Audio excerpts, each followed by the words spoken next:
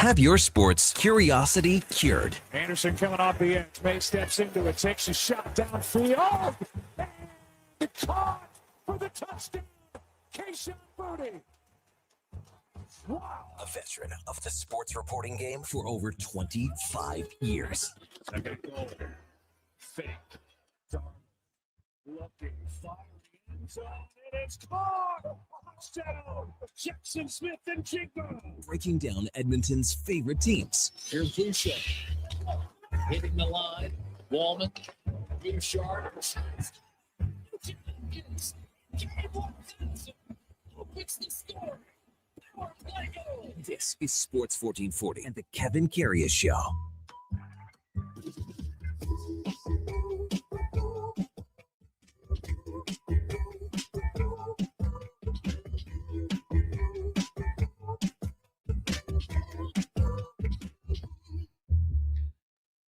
All right, here we go for Sol 586, Monday, January the 19th. Hey, it's Martin Luther King Day in the United States, so that means there's quite a few games this morning, early afternoon in baseball or in basketball, pardon me, and then in hockey. There's a couple of NHL games that are a little earlier. A lot of games across both leagues for sure today. Hey, good morning. Welcome to the Kevin Karius Show on Sports 1440 AM radio, on your AM radio dial, on your morning drive into work. So glad you're with us on a Monday morning. You can also watch us too on YouTube at Sports 1440 AM. Drop us a like, a subscription. We're also on X, Facebook, Instagram, and Twitch. As always, we are streaming on the many services that are out there on iHeart, the TuneIn app, even sports1440.ca. If you miss any part of any show, you can find it where all the podcasts hang out: Apple, Spotify, Google, even Amazon. Be sure to subscribe, select the auto download. You'll never miss any part of any show. Yeah, so glad you're with us on what was a really busy weekend in sports, was it not? With the 4 NFL games, 2 on Saturday, 2 yesterday. The Oilers with back-to-back shutout wins Saturday in Vancouver, and then last night 5-0 over the St. Louis Blues. Hey, the schedule is what the schedule is, but watching those 2 games, the Blues are pathetic. The Canucks are pathetic. Those have to be 2 of the worst teams in the NHL. St. Louis quit yesterday. Vancouver is just abysmal, but full marks to the Oilers for 2 back-to-back shutouts. Just the second time in team history that they've had back-to-back shutouts on consecutive nights. It's happened 3 times back-to-back with a little bit of an extra day in between one of them. But 6-0, 5-0, and that's good for the old goal differential department, is it not?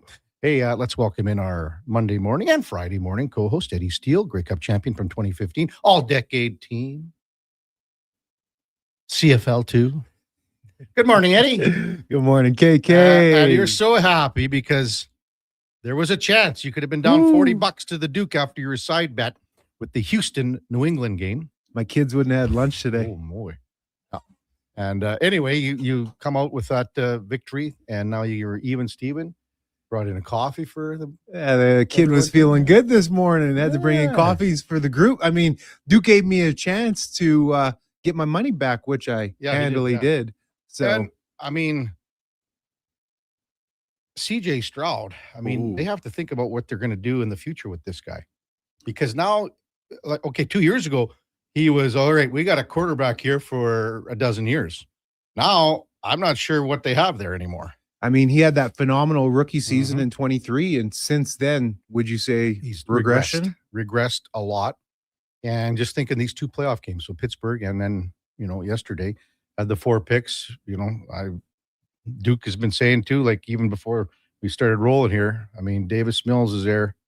Would you have made a quarterback change in this third quarter? I probably wouldn't have, KK. Yeah. The game, despite how bad CJ was playing, the game was still somewhat close. Sure it was. Right? It wasn't a blowout by any means. Houston's defense was keeping them in it. So if CJ could have came out and cleaned it up just a little bit, he didn't need to play hero ball, but just manage the game to a degree. Well, here's the thing too, Eddie. After the first half, there were a couple of drives where if you, instead of settling for a field goal here, they're right back in the game. Yeah. but they kicked the 2 field goals. That's the difference. It is. That is the difference when it all is said and done. Would you not only have made the switch, but would you consider moving off the CJ if you were in that organization? They have to seriously consider it right now. Mm-hmm. They have to seriously consider it. The problem is, and we've discussed this ad nauseum, there are no good quarterbacks out there anymore. Like, you got a dozen great quarterbacks or good quarterbacks, then the drop off is like off a cliff. It's terrible. Yeah. So who's out there that's better than him? I mean, I think you can coach this out of the guy. You can coach the mistakes, coach the bad decisions. So that's probably where I wouldn't move off from him, because the talent is there. It's there still. So why, you can't, as a franchise, if you are going to be doing that, you better be damn sure who you got. At least they know what they have, in the sense that he can be that type of quarterback that is pushing to that upper echelon. I wonder if some of that early success in his career had gotten to his head. I don't know. Do you remember last year when he big dog Caleb Williams after a game? Yeah. It'll come for you, buddy. It'll come for you. Acting like he's been there and done that. It'll come for you, big guy. It'll come for you. But Oilers, we'll get to NFL. We got tons of time today too. Oilers with 2 back-to-back shutouts. So Ingram last night, and then Tristan Jarry in Vancouver. They scored 6 goals in the second period. What is it? 11 through 2 games? 11 goals? Yeah. Well, the last 3 games have been shutouts. They were shut out the prior game by the Islanders. Right. So they've had 3 shutouts technically. So Zach Hyman, 2 goals last night, knocking on the door here for the Canadian Olympic team. We'll see what happens with Braden Point. So many people would love to see Zach there, for sure, me included. Hey, let's not bury the lead either. And Ryan Nugent. There we go, baby. Yeah. Ryan Scoring Nugent first. Hopkins, 1,000 games, scores, and he's got everyone had the. Did you like those shirts? Yeah. Yeah. That was good. Yeah. I liked how his boys were there too. Yeah, all his buddies. You mean? Yeah. Like Gina was interviewing him there, and they were in the locker room after, just kind of where the Stanley Cup's there, like when you go into the dressing room. But yeah, I mean, Ryan Nugent Hopkins, I think when you look at it in the overall picture, Zach Hyman said it. He thinks that he's the most revered and beloved Oiler in team history. I think Ryan Smith is still such a Smitty, eh? Yeah, I think Smitty's. But the thing is that, again, RNH has been here for the whole time. Smitty moved on, came back. But why do you think Smitty has that grip on people? Is it because of that blue collar mentality? Because he does have that grip where people are just, they love him. Hard work. That's where they love Zach Hyman so much too. Because Smitty wasn't the most talented. He wasn't the best player. No, but look where he scored all his goals, Eddie. All in front. And then, like you go back to even 06 and he takes that shot in the chops and comes back, right after that. There was something about him and the hard work and the work ethic and everything else and he did lots of stuff. The other thing too, Smitty did a lot of things in the community, just like Ryan Nugent Hopkins does.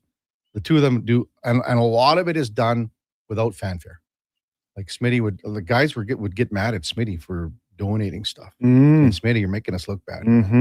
Doing above and beyond. Slow down a little bit. Yeah, without a camera following him. Yeah. So, and same with Nuge. Nuge does a lot of that. So that's how you get engrossed in the community. That's how you get engrossed by the fan base. It's very true. So, hey, a wise man once told me. Did I tell you this? No. Well, someone told this wise man, there is bags and bags of money in that blue paint. And I think Andrew Mangiapane heard, go near the net because there is stuff there. There's opportunity if you just go. That was, Stretty's story from Theron Fleury. Yeah, there are bags and bags. And that's the first thing I thought of when I saw that rebound in Mangiapane bang it home. He's down on his knees, and then good for him. This cannot have been an easy couple of weeks, months. And you got to get uncomfortable when it's not going your way. Yeah. Sperry Kapanen was hurt last night. Apparently not as serious as his prior injuries, but he's going to be out of the lineup tomorrow when New Jersey's here. He's been so good. And now Leon Dreisaitl's still in Germany, Eddie. Any insight onto that, KK? Well, I think it's just, obviously a family illness or, no one has really said that they want to keep the privacy. But because of that, and with Kapanen being out, you would think tomorrow, because recalls are tougher. They got the 3 goalies, the cap, they're right up against the cap. So don't be surprised if they go 11 forward, 7D tomorrow against New Jersey. And then Thursday's the next game with Pittsburgh here. Maybe by then Leon gets back. I'm not sure. And with Jersey, just another opportunity to try and get that third win in a row. We'll see if they can do 3 wins in a row. Have yet to do it. Yeah, 3 wins in Connor Ingram, 27 saves last night. Again, Hyman's got 17 goals in his last 20. Doug Armstrong was there, GM of the Olympic team. I just, he's got to be in the conversation. There's no denying that. Where he is in the conversation, and this is only if Braden Point can't go. For some reason, I think they're leaning towards Sam Bennett. Really? Yeah, I don't know why I feel that. I mean, Hyman's doing all he can do to make his case. Yeah. He truly is. He can't play much better than he's been playing. Yeah. Text 833-401-1440. We'll get to them as the morning progresses. MTR even texted in about his Niners. We'll get to those. RBS, the King, Jay and Victoria, and others on the way here. Okay. I think you're saying in the Buffalo-Denver game that was not a catch by Cooks. You're saying it's not a catch? Yeah, I would say that's a pick. Now we have one similar with Adams yesterday. Yeah. Almost identical. I think Adams had possession, though, much longer. And when we're talking much longer, it's bang, bang. It's all bang, bang. But Adams did clearly have possession. But you don't think Cooks did? No. They were battling still. Why is it that, there's so many people that, and Duke and I, we talked about this at about 6:30 this morning. It is just the way, it's how you see this and who you're seeing it for. But I've never seen a catch, or even these two, if you put them together, where there were so many people saying, this is a catch. And so many people going, this isn't a catch. Me neither. Usually my first thought was whenever it's a 50-50 ball and both guys hit the ground, offense usually gets the possession.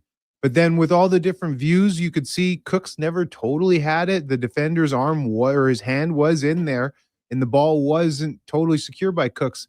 It's funny because we go back to the playoffs. I don't know however many years ago, the Des Bryant in Green Bay. Yeah. What is a catch? And ever since that, I don't think we've ever been able to figure out truly what is considered a catch, because it seems year over year there is some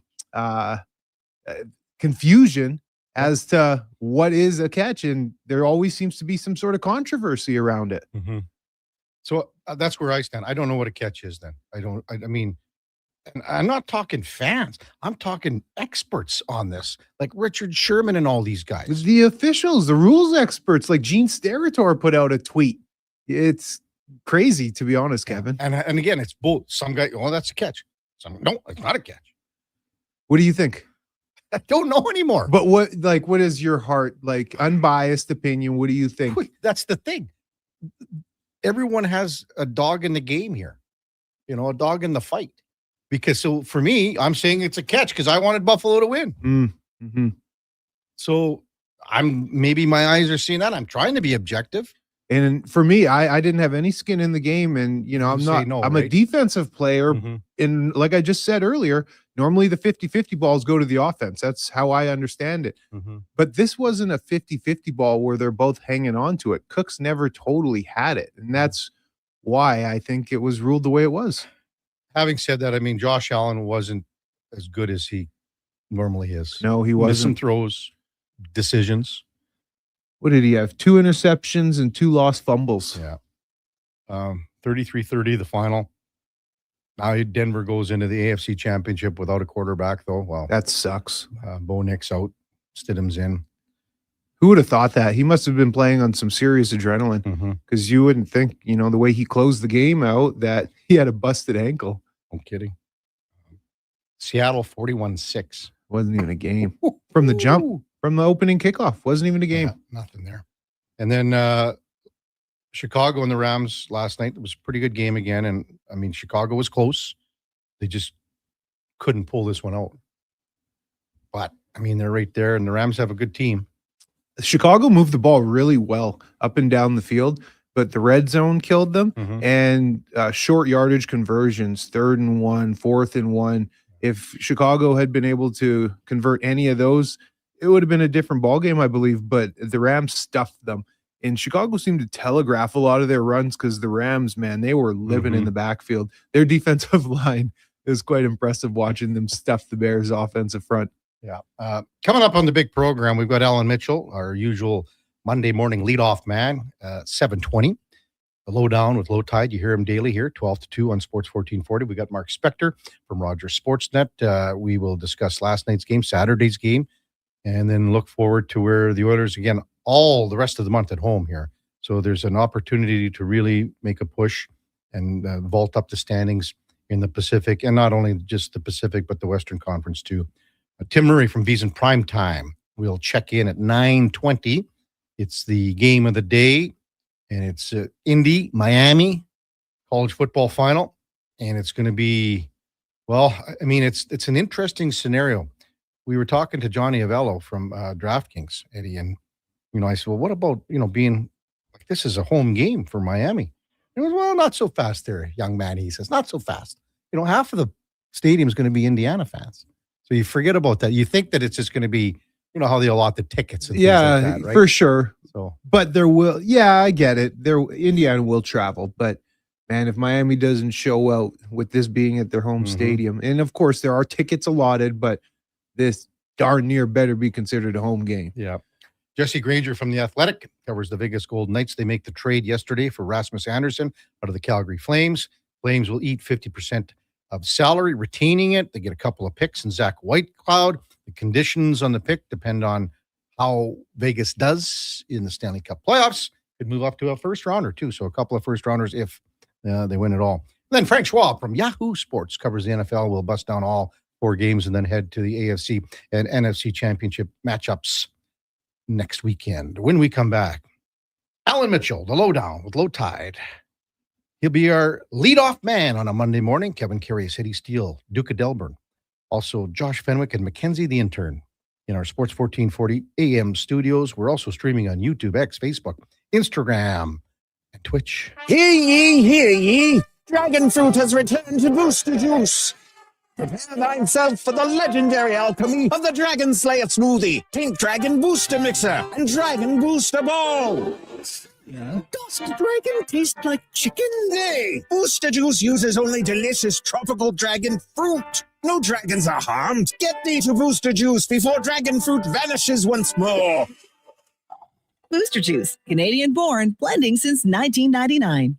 New Year's resolutions. We all make them. We all say we're going to start eating healthier or going to the gym or starting that new hobby. But at GS Construction, we actually follow through on our New Year's resolution because it's the same every year. We promise to set the groundwork, literally, for another year of progress and growth. And we've stuck by that resolution since 1974. So start that all-you-can-eat diet. GS Construction is going to start planning right now for the year ahead. For more on what we do, visit gsconstruction.ca.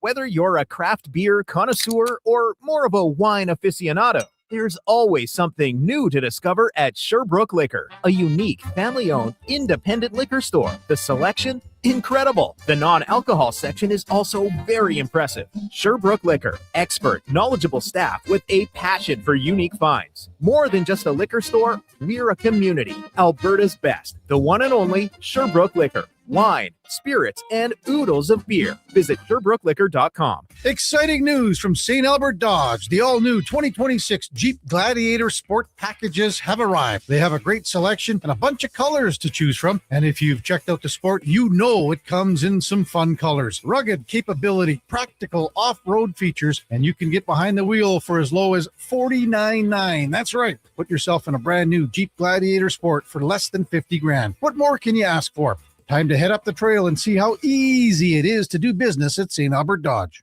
This is Andrew Walker, host of the postgame show on Sports 1440. After every hockey game this season, tune in and chime in as we talk about the game. It's all sponsored by Legacy Heating and Cooling. Don't get left in the cold. Visit legacyheating.ca. Heard of Uline? You know, the have-it-all in stock, ready to deliver shipping and industrial supply specialists.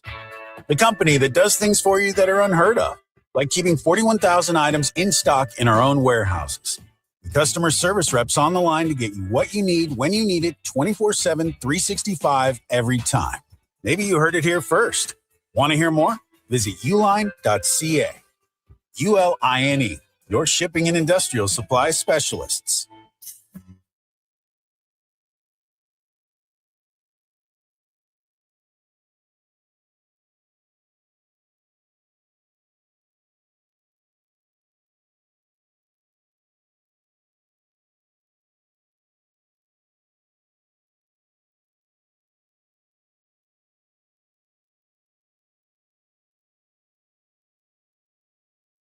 Have your sports curiosity cured with the Kevin Karius Show. This is Sports 1440.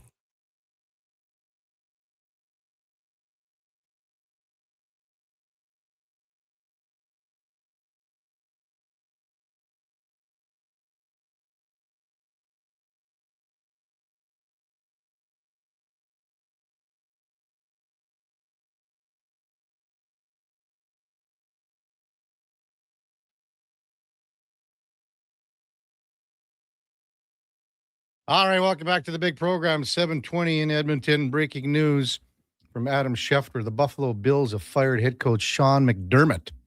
Wow. So many outstanding years in Buffalo.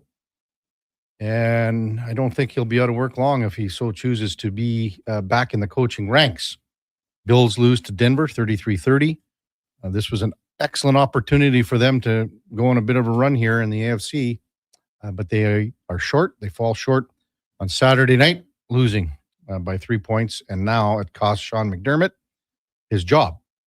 I was going to bring in the Duke of Delburne, but you could tell like he just feels so bad about his Texans losing. I thought I'd give him a little bit of a break, Eddie, because he just, you can feel, how solemn he is.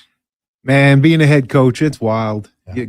Coaches coach. Players got to play the game, but coaches are the ones who end up paying.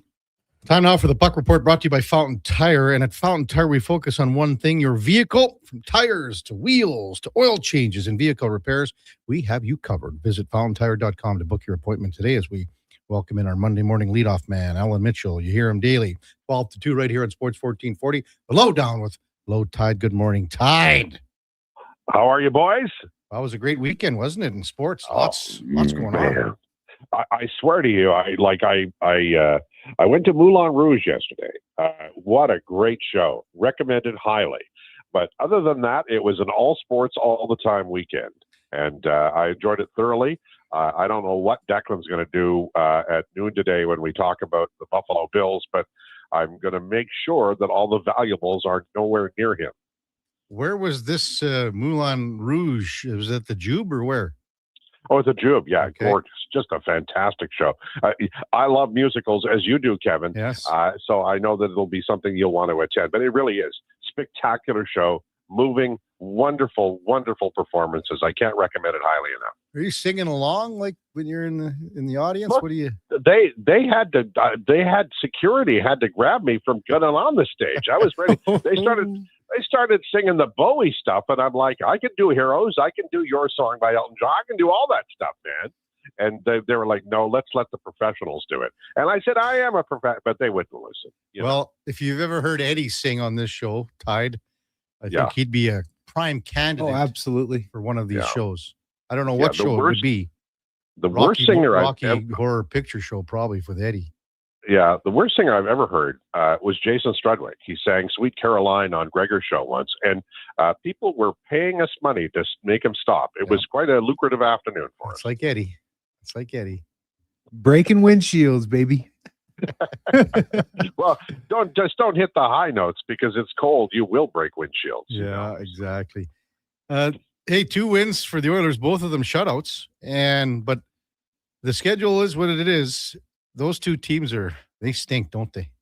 Yeah, they're not good. Having said that, man, for Oilers fans who have, witnessed some wild goaltenders, Mike Smith passing pucks, whizzing 8 feet high past forwards he was trying to reach to the slow glove hand of Koskinen to what we've had in the last few years with Stuart Skinner and Calvin Pickard. By the way, got them to 2 Stanley Cup finals.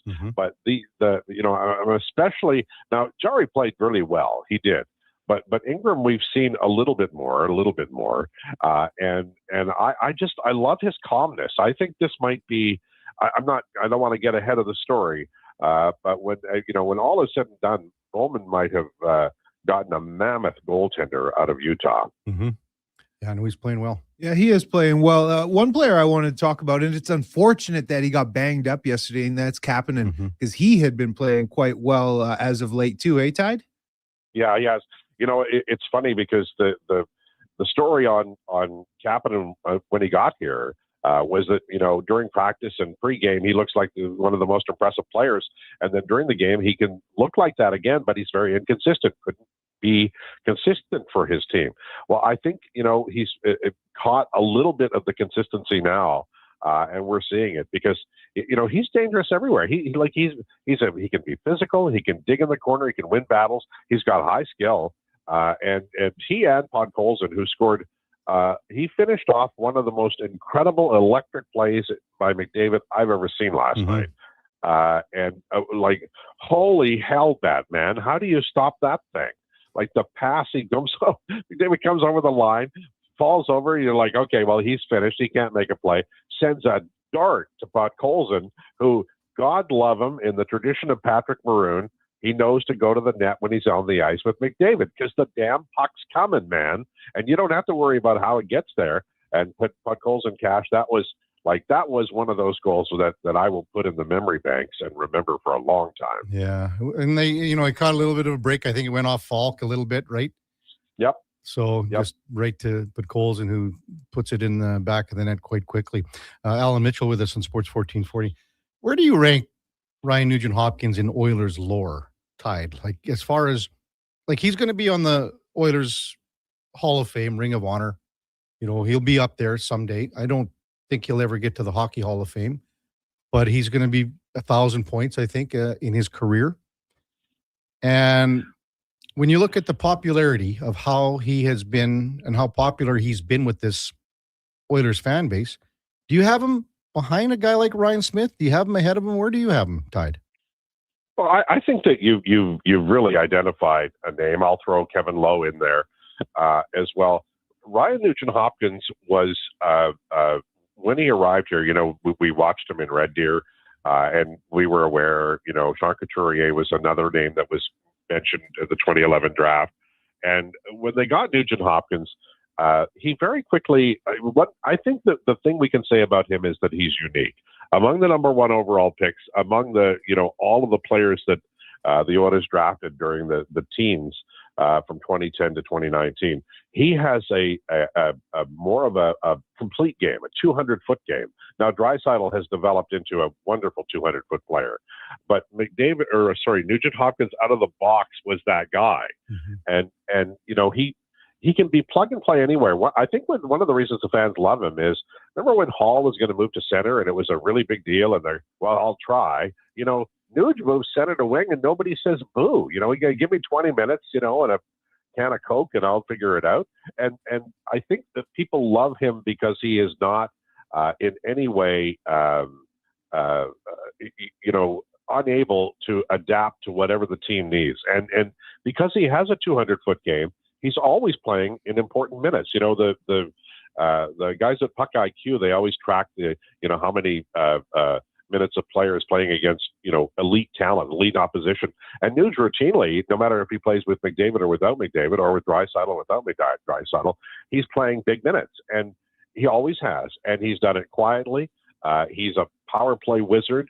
He can, his face-off numbers are improving finally. And he still doesn't shave. The guy is he's timeless. And I think that from the very beginning, when the Oilers were drafting a lot of wingers, and he was a center, and they needed that guy. And when he got here, Horkoff was fading. Sam Gagner was proving unable to play the big, tough minutes. So he was a teenager going into corners against Andrei Kopitar. And Oiler fans always respected that. And he didn't win all those battles, but that he was like an absolute tiger. And he was off the ice. He was just a pretty unassuming guy. He's been part of it all, boys. He was part of the decade of darkness. He comes out of it. He's had to take a secondary role, first to Hall and Eberle, and then to McDavid and Draisaitl, and he's never said boo. He signs his contract. He signs his value deals. He's been worth every penny of it. And so he's an easy guy for fans to love because, I think he loves the Oilers as much as they do. He's a good soldier, Tide. He's absolutely a good soldier. I want to ask you this question kind of along the same vein as I'm asking it to you. Maybe KK can come up with his answer as well. But we talked about Ryan Nugent-Hopkins. You name dropped Kevin Lowe as well. Who would you put for your Oilers on your Oilers Mount Rushmore? If you had four players, your Mount Rushmore of Oilers, who would they be, Low Tide? I only get 4? Only 4. Mount Rushmore, baby. Well, Gretzky, Messier, McDavid, and then I want 7 more, man, because I can't not put Draisaitl there, but I can't not put Curry there. I can't not put Coffey there. Impossible. Grant Fuhr has to go on. Holy hell, Batman. I forgot about Glenn Anderson. It's like, Billy Ranford. Come on, Andy Moog. Holy. We're going to need a bigger slab of rock, Tide. Listen, I'm not limited by any, goofy mountain with American presidents on it. Give me 30 and I'll give you the all-time Oilers. That's it, baby. It's impossible to answer. It is. I would have Gretzky, Messier, McDavid, and Fuhr. Yeah, just because of a goalie, I can't go against that. But it hurts me to not have Draisaitl and Yari Curry on there. Yeah. And then why isn't Paul Coffey on there? Good Lord, boys. This is one of those where you could get into fist fights because these are great players. Like you've got too many Hall of Famers. You're going to have to take a Hall of Famer off the list. Wildly unfair. Well, and Connor and Leon are going to be in the Hall of Fame easy. Yeah. We should make Eddie sing for coming up with that question. Yes, that's great, Eddie. Dumb question, Eddie. I'm free falling. Oh, that's a great song too. Excellent. That was beautiful. Does he know the tune at all, or? No, it's awful. Time. He's sang that song about 10 times in the last 2.5 years, and it gets worse and worse every time. Not one note was correct, and I can't sing either, but I would get it one note. Okay. Doug Armstrong was at the game Tide yesterday, GM of the Canadian Olympic team. We all know what Braden Point's situation is, injured, Tampa Bay forward. So if he is not able to go, Zach Hyman had a pretty good game here last night in front of Doug Armstrong. So I just have a stinky feeling, though, Tide, that it's going to be Sam Bennett. I don't know why. That's if Point can't go. Yeah, no, I think that here's the thing about Hyman. He would be perfect because his motor won't quit. You put him on any continent, he's going to play that well. But I think that the tradition of Team Canada, as reflected by Mike Babcock, is you play a rugged, physical game and you play a shot. You want to win 2-1. I disagree with it. I think you should send all the really great players and just hammer everywhere. The U.S. basketball team does. They don't give a rat's ass who they're playing. Ecuador, we're going to slam those guys. Well, guess what? Canada should stop trying to get, checking wingers and all that crap. Go send the greatest skill guys, of which Hyman is one. And then you're going to win 11-3. And then everybody will know how dominant Canada is. I don't buy for a minute that you've got to have 7 defensive defensemen on this team. And I never have, but that's the way. It's the Mike Babcock way. So I think you're right. I think Bennett will go over Hyman, but I don't think it's the right call. Hey, Low Tide, some news broke yesterday with the trade of Rasmus Andersson out of Calgary and some details of the trade. The Flames receive Zach Whitecloud from the Golden Knights, prospect Adam Wiebe, a conditional 2027 first and a conditional 2028 second. Additionally, Calgary is retaining 50% of the cap, Anderson's cap. What say you about this trade? I think Flames did really well, and I think Vegas did too. The Vegas Golden Knights have figured out a workaround. The Oilers will trade for a player, and then they'll sign him in the summer. And in the case of, say, Trent Frederick, he's in his mid to late 20s, and the Golden Knights do kind of the same thing, but they'll have Anderson signed sooner than that. And I think they got Hannafin when he was like 26 or something. They do their free agent shopping like now, and so I think the deal is if they win the Stanley Cup, they get a second first round pick. I like that for Calgary, and I like Whitecloud for Calgary. I understand why they had to, why Vegas had to move him, but I think that's a good player.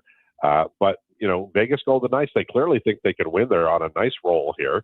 And this is I think, a tremendous get for Vegas. I think both teams did well. You could question whether Calgary could have done better at the deadline, but Conroy's a pretty bright guy, and he doesn't like to do full rebuild mode. So this deal, I think, suits Calgary and what they were looking for pretty well. Anderson is going to make a difference there. The only problem with Vegas is, baby, you got to perform or you're gone. So they are the most ruthless NHL team I've ever seen, and I think every team should be as ruthless as they are, because all the Vegas Golden Knights management wants to do is win the Stanley Cup. Tide, what's coming up on the big program today? Well, we'll have Rachel Krychak will join us at 12:40, and we'll talk about the Edmonton Oilers. I'm going to ask her about Vasily Podkolzin and Kasperi Kapanen, just because, Stan Bowman takes a lot of heat. Wrote about it today in The Athletic. But those are inexpensive acquisitions who really do look like, some semblance of like Maroon 2.0. And I don't know how good they're going to be. I don't know if they're going to score 25 goals, but I bet Podkolzin gets 20 this year. Mm-hmm.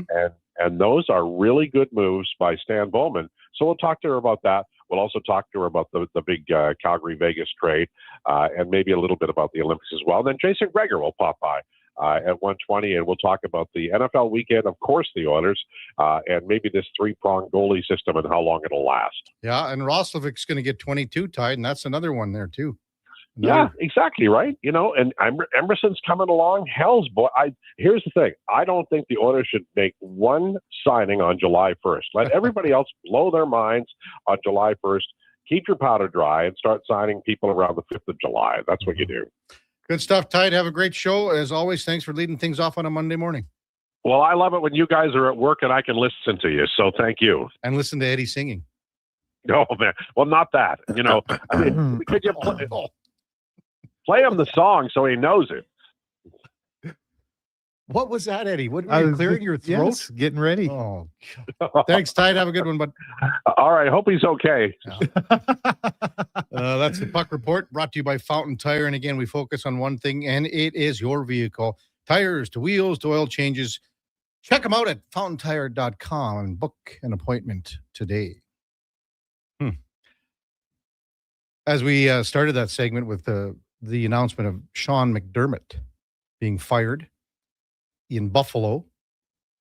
Sean McDermott, by the way, had the second highest winning percentage in the NFL during his tenure. Do you agree with it? Do you agree with that move? I don't. He was 8-8 in the playoffs. I don't agree with that move either. So something happened in this game, because there was a couple play calls late in the half, even down the stretch, where not only was it maybe poorly executed, but maybe the play call, especially in the half. That late in the first half was dumb. What are we doing here, right? That fumble? Yeah. That was bad. And I guess, that's on Allen too. Yes. Is the play call the right call at that time? And why not just take the knees? You're not going to score points at that point in time. But 8-8 in the playoffs, that's the difference. They go into a new stadium next year too, Eddie. Yes. So, and this was another, how about this from Paul Hembo? The last two NFL MVPs currently do not have head coaches. Josh Allen, Lamar Jackson. Interesting. MVPs. Interesting. Wow. So, yes. Those are big shoes to fill. For sure. They got their run defense is shoddy. They've had injuries, but still, their receiving core isn't good enough. They have a really good running back. They got a really good quarterback. Very much like what Ty just said about Vegas. You got to perform. Well, with Josh Allen as your QB and Lamar Jackson as your QB, those two new head coaches in those organizations, you better show up and perform now. You have to. Yeah. When we come back, we'll bring in the Duke of Delburne. I gave him a little extra time this morning, Eddie, just to lick his wounds. Wow. He didn't look well when he came in. So I wanted Was he mopey? He just came in. He looked like his dog had run to the away. Nuts. His dog ran away, and he watched him. He was in Saskatchewan. He watched that dog run away for like a week. Just kept going and going, and that's how he looked. Shadow. No. CJ. My boy CJ. Oh. Come. No. CJ. That's straight ahead on the Kevin Karius Show with Eddie Steele, got Josh Fenwick, Mackenzie, the intern. In our Sports 1440 AM studios, we are streaming on YouTube, X, Facebook, Instagram, and Twitch. 60 years ago, we started selling trucks as Western GMC Buick. Today, we are Wolf GMC Buick. We're still located on the corner of 184th Street and Stony Plain Road with the same ownership for over 2 decades. Our customers have trusted our family-owned, community-driven business. And for that, we are thankful. If you're looking for a truck or SUV, pop in and one of our seasoned professionals will get you a great deal, hassle-free. Come trust our team at Wolf GMC Buick. Wolf GMC Buick. We're making it easy. Hey, Edmonton, did you know a local Play Alberta winner scored over $500,000 on Mega Jackpots Ocean Bells? Think about the season tickets you could lock down with that kind of cash. From major casino winners every hour to jackpots worth millions and hundreds of popular games to money that stays in the province, there's never been a better time to sign up for Play Alberta. Download the app today to get started with casino, sports, and lottery all in one app. Must be 18 plus to play. When you gamble, use your game sense. Weekly NFL giveaways, drink specials, huge screen TVs. The hits keep coming at First Round, Edmonton's NFL headquarters. Watch NFL football at First Round, and you could win a trip to your favorite NFL city for a regular season game next season. Catch NFL action Thursday nights, all day Sunday, starting with the Pro Bowl brunch from 10:30 to 2. Then Monday night with half-price boneless wings after 6 p.m. First Round, burgers, beer, sports. Downtown and Bourbon Street, West Edmonton Mall. The future of female hockey is here. It's season 2 of the Female Super League, the first ever female-only independent hockey division in Western Canada, with teams from British Columbia, Alberta, Saskatchewan, and Manitoba. Featuring 16U, 14U, and 12U divisions, the FSL brings showcase weekends packed with thrilling games, and our 14U and 16U have been pioneering the advanced body-checking rule, empowering young players. The Female Super League, where the best in female hockey takes center ice. Details at femalesuperleague.com. I'm Grant Fedork from Leading Edge Physiotherapy, and people who suffer brain fog might think it's just going to be part of their life. But listen, I've seen a 38-year-old mom managing a concussion read her kid a bedtime story without losing the plot, all because of cognitive rehab that rewires the brain like a GPS reboot. Your brain isn't broken, it's buffering. One missed beat in focus, memory, or balance snowballs into frustration, falls, or forgotten keys. Stroke, concussion, long COVID, even aging can all lead to brain fog. Cognitive rehab works. Check us out at leadingedgephysio.com before your next "where'd I put my phone" moment.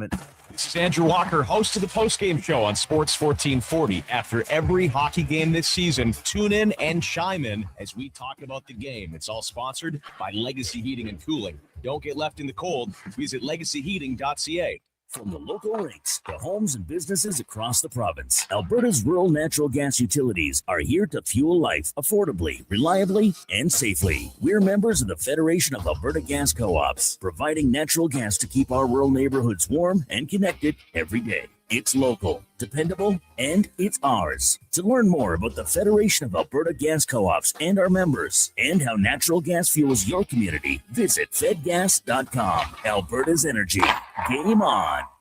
Get ready. We're going to make you an offer you can't refuse. Shoresy's back, and it's only on Crave. We need total buy-in from every guy in this room. The Smash Hit Series returns for a brand new season. We're going to be playing the EU All-Stars. Shoresy is facing his toughest competition yet. This EU team is spectacular. They are not scared of them. Hear that, Shoresy? Let's make sure they never forget who we are.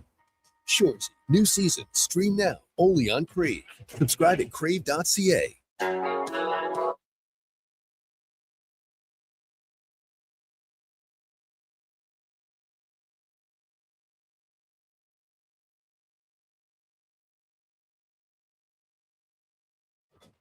Kevin Karius Show, breaking down Edmonton's favorite teams, even though his favorite Junior A hockey team is the Yorkton Terriers. Thanks for checking in with Sports 1440.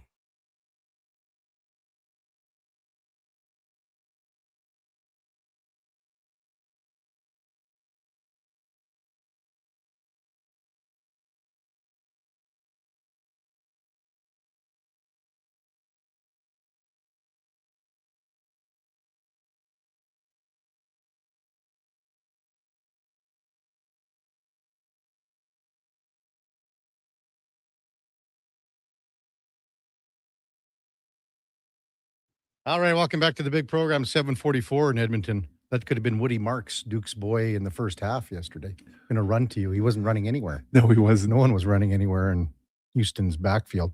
Sean McDermott fired in Buffalo moments ago. 9 seasons, 8 playoff appearances, a 98-50 regular season record, 5 AFC East titles, 8-8 in the playoffs.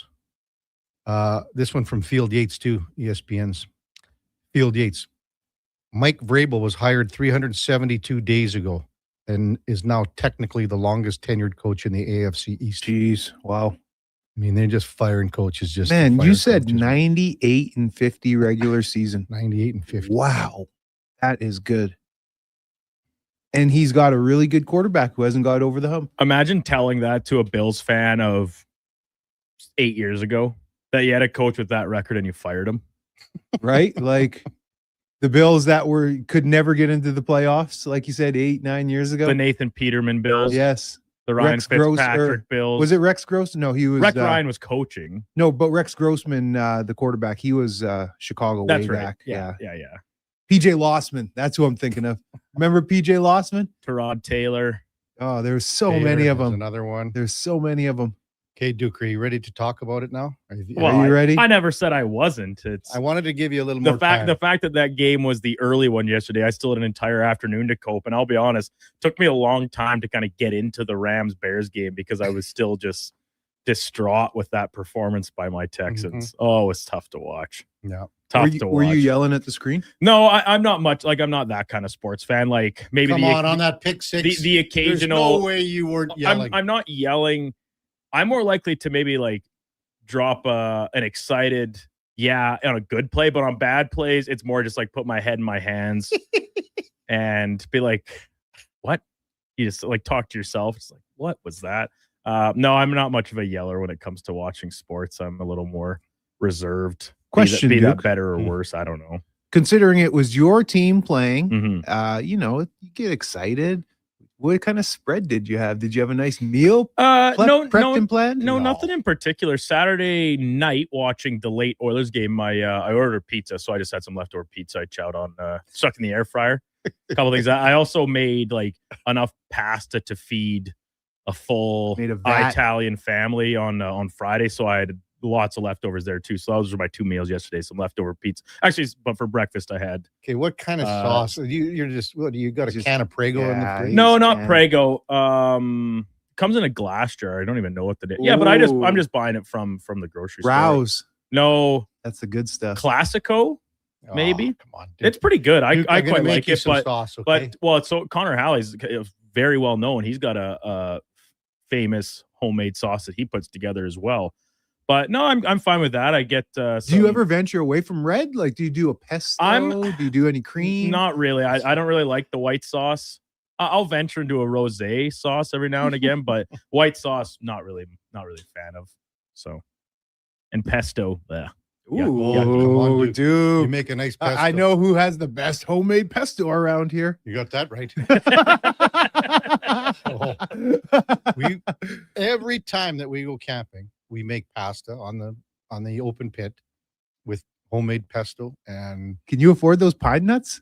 Oh yeah, boy, they're expensive yeah, nowadays. You gotta be. They're pricey. You can.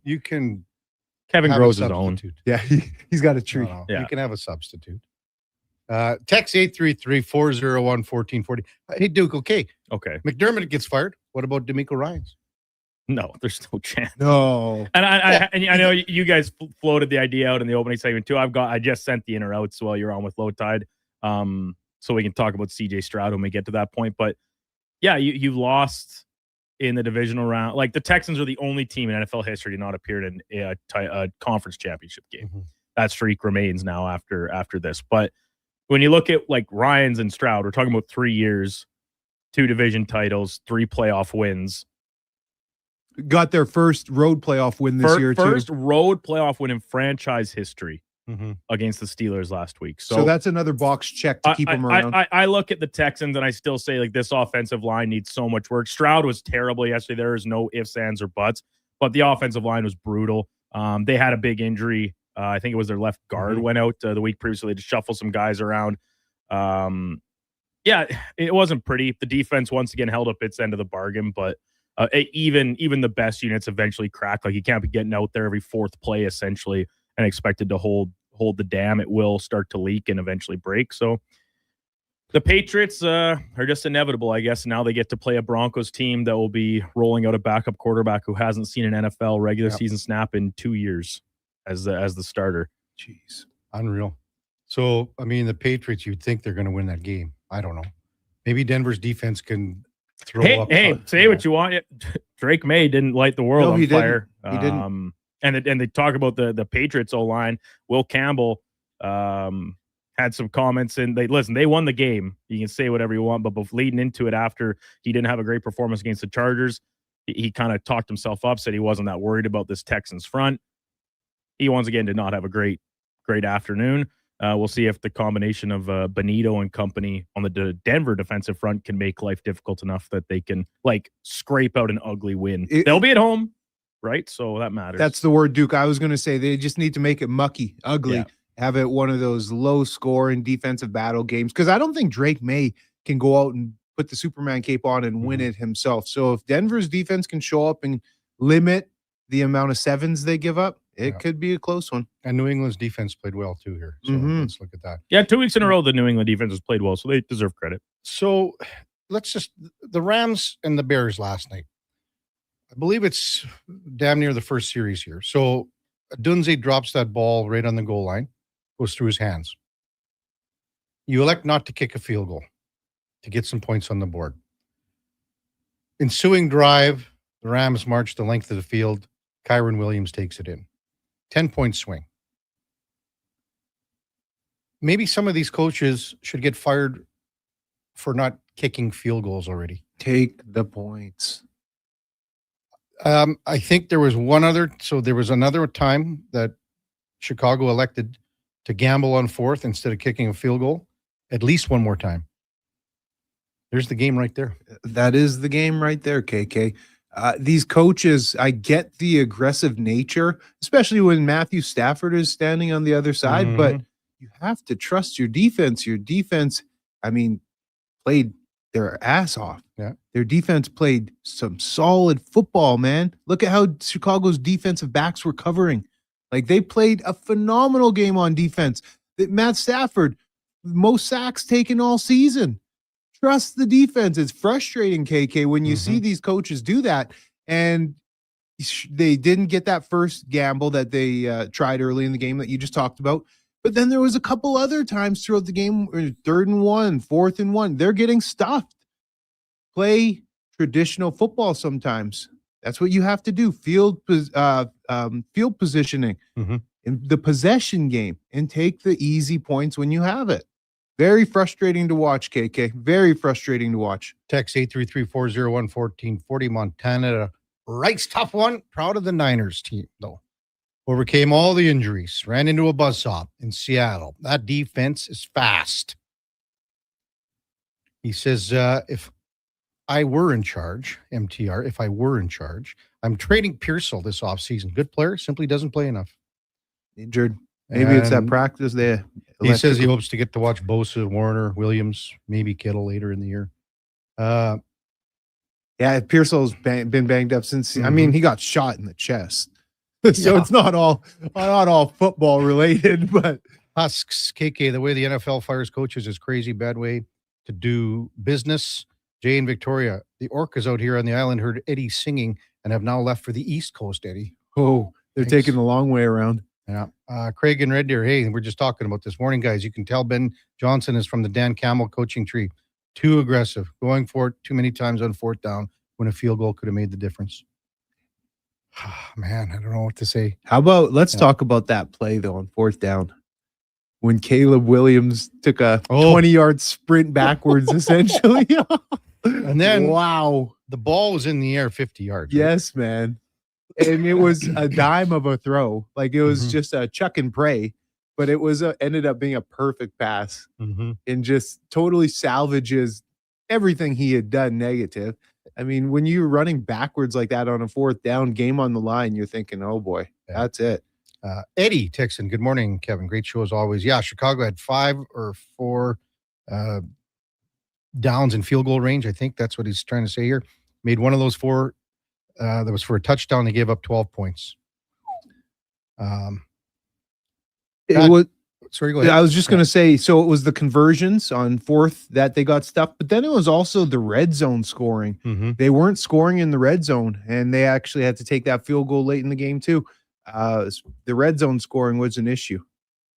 Again, you look at the field goals, and it's not just this game either. This has been going on for all playoffs.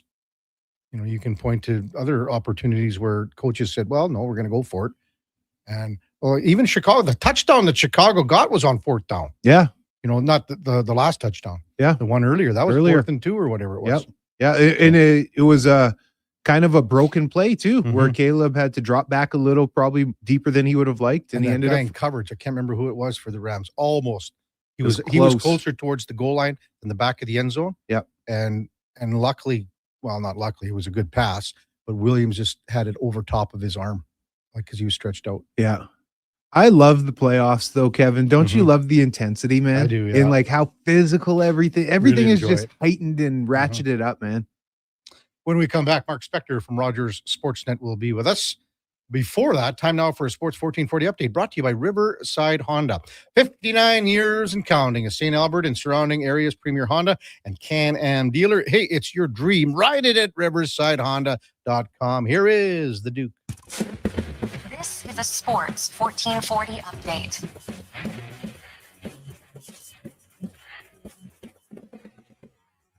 Oilers winners in their first of 8 straight games at home last night over the Blues. 5-0 the final. Ryan Nugent-Hopkins with the game-winning goal in his 1,000th NHL game, and Connor Ingram making 27 saves for the Shutout. Just 2 other games in the NHL yesterday. Lightning beat the Stars 4-1, and the Red Wings get past the Senators 4-3 in overtime. Off the ice, Vegas Golden Knights acquiring Flames defenseman Rasmus Andersson in a trade yesterday. Zach Whitecloud, the prospect Abram Weeb conditional first-round pick, and a conditional second-rounder headed back the other way in the deal. Flames also retaining 50% of Anderson's remaining salary in the deal. Pair of games in the PWHL yesterday. Boston beat Seattle 2-1 in a shootout, and Montreal falling in New York also by a score of 2-1. Breaking news out of the NFL this morning. Buffalo Bills have fired head coach Sean McDermott following Saturday's season-ending 33-30 overtime loss to the number 1 seeded Denver Broncos. McDermott, 98-50 in his 9 years at the helm, 8-8 in the playoffs during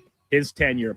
Yesterday's 2 games to wrap up divisional round weekend in the NFL playoff picture. Houston losing in New England 28-16. CJ Stroud, 4 interceptions in the loss. And then last night's thriller went to overtime. The Rams emerged victorious 20-17 over the Chicago Bears. In the association yesterday, 6 games total, including the Raptors losing in Los Angeles 110-93 to the Lakers. DeAndre Ayton not missing on 10 consecutive shots for the victory in L.A. Coming up in hour 2, the Kevin Karius Show. We'll be joined by Sportsnet's Mark Spector, and we'll check in with a new edition of In or Out. I'm Brandon Douglas at your Sports 1440 update.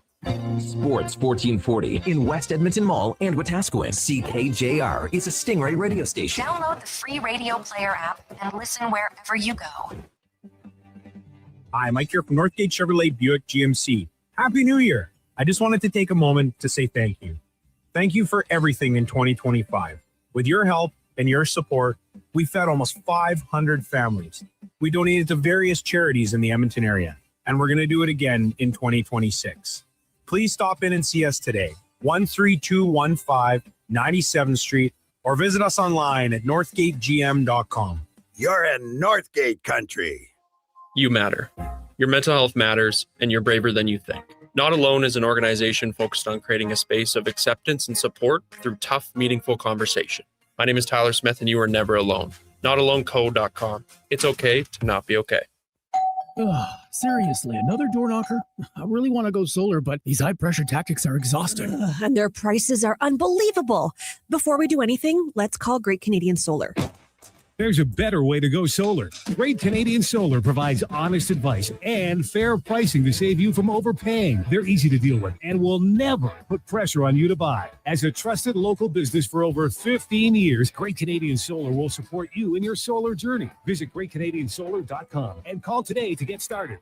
At Fountain Tire, success is a team effort. They're committed to their team members and their customers. And that means treating your vehicle like it's their own and finding solutions that suit your needs. Because whatever the road brings ahead, they're on it with you. Visit fountaintire.com today. Today on Hey Culligan, how smart is your water? Here's Tracy. Hey, Culligan. I think my water might be dumb. Good news, Tracy. Your water's not dumb. It's just not talking to you. You can make my water talk. No, but the new Culligan Smart Drinking Water System can talk to your phone to tell you when your water filters need changing and help you meet drinking water goals. Now that's some brilliant H2O. You said it, Tracy, and we're already on the way. Let us help you out with a free in-home water test from a local Culligan water expert at culligan.ca.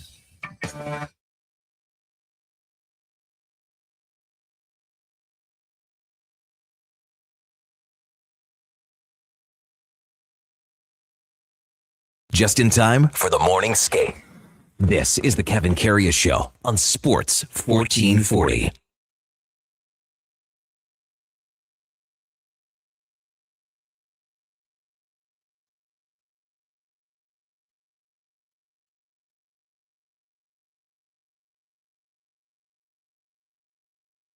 All right, welcome back to the big program, 8:01 in Edmonton. Kevin Karius, City Steel with you here on Sports 1440. News out of Florida with the Panthers. Matthew Tkachuk will make his return to the lineup tonight. Panthers are home to the San Jose Sharks. Again, it's Martin Luther King Day in the United States. So we got an 11:30 game this morning, Buffalo and Carolina. Washington and Colorado, Pittsburgh and Seattle this afternoon, some later games this afternoon. So all told, 10 games on the NHL docket on Martin Luther King Day. Time now for On the Mark, brought to you by Northgate Chevrolet Buick GMC. And Mike and the crew would like to thank you for all the support that you gave them in 2025 and wish you a happy new year in 2026. Together, we fed over 500 families, and we're going to do it again. Thanks from Northgate Chevrolet Buick GMC as we welcome in Mark Spector from Rogers Sportsnet. Good morning, Spec. What's going on, Kev? What's happening with the Oilers here? They don't even allow any goals anymore. Well, I said, though, you know, all the games that you've seen, Spec, this year, and obviously you watched the one on TV on Saturday, Vancouver. And St. Louis have to be the two worst teams that I've seen play. St. Louis had won 2 in a row coming in. I thought they were better than Vancouver, but yeah, they weren't very good. Hey, whatever. Yeah. You know, we gross when the Oilers don't play well against a bottom feeding team, and you can't give them credit for. I mean, what, you're going to play better? You didn't allow a single goal in both games. Exactly. So 11-0. All the lines. I think the best thing for them is with Draisaitl out, all the lines are scoring. They got goals from the fourth line both nights. Life's pretty good. Yeah, things are going well. Capping in not long term. Also should mention Oscar Sundqvist last night, Spec. He got that skate. He got tangled up with McDavid. Thankfully, it didn't hit his Achilles. So it's a cut behind, you know where there's no protection. I know a lot of guys wear the cut-resistant skate socks, but almost everyone wears those now, those socks. Yeah, not many guys don't. Yeah, I don't know what he had on or whatever. Like if it's going to get you, man. I guess, yeah. He fell. It was a weird play. At first, it looked like he submarined McDavid, but in the end, he just wiped out as he approached McDavid and went in there recklessly and I thought it busted his ankle against the boards. It was an awful play, and McDavid could tell right away he was hurt. You could tell the way McDavid got up.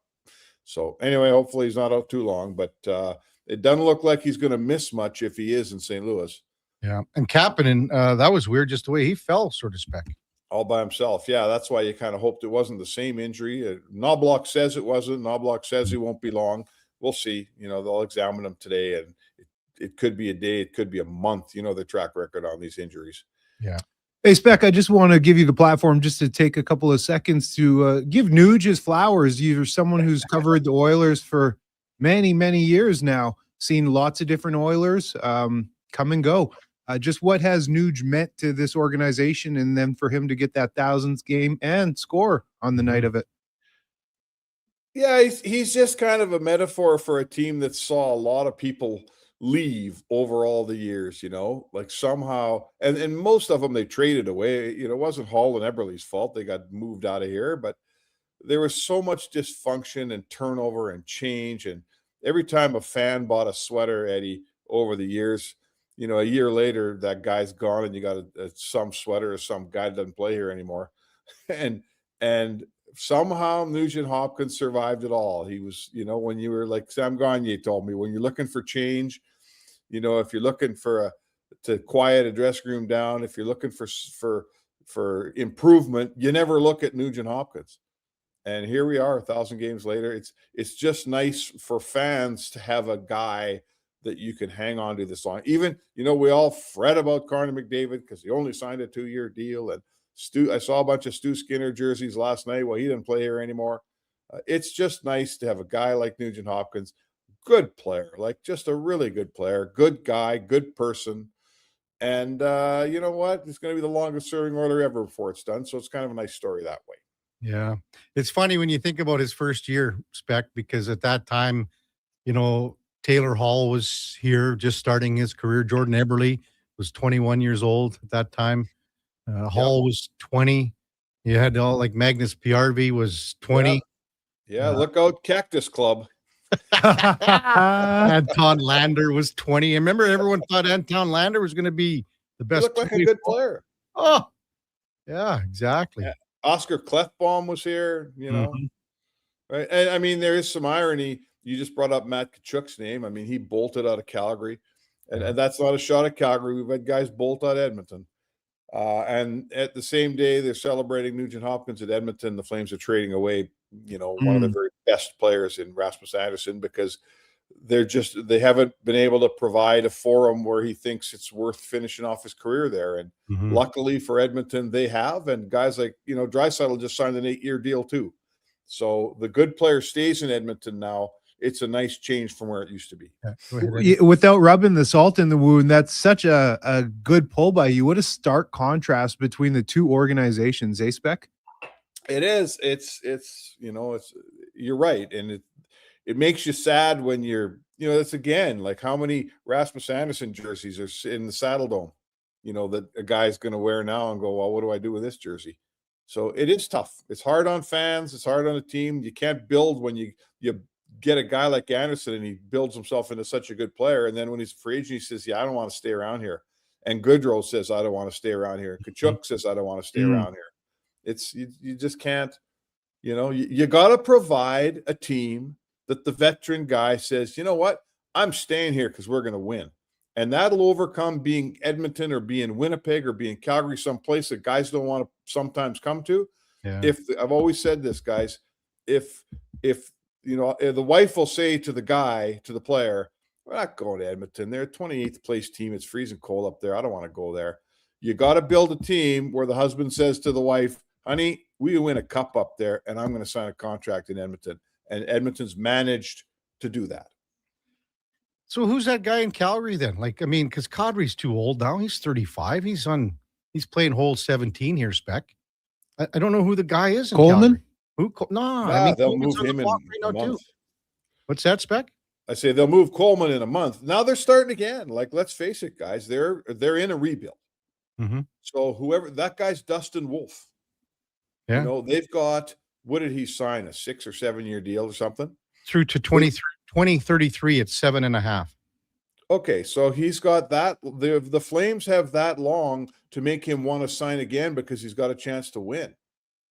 You know, it's as simple as that. Like they lost out on the Kachuk era, and now we're into sort of a bit of the next group here. And now they've got Zane Parekh coming, but they're starting all over. Let's call a spade a spade. Calgary's starting all over with really young players, and they're not going to win for a while. And they're back where they were when Nugent Hall and Ebbs were up in Edmonton, and they got to get it right. You know, this isn't about Edmonton. Edmonton got McDavid, and that helped a lot. They also drafted Draisaitl and drafted Nurse and some good players along the way. But Calgary's got to get it right. If you want to keep good players, you have to have a winning situation. The rink will help because right now they're playing out of a dump, and the rink will help in Calgary as well. Spec's got Edmontonians driving around with the biggest grin on their face. I'm not an anti-Calgary guy. Hockey's a better place when Calgary's good, you know, but they got to get some work done down there because they're not very close to being good. No, and everything you said, it's not like you're pulling pie in the sky stuff. This is actually what happened. These guys did walk away from the franchise. They did just trade Rasmus. That's the reality. Yes, sir. Hey, Zach Hyman had a couple more goals last night. Doug Armstrong here, Spec. Yeah. What do you think? For some reason, I don't know why I feel this, but if Braden Point can't go, I mean, I would love to see Zach Hyman. Everyone would love to see Zach on the team, the Olympic team. Why do I think that they're going for Sam Bennett? Why is Sam Bennett next on the list? Well, because he's really he's very deserving. Like if there's one job up for grabs and Sam Bennett gets it, I don't think are any of us going to say what a ripoff. You know, I think that Hyman's a more productive player. Hyman scores more goals than Bennett. I think we could say that. I like the thing about Hyman for me is he can play on any line. There isn't a line in hockey that doesn't need a guy to crash the net and tip pucks and bang in rebounds. Like that works on the fourth line or the first line. Works in the power play if you want it. So he can do it all. But I won't sit here and tell you that it's a travesty if Sam Bennett makes it and Zach Hyman does it. Sam Bennett's we watch Sam Bennett. He's a pretty good player in a big game, isn't he? Yeah. No, for sure. I mean, Conn Smythe, man. Yeah, he's a great player. Hyman's really, really look at the guy. He's only played 30 games. He's got 19 goals. Yeah. Right? He's really given those guys something to think about. And we got a few games left. There could be more than one spot that opens up here. Well, he's going to get 30 goals, which is insane to think again that he's only played 31 games. I mean, look at Podkolzin again last night, Spec. Looks so good. I mean, great pass by McDavid. Gets some luck. Wow. Falk too. But the play's there. But Colson's going to get 20. Well, maybe. If Colson gets 20, that's something. Like, so there's some depth. Like Hyman's not depth scoring. He's like him. He's scored over 50 before. You're counting on him, but that's what makes your team better when guys like Podkolzin start to figure out how to score because he's never been a scorer. Mm-hmm. He's never been a scorer. So depth scoring in the playoffs, depth guys score, and that's how you win.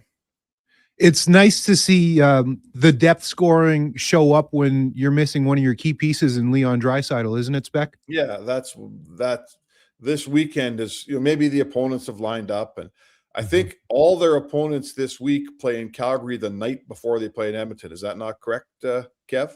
I got New Jersey and Calgary tonight. I didn't see Pittsburgh's yet. Yeah, Pittsburgh's in Calgary the night before. Pittsburgh's in Calgary Wednesday, and I believe Washington on Saturday plays in Calgary Friday. I think the Oilers get three teams on back-to-back. They could win 3 games in a row here. That's favorable now. Oh, it's huge favorable. And the Oilers are at home for a big, long stretch here. And you just, like Eddie, to your point, it's just a matter of time before your big guys don't carry you. Like I know Edmonton's big guys are as good or better than anyone else's big guys in hockey, and McDavid and Draisaitl. Obviously, Draisaitl's not here right now, but McDavid has not carried them in these last 2 games. He had 1 point, I believe, in both games. Is that correct, Kev? You have 2 last night. 2 last night, yeah. Okay, but I mean, he's not. We're not walking out of the rink talking about McDavid, and they scored 11 goals. So that's an Oilers team that can win. Like, a team that can. We watch the Oilers play, and I wrote this today. We watch them muddle through October and November and part of December, and they win 5-3. They lose 4-3. They're a good team, but whatever. And then they get to a point like this where they start checking the boxes of a team that has a chance, and those boxes are depth scoring, goals coming from all over the place, check, proper defensive play, right, limiting chances, check. And now I would ask you guys, like, what if the combination of Ingram and Tristan Jarry turns out to be 15-20% better than Stu Skinner and Cal Pickard? What if the goaltending takes a 15% jump over the last 2 years? What's that mean for this team? Yeah. Well, I mean, you can't argue with anything that Ingram's at 2.22 right now for his goals against. He's .917 save percentage. Jarry's 264 and .909. I mean, those are those are numbers that are top 5 tandem wise in the league, Spec. Yeah. Yeah. So, like, would you have? I mean, I'm not the guy I've never blamed Stuart Skinner for not winning one of the last 2 cups, but I've also said, and we would all agree, that he was the second best goalie in both those series. Bobrovsky was always a little bit better, So what if you have the better goalies? What does that mean now? Yeah. Does it get you over the hump? Does it get you over the hump? That's exactly does it. I don't know. Listen, every year is different. I'm not sure they ran across a Colorado the last 2 years, but they did beat a bunch of good teams. You don't get to the cup for fun. You got to work your way there. But this has never been a team that sat there in the playoffs and won games that maybe you thought they shouldn't win because of goaltending. I can think of one game against Dallas, game 6 in Edmonton. The rest of the time, their goalies they kept them in, they did the job, but they didn't steal games in the playoffs. You got goalies stealing games, it's a whole new ballgame from what I can see. Hey, do you think with Leon in Germany here, do you think he can, is he back for Thursday against the Penguins? I don't know. Listen, who knows? I don't know. Really expect to, because now with Kapanen, he's not going to go tomorrow. So that means they will, in all likelihood, go 11-7. No, tomorrow? Probably. I mean, their farm team is here, right? Didn't they play in Calgary yesterday? Yeah, I think they did too. Yeah. But you got to look at other things too here, right? Where the cap is and things like that. So, well, I mean, if you right, I mean, I guess there's probably a way. Can you use? I mean, Hudson's the guy that would be coming up. No, sure. Can you use the Kapanen salary, and call some guy up who makes less than Kapanen? That'd be Quinn Hudson. Maybe. I don't know. Listen, they'll have to figure it out. If you got to go one game 11-7, it won't kill you. But no, you're not going all week like that. I don't think. No. The injuries are piling up, boys. They're piling up all over the league. Everybody's got injuries. The way it is, man. That's what happens when you have a condensed schedule. I was just going to say that, Kevin. When you look at the schedule, what do they play? Another 4 games this week? Like, it's game, day off, game, day off, game, day off. Taking the day off today. Right. They just finished 5 games in 7 nights, the Oilers. They went 3-1-1, which is pretty decent. And I believe they allowed 5 goals in regulation in that stretch. So that's good. That's pretty good hockey. I don't care who your opponent is. You're allowing a goal a night in regulation. You'll win some games. Yeah. 1 against Chicago, 3 in regulation against Nashville, and then the 1 against the New York Islanders here. So right. The only game you lost in regulation, you lost 1-0. Exactly. So you know what? It's good for the Oil. They're set up here for this group of home games that we've been looking towards for weeks. I know they didn't start January great, but they can really make some hay here. All these tired teams coming in. Your team's good. Your team's sitting at home. Between now and the Olympic break, they can really pile up some points. The schedule's in their favor, so let's see if they got it in them. Absolutely. Good stuff, Spec. We'll see you down at the rink tomorrow, I guess. Tomorrow. Thanks, boys. All right. Mark Spector from Rogers Sportsnet on the mark. Brought to you by Northgate Chevrolet Buick GMC, powered by Northgate. This truck's for you. Check them out at northgategm.com. So you have the Devils here tomorrow, Eddie. Pittsburgh on Thursday. Washington Capitals on Saturday night. What a scheduling quirk that they all play in Calgary. And then Anaheim is here a week from tonight. Couple days off. And then San Jose and Minnesota here to close out the month. And then I think there's 2 games before the Olympic break. I just got to check that for next month. Yeah, so they got actually Toronto's here yet. So they got Toronto here on the 3rd of February. That's a Tuesday. And then they go to Calgary on a back-to-back the next day. And then the break.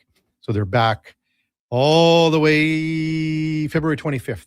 They play 3 games in 4 nights. But they're going to have to do some load management with some guys. Yeah, for sure. Connor and those guys at that. This is the week to really capitalize and stack up some points. Mm-hmm. All these opponents coming in, playing the night before.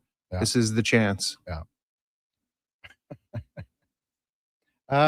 When we come back, we'll get to some of your texts. 833-401-1440. It's Kevin Karius, Eddie Steele, Duke of Delburne, Josh Fenwick, and Mackenzie the Intern on Sports 1440 AM radio. We are streaming on YouTube, X, Facebook, Instagram, and Twitch.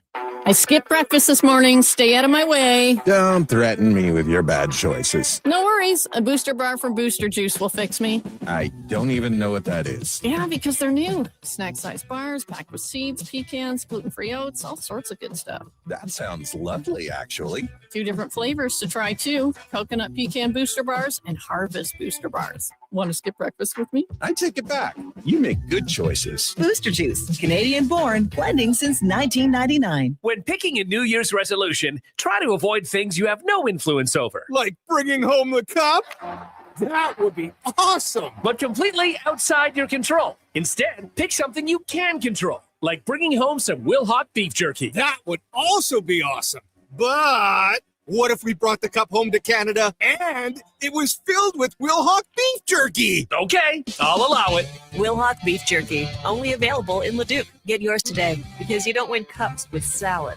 When the ground freezes, you wonder how anything can get done. And instead of staying outside in temperatures that would make a polar bear cry, you head inside where it's toasty and warm. But that's not what GS Construction does. Because while the ground freezes above, we plan below, rebuilding and revitalizing the systems that keep our communities working year after year. Now, don't worry. GS Construction promises to do everything safely and efficiently, and we'll wear our extra warm clothing outside. For more on what we do, visit gsconstruction.ca. The Hockey Super League is proud to launch its 9th season, delivering independent, borderless hockey. This year, over 125 teams will compete across Alberta, Saskatchewan, and for the first time ever, Colorado, USA, with showcase style action, cross-province rivalries, and a strong commitment to player development. The HSL is the premier destination for families seeking balance and athletes chasing the next level. The Hockey Super League. Hockey without limits. For athletes born in 2013 to 2018. Visit hockeysuperleague.com to learn more. This is Andrew Walker, host of the postgame show on Sports 1440. After every hockey game this season, tune in and chime in as we talk about the game. It's all sponsored by Legacy Heating and Cooling. Don't get left in the cold. Visit legacyheating.ca. Winter in Alberta doesn't mess around. And neither does Titan Supply. For over 50 years, we've earned the trust of our customers across a variety of industries. Because we lead with integrity, honesty, and respect. I'm Joe. And I'm Brent from Titan Supply. When the weather hits hard, we're fully stocked with rigging, lifting, and hauling gear that works as hard as you do. Titan Supply. Built on trust, driven by safety. Serving Edmonton, Grand Prairie, Red Deer, and Calgary. Let us help you face the weather the Titan way. Visit titansupply.ca. Succession is one of the most important transitions for any family farm. The Bridging the Gap Farm Transition Workshop, hosted by Farm Management Canada and partners, helps families plan together, from communication and timing to financing and building a strong transition team. Agriculture Financial Services proudly sponsors this one-day event in Edmonton, January 29th. Reserve your spot today at afsc.ca. Bridging the Gap. We'll build the next generation together. Let's do it.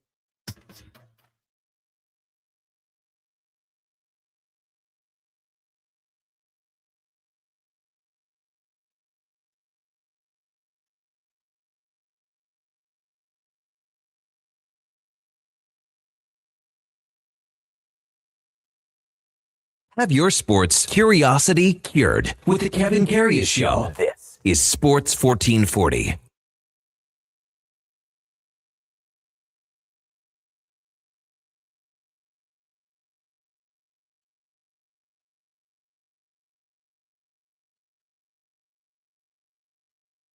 All right, welcome back to the big program, 823 in Edmonton. Kevin Karius, Eddie Steele with you on Sports 1440. Text 833-401-1440. KK and the guys from Jumpin' Jack Flash on Nugent Hopkins. Question: 1,000 games. How many different coaches and GMs has he gone through in this time?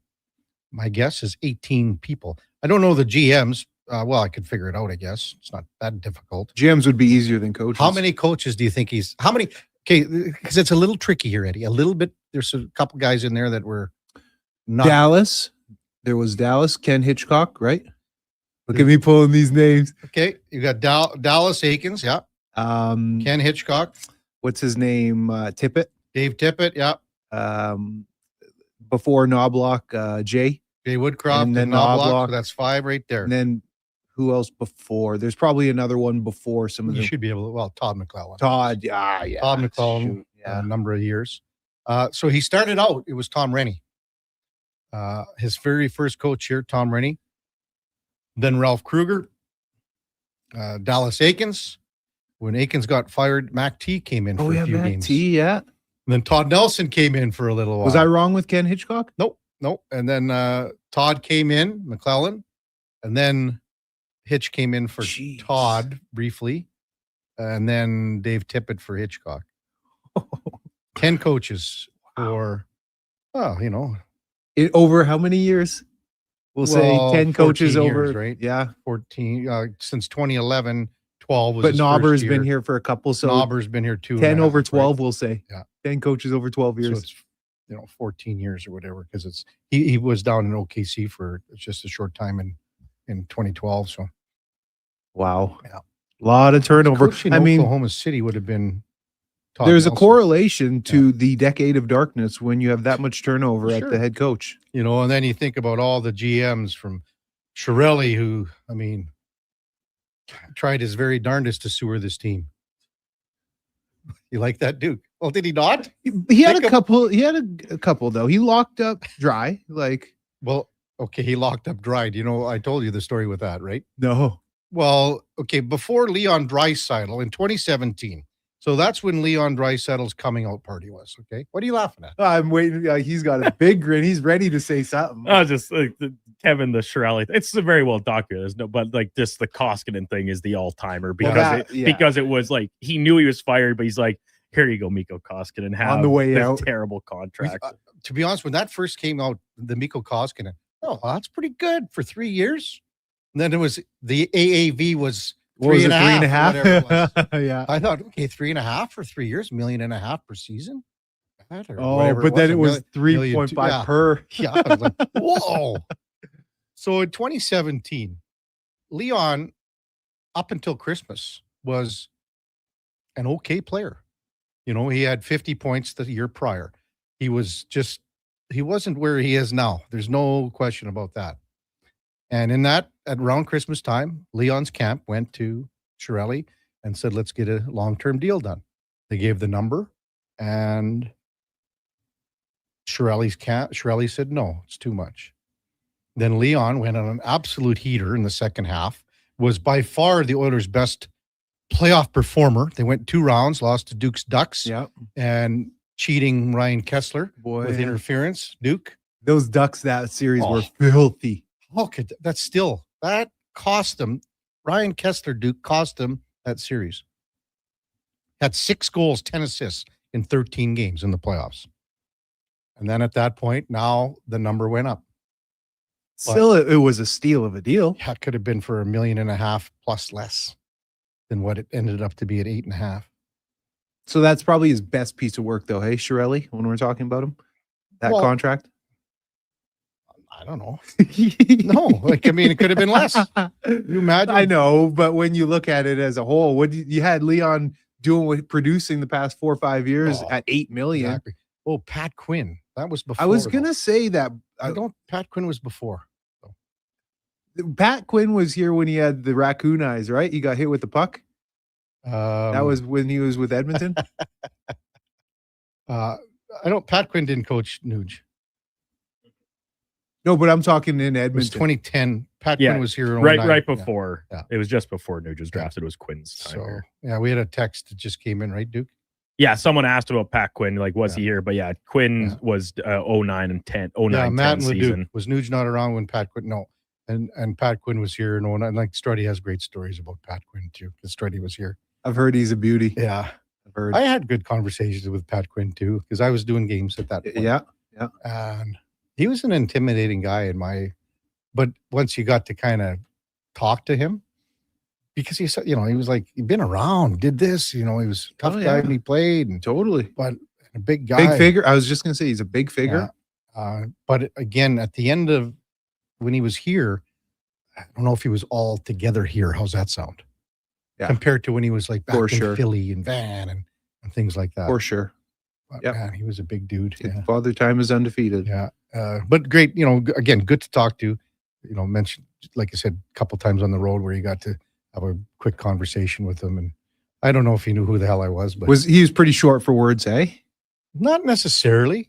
Not He necessarily. would give the time. Yeah, those guys like that, Eddie, would love to tell stories, and they want to see your reaction. They want to see first. Do you know what he's talking about? Do you know this certain guy from the 70s or the 80s or something like that? Right. Because if you don't know that guy, then you don't know much about the history of the league. You don't know about, Yeah. Especially in these guys' eyes. Yeah. And I mean, those are they love telling these stories because, first of all, the stories are better. The stories are way better than the crap that you hear nowadays. now. Yeah. It's pretty tame nowadays with the extracurriculars. Mm-hmm. Mm-hmm. Not Fred says, or was it because, Pat, when we were able to draft the Nuge, one of the reasons? Well, it was a tougher goal for sure. Part of the 08, after the cup in 06, the cup run in 06, 07 was still okay. And then after that, 08, it started to go downhill. The nosedive. Mm-hmm. Anything that you wanted to get off your chest with the NFL, Eddie? Again, we're going to see in the AFC Championship, Denver hosting the New England Patriots. In the NFC, the LA Rams go to Seattle.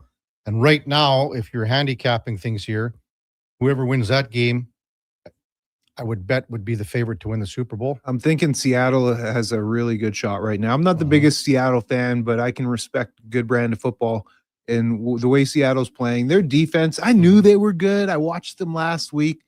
I didn't ever buy in throughout the season that their D was as good as they are, but their defense is lights out. Mm-hmm. They're a strong, tough team. And then whenever you're playing up there at Seattle, you have the advantage with the crowd. Mm-hmm.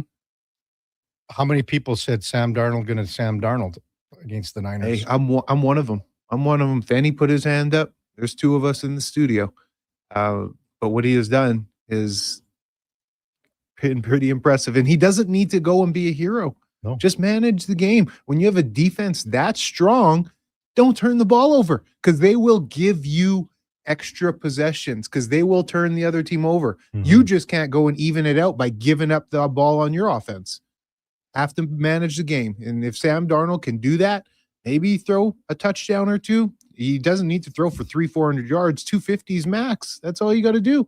MTR right off the hop. Darnold didn't have to do much. Honestly, he had 12 completions. Yeah, he didn't. Anyway, I got MTR. I got your beer here, and I have Rowdy Roddy's. I didn't buy him a bottle of that, whatever he wanted. I bought What'd you get him? I think it was like the Alberta Premium. No. That's good whiskey. I think it was like a silk tassel or something like that. It's a clear bottle. I'm going to sign it in a little silver marker for him. You're a man of Come your pick word. it up, boys, whenever you want. Come on down. And I the beers that I bought MTR, they're 2 4-packs of Sea Change, but I don't know what kind you wanted. And they're just whatever. Sea Change. I think there's one that I got right, but you're getting whatever. I thought you'd give them the Duke special down on the farm, a couple of warm pills. Oh no, wait, that's not the Duke special. That would be our boy Army Darrell's special at the tailgate. Those are warm pills too. He's handing you warm pills at a tailgate. So bad, those beer. So bad. And then he also had, I think he had, besides the warm pilsner, I think it's the brew house or brew. The blue, their blue cans. It's a brew house. Like the brew house is the name of the brand, but they have it in a pilsner, a light, and then the best of all time in the black cans. I used to buy this by the flat when I was in university. Brew House Prime, 6.1%. Yeah, baby. Where was the one? And it cost the same as the regular beer, like 5%, right? Why wouldn't you? So in my eyes, and I thought it tasted better than Black Ice, which was the other very popular one, and it was cheap, slightly cheaper too. So in my eyes, as a 19 to 22-year-old, I was like, this is the best bang for your buck you're going to get. And it was so gross, but I just forced myself to drink it. Mm-hmm. It did the job. For what reason? Like, we went to Saskatoon one time for Egg Bag Drag, which is like their version of Bar None, for those that are familiar with the agriculture club here. And I bought 2 flats of it. Came home with none. After like a day and a half in Saskatoon, which included a night at like a concert cabaret and a pub crawl. So the only time I was drinking was essentially in the back seat on the drive to and from Saskatoon. And you came back with none. Back with none. Just basically a bottle depot on the floorboards of Buddy's Getting her truck done. in the back seat. Getting her done. Hacksaw says, "Hey, Kevy the Greek, thanks for the great tip on Friday about the Texans." I don't know if he's being facetious here or not, Duke, because you obviously were hot on the Texans. Left me with no, I took Chicago first, didn't I? Yeah, and left you. Or did we go 2-2? Yeah, 2-2. So I went 2-0 on Saturday. You went 2-0 yesterday and a half point for the Bears. It was plus 3.5 was the line you got. Mm-hmm. So that sucks. Buffalo should have won. So we get a wash on the weekend. It's still a 7-game spread, and you'll have pick on tonight's national championship. So you're up game. 7, eh? Yeah. What's the spread tonight, Duke? My last refresh was still 8.5. 8.5. Well, I know. But that's on ESPN. I saw we're watching SportsCenter here. They were previewing it. I see it because TSN uses FanDuel, and it's at 7.5. So I might have to check a couple more books to make sure we get the right price here. When do you just concede the season like you're done? You Never can't catch up. Kevin will never quit. Never give up. Maybe we'll go double or nothing when it comes to the Super Bowl. Hey, you never know. That's how I got back in the saddle. When we come back, we'll go in or out with Eddie Steele. Haven't looked at the questions yet, but that's coming up right after the break. Kevin Karius, Eddie Steele, Duke of Delburne, Josh Fenwick, Mackenzie the intern on Sports 1440 AM radio. We are streaming on YouTube, X, Facebook, Instagram, and Twitch. Hi, Mike here from Northgate Chevrolet Buick GMC. Happy New Year. I just wanted to take a moment to say thank you. Thank you for everything in 2025. With your help and your support, we fed almost 500 families. We donated to various charities in the Edmonton area, and we're going to do it again in 2026. Please stop in and see us today, 13215 97th Street, or visit us online at northgategm.com. You're in Northgate country. This is Andrew Walker, host of the postgame show on Sports 1440. After every hockey game this season, tune in and chime in as we talk about the game. It's all sponsored by Legacy Heating and Cooling. Don't get left in the cold. Visit legacyheating.ca. Do you listen to sports radio at work? Like right now? Well, do you? Who, me? No way. I swear. Okay, friend, we won't tell. Tens of thousands of sports fans listen to Sports 1440 each and every day. On the radio, on the listening apps, on YouTube, and on social media. If you listen to Sports 1440 at work, well, maybe it's time to advertise on Sports 1440 at work. Grow your business. Get your name out there. Shoot our ad team an email. Gregor@sports1440.ca. Let's get to work for you. Remember 2025? That's so last year.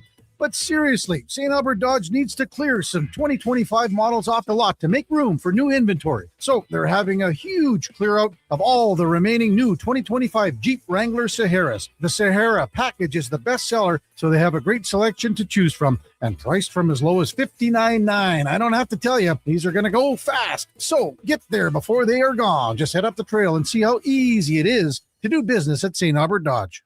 At Fountain Tire, success is a team effort. They're committed to their team members and their customers. And that means treating your vehicle like it's their own and finding solutions that suit your needs. Because whatever the road brings ahead, they're on it with you. Visit fountaintire.com today. Diablo Boots sells only Canadian-made work and biker boots made by Canada West. No American or boots made in China, so no tariffs. All of Diablo's boots have replaceable soles and heels for longer life. Sizes 6 to 14 Triple E. Buy quality, buy Canadian, and support Canada West and Diablo, the two best names in the boot business. So save on boots by Save On Foods. That's Diablo Boots, 3340 Gateway Boulevard on the east side of Save On Foods. Buy Canadian. They're terrific. Measles is very dangerous during pregnancy, increasing the risk of many severe health-related complications. If you're planning to become pregnant, make sure you have received 2 doses of the vaccine at least 1 month before conception. Don't get measles, get immunized. Visit alberta.ca/measles to find out if you're up to date and what to do if you're not. A message from the Government of Alberta.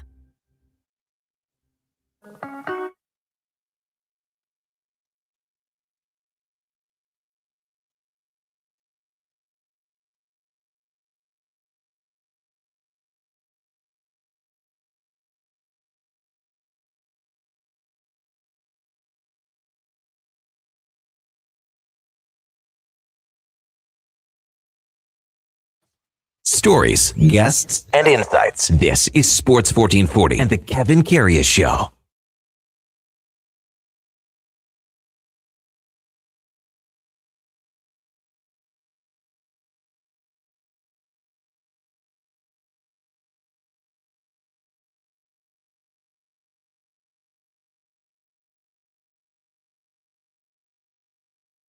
All right, welcome back to the big program. 8:39 in Edmonton. Kevin Karius, Eddie Steele with you. We got the Duke of Delburne, Josh Fenwick, and Mackenzie the intern here in our Sports 1440 AM studios at West Edmonton Mall. And it's our last segment with Big Eddie. Time kind of flew by quickly again. Hey, Eddie? Aw, I'm going to miss you. Really? You're not going to miss me? Well, I thought about it, and I was thinking about next week, to be honest with you, because I'm off next Friday. Next Friday. Surprise! That means I only get to see you once next week on Monday. It's going to be nice. I'll be thinking about you when I'm in Cabo. Ooh, Cabo Wabo, huh? Oh. What's going to be the first bevy you have? A brew at the airport? Yeah, it's just a beer. Right at the Like a airport? cold beer right in the stand, because it'll be 1:30, I think, in the afternoon. Yeah, right outside there. Yeah, there's no stands. For the bus ride. Well, there's actually a bar right there. Pretty nice bar just outside the airport. So you just, Oh, yeah, you're right. Yeah. You just go right to that. Like a lot of them have just the little stands. The guys with the This coolers is and stands. a legit. That's what I've done a couple times, just the guys with the stands. Yeah, those are good too. But even on the bus ride to the resort, there'll be a few of those. Oh, for sure. For sure.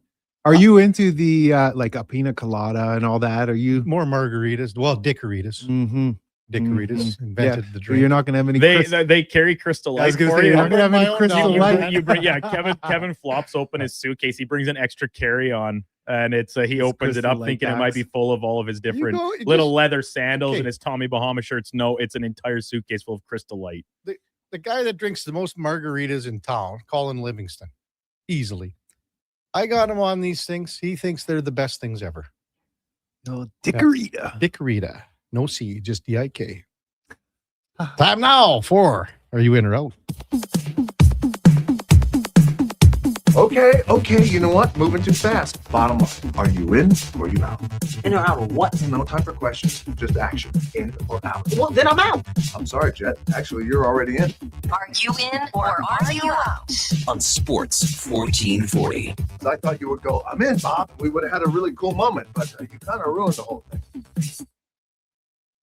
All right, Duke, let her buck. Good weekend for the Edmonton Oilers. Pair of shutout wins in Vancouver and last night over the St. Louis Blues. Yesterday's game was Ryan Nugent-Hopkins, 1,000th in the NHL, got the game-winning goal for his efforts. Nuge will be the first player to break the Oilers' unwritten rule, written rule. Actually, maybe you have a little clarity on that, Kevin. Currently, only Hall of Famers get their numbers retired by the team, but I think Nuge will be the first player to break that trend. Minus Al Hamilton. Yes, You know, a Al, little bit of an first ever exceptional, Oiler, yeah. exceptional status. The great almost. Al Hamilton. Legacy pick. Yeah. I'm still going to be out on this one. Ooh. I'm going to be out. I don't think that I think you got to be in the Hall of Fame to have the jersey retired. Man, it's a little stingy, though. No, it is. I'm tight. It's a little stingy. I'm tight. I'm going to be in because what he has done, first Oiler to see 1,000 through with the organization, not having changed and come back. That'd be pretty. I just look at it as very, very old boys club if they wouldn't bend the rule for So the then first is player. Smitty too, then? But Smitty didn't do what Nuge has done. No, We're he talking hasn't. about one of one. I know we are. So I think it'd be pretty stingy of them not. And it's not like Nuge was just a dude. Like he was a good, productive player. He wasn't just a average third liner who just hung around on minimum contracts. This guy has been a dude for many years and productive. Number one overall pick. You could say probably has lived up to the hype. I would say in for sure. It'd be stingy if they didn't, man. Duke, where are you at with this one? 1,000 games on the Oilers sweater. What is it going to be? 5 games into next season, he'll take over as the all-time leader on the franchise on the games played list. As long as he were to play the rest of his contract out and there's no extreme drop-off in production, he'll score 1,000 points as an Edmonton Oiler, all in the jersey. I can appreciate that the Oilers do have this incredible standard to reach that level of honor inside the organization. And you guys talked about it with Low Tide, right? It's almost impossible to pick a Mount Rushmore of Oilers history because of how blessed this organization has been with generational superstar talents, guys that have revolutionized the game in different eras. It's really exceptional. But you also can't ignore your own team's history and a guy that's done for the franchise what he has, all-time games played leader, 1,000 points likely on the horizon.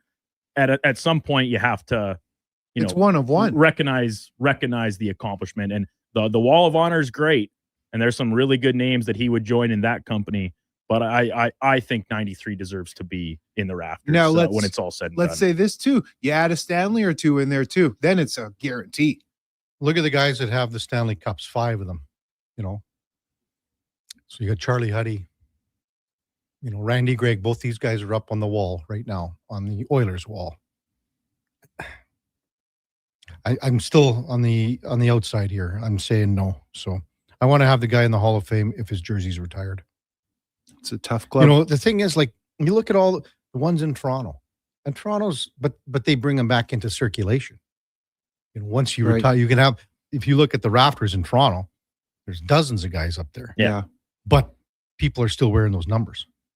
Not Same all for of them. Montreal, Yeah, right? Like not all there of them. are certain numbers that are still off limits, but when you've been around for over 100 years, and some of the game's early pioneers and greatest first generation or second generation superstars, that's a different story when you're talking about the original 6 teams.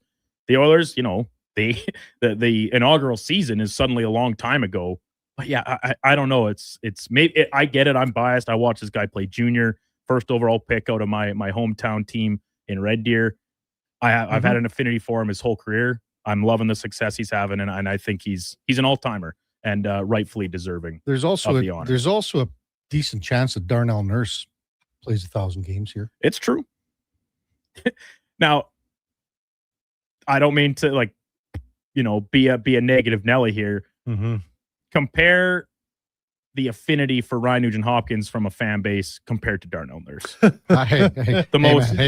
of the most polarizing players in franchise history, as opposed to one of the most beloved. And Nugent's not without his critics. Don't get me wrong. People talk about can't drive his own line. He's not he's a power play merchant. Whatever. The production's there. All that. Darnell Nurse, a little bit of a different story at times. Jump over, talk some football while we got Eddie in with us. Divisional weekend in the books.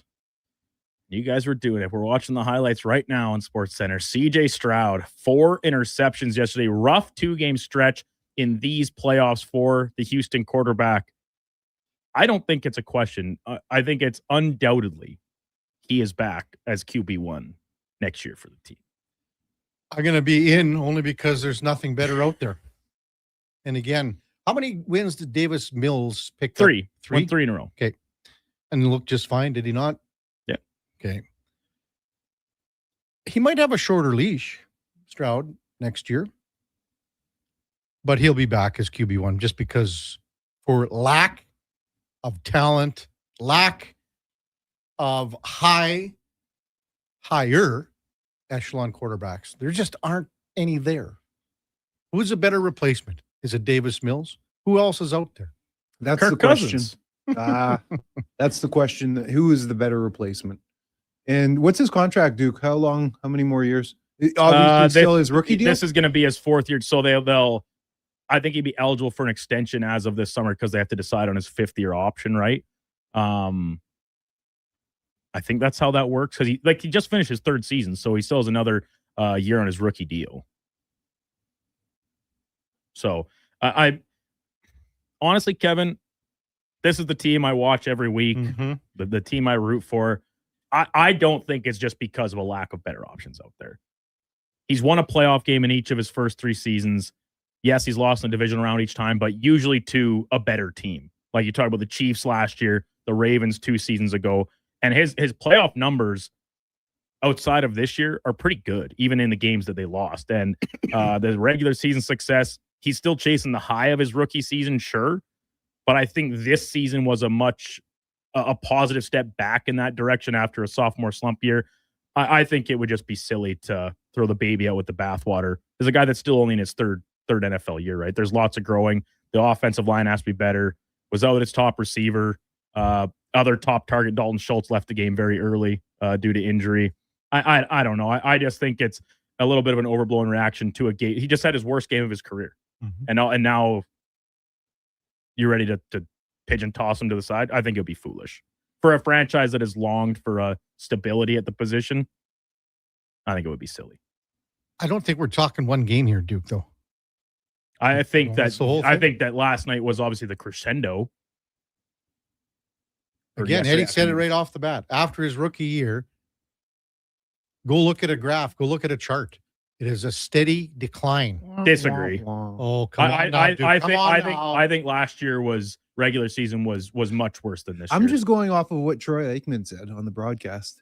He says he's chasing his rookie success. For sure. The rookie season was unbelievable. People were quickly to say this guy's already top 5 quarterback, on, and heaping praise on him. Rightfully so. We did the same thing last year on Jaden Daniels, and he went to an NFC championship game on a team that rightfully did not deserve to be there with the quality of that defense Washington had. Last season was worse for Stroud than this year was. Now, these 2 playoff games and the fumbles, it was more so the fumble problem. Like last week against Pittsburgh, outside of that, I thought he played okay.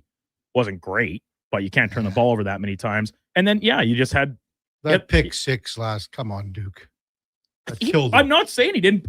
I'm not saying he played well. He played terribly. Homer. But to think that it's been a steady decline all this way, I think that is not taking everything into account. Come on, KK. He's just getting his guys back. Give a guy a break. Hey, the defense had his back too. Will Anderson Jr. Yeah, they did. He still said he's got his back. Still thinks he's the best quarterback in the league. How about that? Oh, come on. Now. From an all-pro. Say. From an all-pro saying that about him. But listen, it's disappointing. You want your team to win, but I'm still high on the Texans moving forward as a team. Last night's thrilling finish to the weekend's NFL action. Rams beat Chicago in overtime from Soldier Field. An all-time moment at the end of regulation. Will unfortunately kind of be forgotten a little bit because the Bears don't go on to win the game. I think they should have went for 2 after the Komet touchdown rather than kick the extra point and send the game to overtime. How much time was left? 18 seconds? Yeah, under 20. Like the Rams received the kick and kneeled. So obviously if they go down, they have to try and make something else happen. But that was my thought. Go for the 2. Don't give Matthew Stafford another opportunity, being that in overtime, to try and have to play defense against that offense. Try and go for the jugular. But then the flip side is they hadn't had any success down in the red zone. They hadn't had any success with, 4th and 1 or 3rd and short. It's a bad pass by Williams in overtime for the pick. It was. A lot of people are saying DJ Moore just as at fault. He gave up on the route. Lazy route. Gave up on it. I think both can be true. I Like would've it's went a for bad throw and a lazy route. And then think of the theatrics, just the drama. I would have went for it. I just think like with all the emotion and the momentum, the defense is like stunned of what just happened.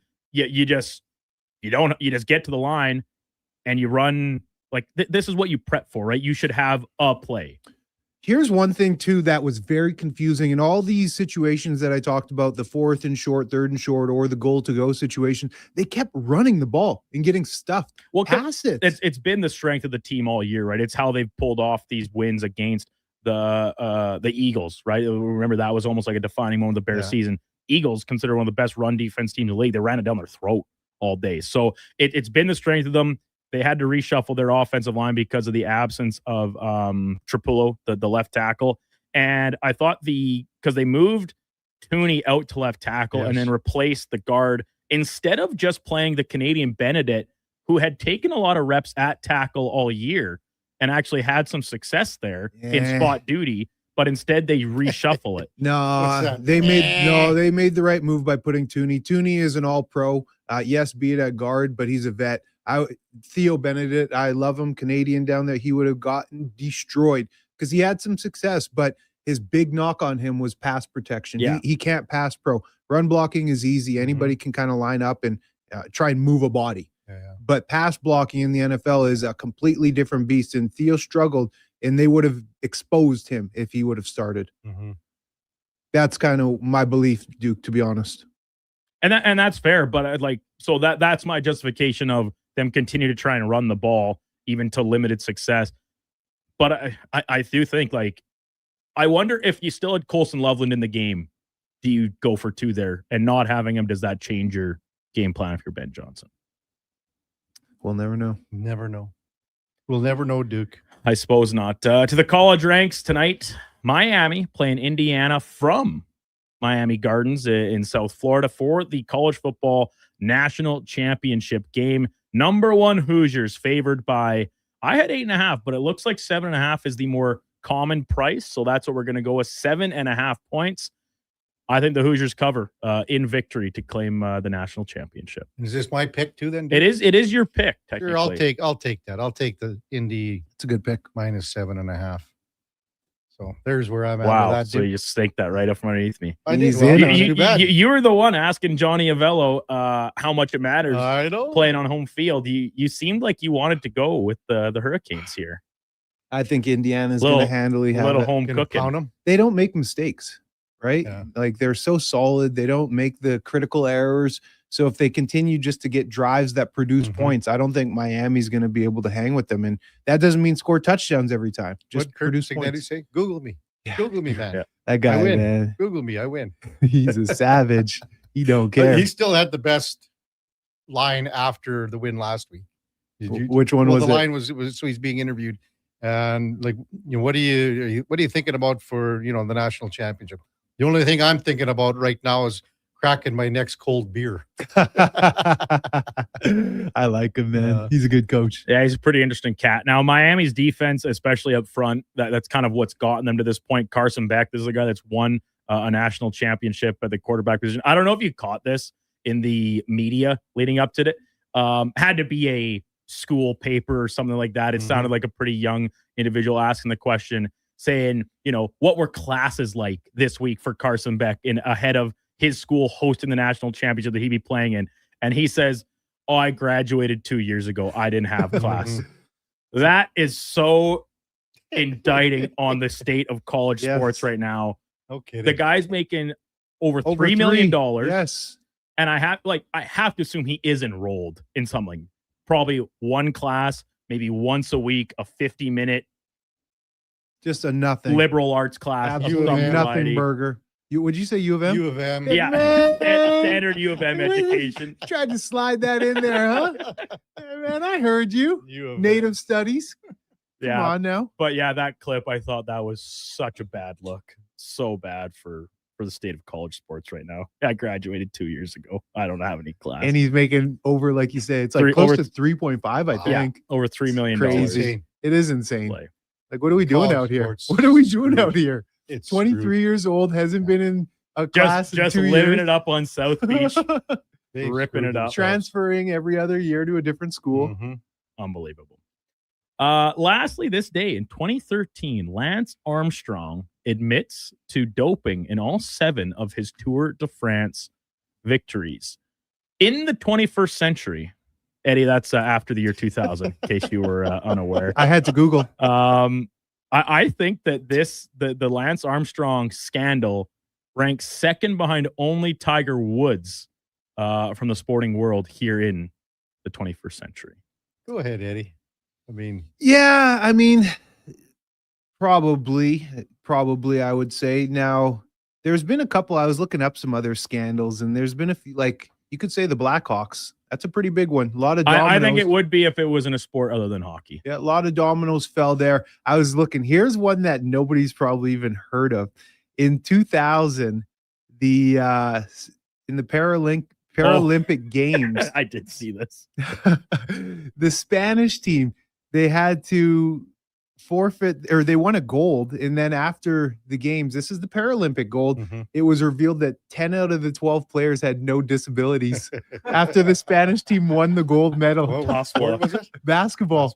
Yeah. Tough look. Yeah, that's a tough look, man. Just, faking that. But I would probably say you mentioned the sporting, but I would say the Blackhawks scandal is bigger, just because so many dominoes dropped, the firings.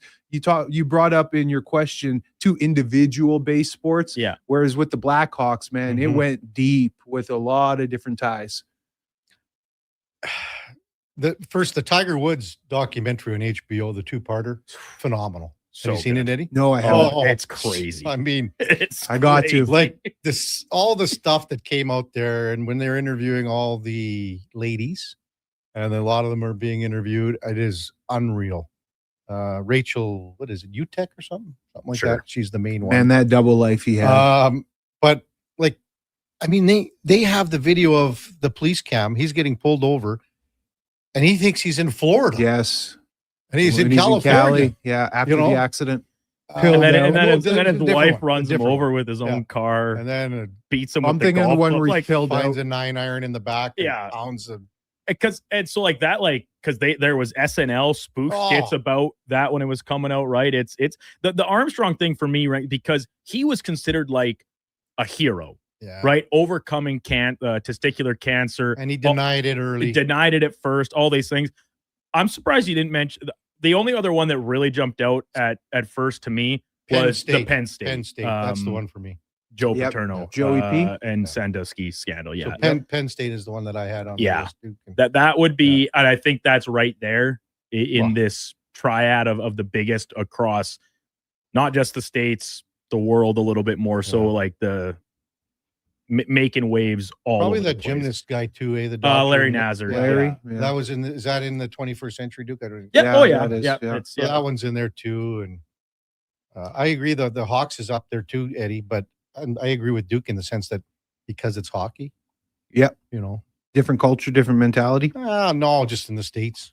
Mm. Just it doesn't get the same. Penn State in this, obviously massive, and that's why, think about it in Canada. You could, how about you could talk about in Canada, Duke is the World Juniors. Well, that's I was just about to mention something like that, but does it register lower because once they're put to trial, they're acquitted of the charges? How about what's his name? The ref Donahue in basketball. Yeah, Donahue. that's a good one too. Yeah, Tim Donahue. Not necessarily match fixing, but it's another gamble, and we're seeing so many gambling scandals come out now. Like this one that's currently in process is insane, but we haven't really got the full scope of it necessarily yet. So I wonder if we revisit this in a few years. The other one, and it's a great documentary. It's a 30 for 30 is the Nancy Kerrigan. I know it's not this. Have you seen that one, Eddie? No, I haven't. Kerrigan in When she Tanya got Harding. attacked. Yeah. Yeah. Like that is another insane. All the stuff behind the scenes, like it is just stabbed, right? No, like beating him with a pipe. Jeff Galooly hit her over the knee, walking, from the ice to the dressing room or whatever like that.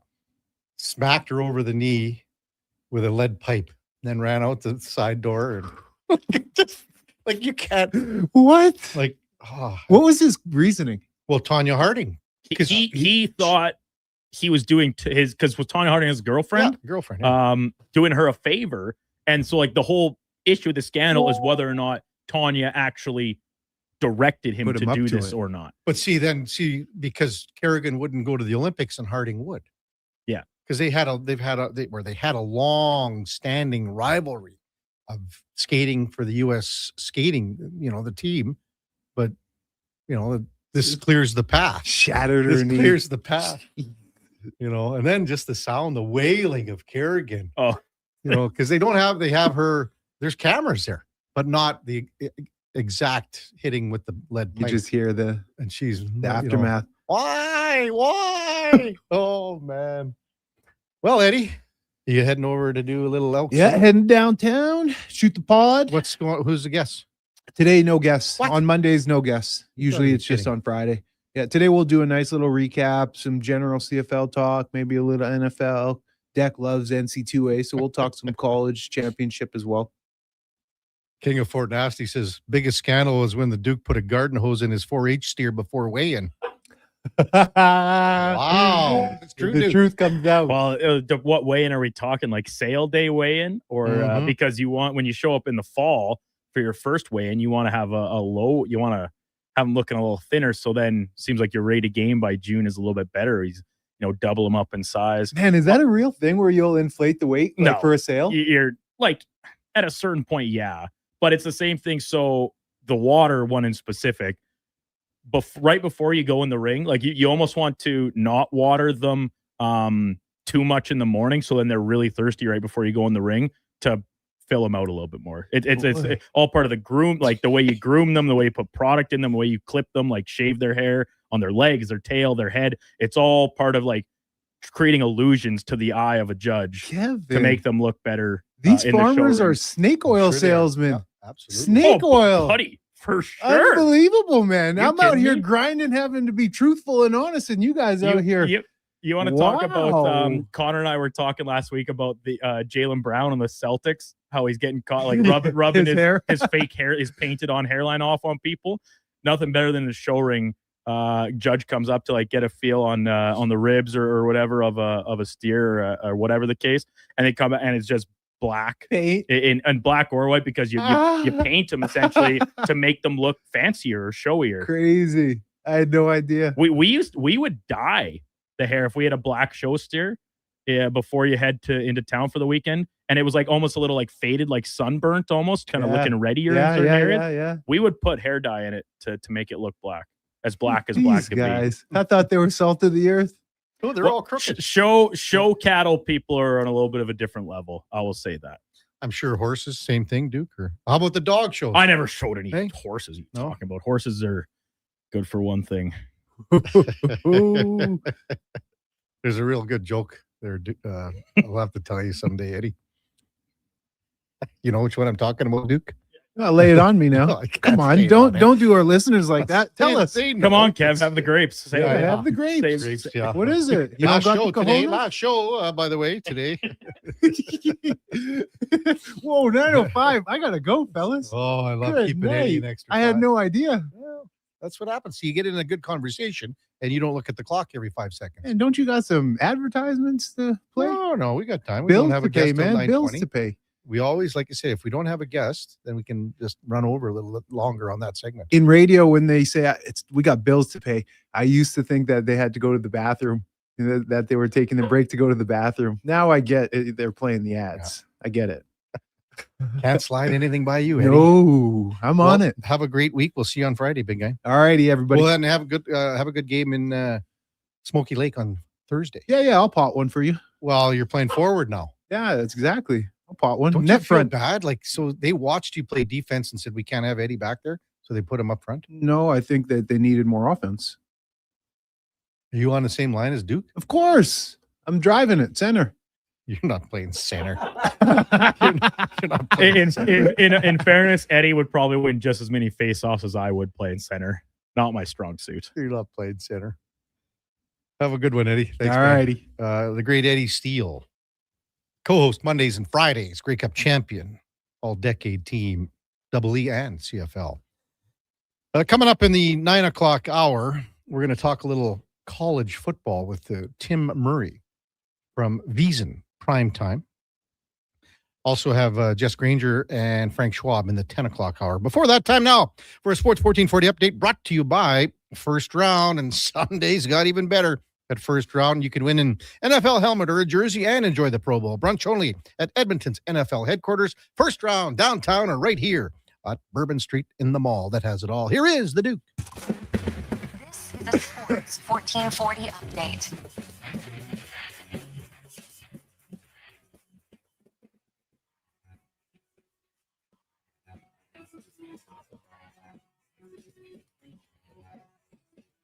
Oilers victorious last night over the Blues, 5-0 in the final for their second straight win via shutout. Ryan Nugent-Hopkins, game-winning goal in his 1,000th game as an NHLer and as an Oiler. Connor Ingram, 27 saves for the Donut. Just two other games yesterday in the NHL. Lightning beat the Stars 4-1, and the Senators fall to the Red Wings 4-3 in overtime. Calgary Flames sent in defenseman Rasmus Anderson to the Vegas Golden Knights in exchange for Zach Whitecloud, Abram Weeb, conditional first-round pick in 2027 and a conditional second-rounder in 2028. Flames also retaining 50% of Anderson's salary in the deal. Pair of games in the PWHL yesterday. Boston beat Seattle 2-1 in a shootout, and Montreal losing in New York also by a score of 2-1. Breaking news out of the NFL early this morning. Buffalo Bills firing head coach Sean McDermott after Saturday's 33-30 overtime loss of the hands of the Broncos in the divisional round. McDermott 98-50 in 9 years with the Bills, going 8-8 in the playoffs during that time. Yesterday's two games in the divisional round, Houston losing to New England 28-16, and the Bears, despite a late comeback effort, fall to the Rams 20-17 in overtime. 6 games in the association yesterday, including the Raptors losing in Los Angeles 110-93 at the hands of the Lakers. Coming up in hour 3 of the Kevin Karius Show, we'll be joined by Tim Murray from Wiesen Live, covering the College Football National Championship. I'm Brandon Douglas at your Sports 1440 update. This is Sports 1440, a Stingray radio station broadcasting on Treaty 6 territory. Download the free iHeartRadio app and listen to CKJR wherever you go. Wing Wednesday at First Round. Whether you're coming for the first round, the last round, or a few rounds in between, they've got you covered with half-price wings every Wednesday night. Half-price wings. Over 35 delicious flavors like Cajun salt and pepper, maple bacon, and Inferno wings. Now half price every Wednesday night. Wash them down with a cold pint of Canadian or Coors Light for only $5.75. Half price Wing Wednesdays at First Round in West End and now downtown. First Round, burgers, beer, sports. They're not just a grocery store. They're a butcher, a baker, a cafe, deli, rotisserie pizza, and restaurant, all under one roof. Loca Quality Market does food differently with 2 locations to serve you. Edmonton and Sherwood Park. Visit loca.ca. Mr. Rooter goes skiing. Sick gear, Mr. Rooter. Are you ready to hit the slopes? Not yet. I need to report a possible crime. Oh no, what's happening? I saw a bunch of hooligans discussing shredding the half pipe. As a plumber, I've taken the Hippocratic Oath to do no harm and act in the best interests of all pipes, whether PVC, copper, or otherwise. It's made of snow, Mr. Rooter. Snow? Things are worse than I had feared. There's no better plumber than Mr. Rooter. Vinny and Don in Hockey are dedicated to skill development for all hockey players. If you know a student athlete interested in growing as a person and a player, register for a free shadow day. Beginner or experienced, this program develops a student athlete skill in a supportive environment. It's a great opportunity for prospective student athletes entering grades 3 through 12 to see what Vimy and Donnan have to offer. Visit vimyridge.epsb.ca or donnan.epsb.ca for more info and to sign up. Get ready. We're going to make you an offer you can't refuse. Shoresy's back, and it's only on Crave. We need total buy-in from every guy in this room. The Smash Hit Series returns for a brand new season. We're going to be playing the EU All-Stars. Shoresy is facing his toughest competition yet. This EU team is spectacular. Yeah, I'm not scared of them. Hear that, Shorzy? Let's make sure they never forget who we are. Shoresy, new season, stream now, only on Crave. Subscribe at crave.ca.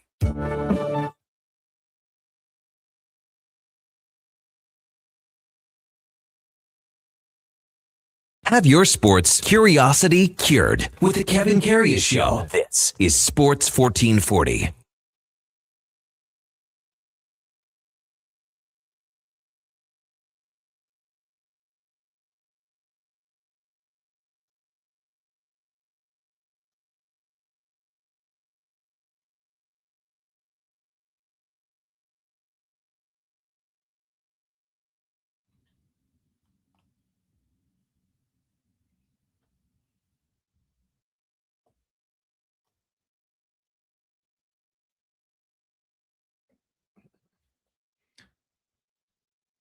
All right, welcome back to the big program, 912 in Edmonton. Kevin Karius, Duke of Delburne, Josh Fenwick, and Mackenzie the intern.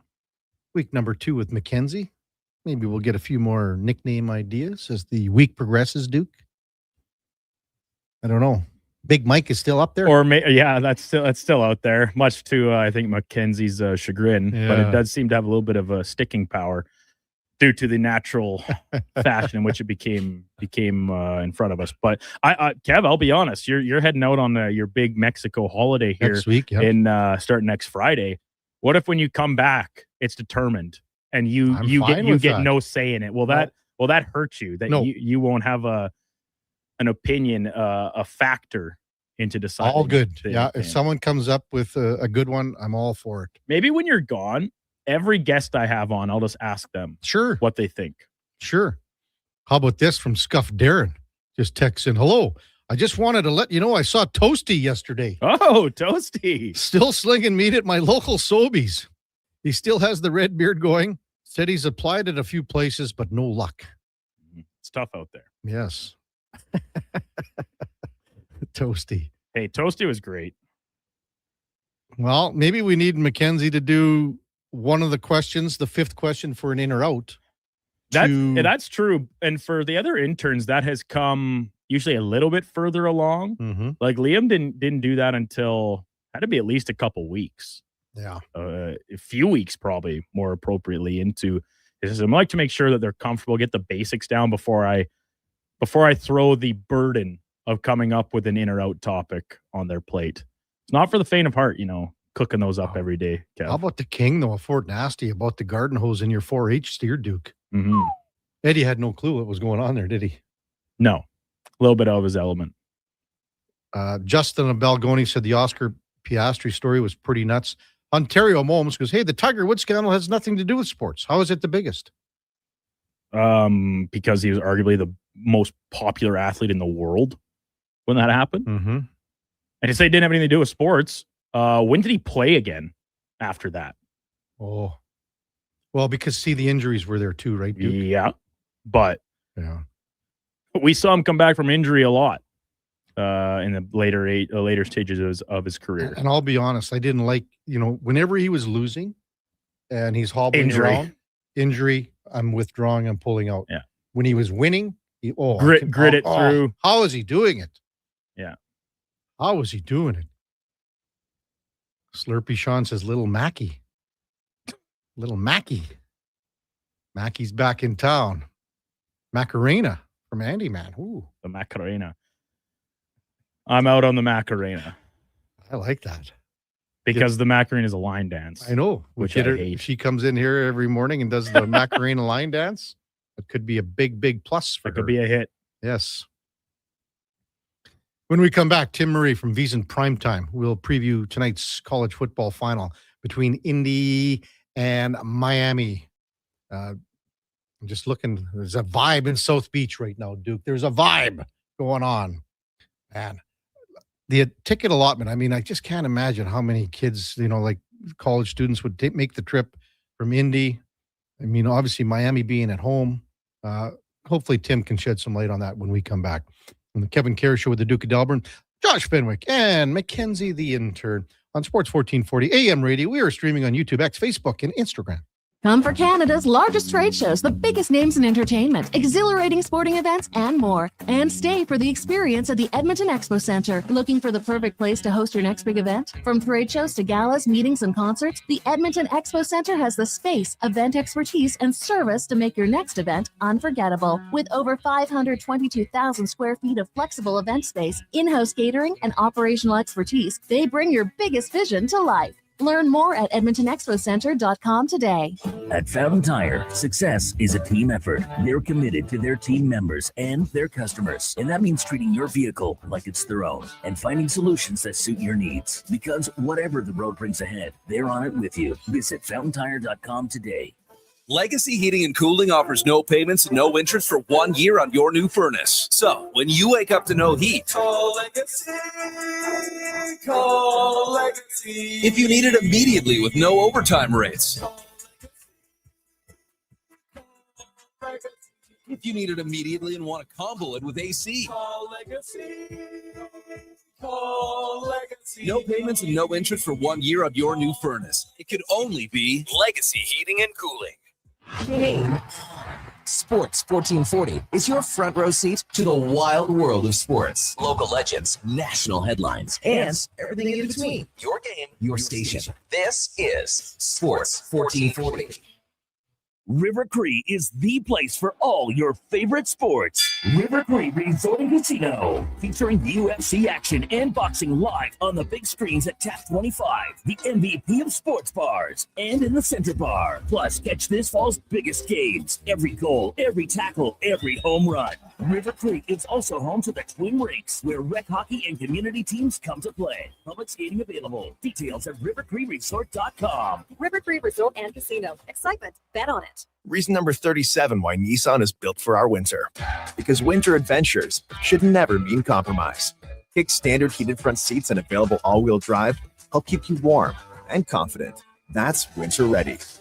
Now, lease a 2026 Kicks S all-wheel drive for $398 monthly at 2.9%.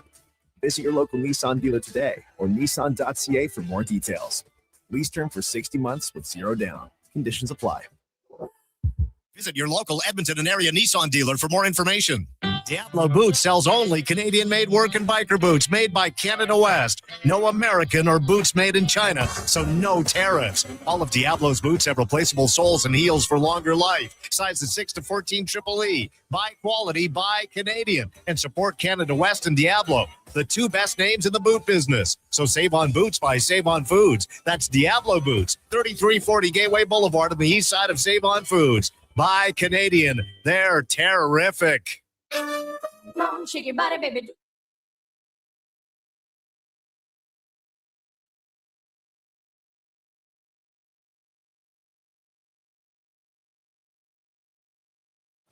Stories, guests, and insights. This is Sports 1440 and the Kevin Karius Show.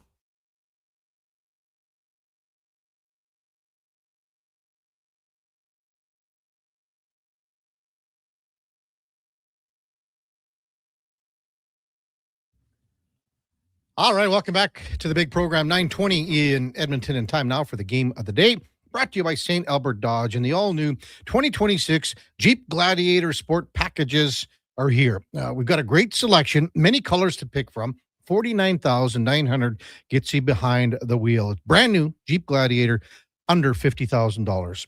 Check them out, stalbertdodge.com, as we welcome back Tim Murray from V's Prime Time. Good morning, Tim. You're with Kevin Karius once again. Thanks for jumping on Sports 1440 this morning. Really appreciate it. No, anytime. Excited for tonight, and always love jumping on with you. Mm-hmm. So, hey, this line's been moving around a little bit, maybe a point or so. What's the latest that you've got it at, Tim? Yeah, so, before these games concluded in the semifinals, the look-ahead line was Indiana 5.5. And then once the games played out like they did, and Indiana was as dominant as they were, it jumped to 7.5. And then most of last week, it kind of hung out at 8.5. Mm-hmm. We've seen it now come back down to 7.5, which, to be honest, Kevin, isn't that surprising to me, because you were going to get this initial rush of Indiana money. I still think the public today, when they bet this game, will more than likely be on Indiana. They probably have some money line parlays tied up with Seattle from Saturday night or the Rams yesterday. So there's a lot of it carrying over to today. So I haven't talked to a ton of bookmakers. I've talked to a few, and I think the expectation is that they would really enjoy a Miami outright win, but things can always change. But as for that line move, my suspicion is you saw some sharp guys based off of their numbers coming in, taking Miami, because that number is probably a bit inflated just based off of pure numbers. But as well, I'm sure we'll discuss what Indiana has done, not only in the playoffs, but all season long, is a big reason why we continue to see this number as big as it is. How much does home field come into play here, Tim, for Miami? It's a great question. And, from a fan attendance standpoint, I do think Indiana will have more fans than Miami. But I do think, Kevin, something has to be accounted for with the familiarity of Hard Rock Stadium. This is, of course, where Miami plays their home games, everything leading up to it, practicing in your home facility. So, I think it's probably worth like a point or a point and a half. It's not your full 3 points for home field advantage, because as I mentioned, from everything I've gathered, it is a lot of red down there in South Beach, a lot of Indiana fans. They have the largest alumni base of any American institution in the world. So they are there. And as we saw in the Peach Bowl, they will be there packing that place. It won't be as overwhelming as it was when we saw them play Oregon, but I wouldn't be surprised if it's 60-40 Indiana fans, maybe even a little bit more. But to your point, I do think you have to account for the fact that this is Miami's home field. So there is some familiarity with all the surroundings, with the field surface, all of that. So I think a point and a half is fair to give to Miami for home field for this game. Hey, Tim, when you just mentioned that alumni base for Indy, I'm surprised at that. And maybe I'm just thinking because of, the other big schools, it would be higher for some other schools. When you say that and tell people that, are they surprised as well? Yeah, it's funny because we have someone on staff who went to Indiana, and he's let us know how big the alumni base was. I didn't know that, Kevin, like you didn't. And he told me, I'm like, wow, the biggest alumni base in the country. So, yeah, it is surprising. Obviously, Indiana's a a massive university. But that did surprise me to hear that they have the largest alumni. I don't know if it's alumni association or, alums that are involved with athletics, whatever it may be. But yeah, that surprised me when he let me know that it is the largest alumni base. And he's been on the road. His name is Wes Reynolds. You can follow him at Wes Reynolds 1. He's a great handicapper. And he is, he was at, the Rose Bowl. He was at the Peach Bowl. He is boots on the ground there at the Orange Bowl, or I guess at Hard Rock Stadium for the national championship. So I don't know if he's going to be able to scrounge up the change to get in there, because it looks like it is a pricey ticket to get inside Hard Rock Stadium tonight down there in Miami. But he's living his best life right now. Never did he think in his wildest dreams that Indiana, a team that won one game in Big Ten play 2 years ago, would be in the national championship game. It really is hard to believe, as we've got Tim Murray from V's in Primetime 2 years ago where this program was, and then just to go on the run. And you mentioned it's not just in the playoffs, it's basically all season long, and then go in the Rose Bowl to give it to Alabama, then in the Peach Bowl, really pumping Oregon. How has Kurt Cignetti turned this program around? Kevin, I know we live in the moment of, like, I always joke, it's the greatest ever or the worst ever, right? And usually it's somewhere in between, right? We get a little bit too caught up in the moment. I do not think I'm being hyperbolic when I say this. I believe that this turnaround is the greatest turnaround in the history of sports. And here's why. Because college football is a sport where, the blue bloods, they kind of rule the sport, as we've seen with the likes of Ohio State or Alabama or LSU, or, the programs that have been there, done that. And it takes a while to build things up. You can get a program like an Oregon who, made the rise and is still around, but it took time to build that up. To see this quick of a turnaround, it's never been done in the sport. And then add in the fact that Indiana is the losingest program in Power 4 football, right? This has always been a doormat. They had not beaten Ohio State since 1987. They had not won the Big Ten since 1967. This is the level. They had not won a bowl game since, I believe, 1991. So this is a program that was honestly a laughing stock. And if they could get to a bowl game, it was thought to be successful. And for Kirk Cignetti to do what he's done, it really is. I mean, it's Disney-like. I mean, it's remarkable what they've been able to accomplish here. And, someone like myself who covers recruiting, I wouldn't say as close as, a lot of folks, but I keep a very close tab on recruiting. This just isn't done, right? A program that doesn't have your typical 5-star recruits. And to answer your question, how has he done it? Well, I mean, first and foremost, I think he's a phenomenal coach. I think that's proven. I think his eye for talent is exceptional. When you think about some of the pieces that he brought in via the transfer portal, whether it be, I use this example a lot, Stephen Daly, who hurt himself celebrating after the Big Ten championship game. He was their, best defensive lineman or one of their best defensive linemen, and he got hurt in that, Big Ten championship celebration. But he was a guy who played for Kent State, who was one of, if not the worst power FBS program, but he found him, brought him in, and he had been exceptionally talented. So, look, they went out, they spent money, they got themselves Fernando Mendoza. He ends up winning the Heisman Trophy, but this is not a roster littered with first-round picks. Fernando Mendoza is going to be the number 1 overall pick, but then it's probably a bunch of 4th, 5th-round picks, and they've just kind of cultivated the talent. I mean, a guy like Charlie Becker, a wide receiver who really didn't factor all that much the first half of the season. A couple injuries happened to the wide receiver core, and he steps in and he's their big play threat. And now they've got a really good 3-headed monster at the wide receiver position at Omar Cooper, Elijah Surratt, and Charlie Becker. So it's a testament to what he built at James Madison. He brought some of those pieces with him to Indiana. And I think lastly, they are a team that is so fundamentally sound. They don't make mistakes, right? They are plus 21 this year in turnover margin. They don't commit penalties. They don't get fooled with trick plays. You saw it in the Rose Bowl. Kalen DeBoer tried to kind of pull a fastball on him, if you will, with his special teams, and they weren't fooled by it. They're so well coached from top to bottom. I think that has a lot to do with it, but it's remarkable what we've seen, and to think a team that was 100-1 or longer, Kevin, preseason to win the national championship is now north of a touchdown favorite. Is just wild to put into words. It really is, as Tim Murray's with us on Sports 1440. And you said it, you feel that this is one of the, if not the greatest turnarounds in sports history.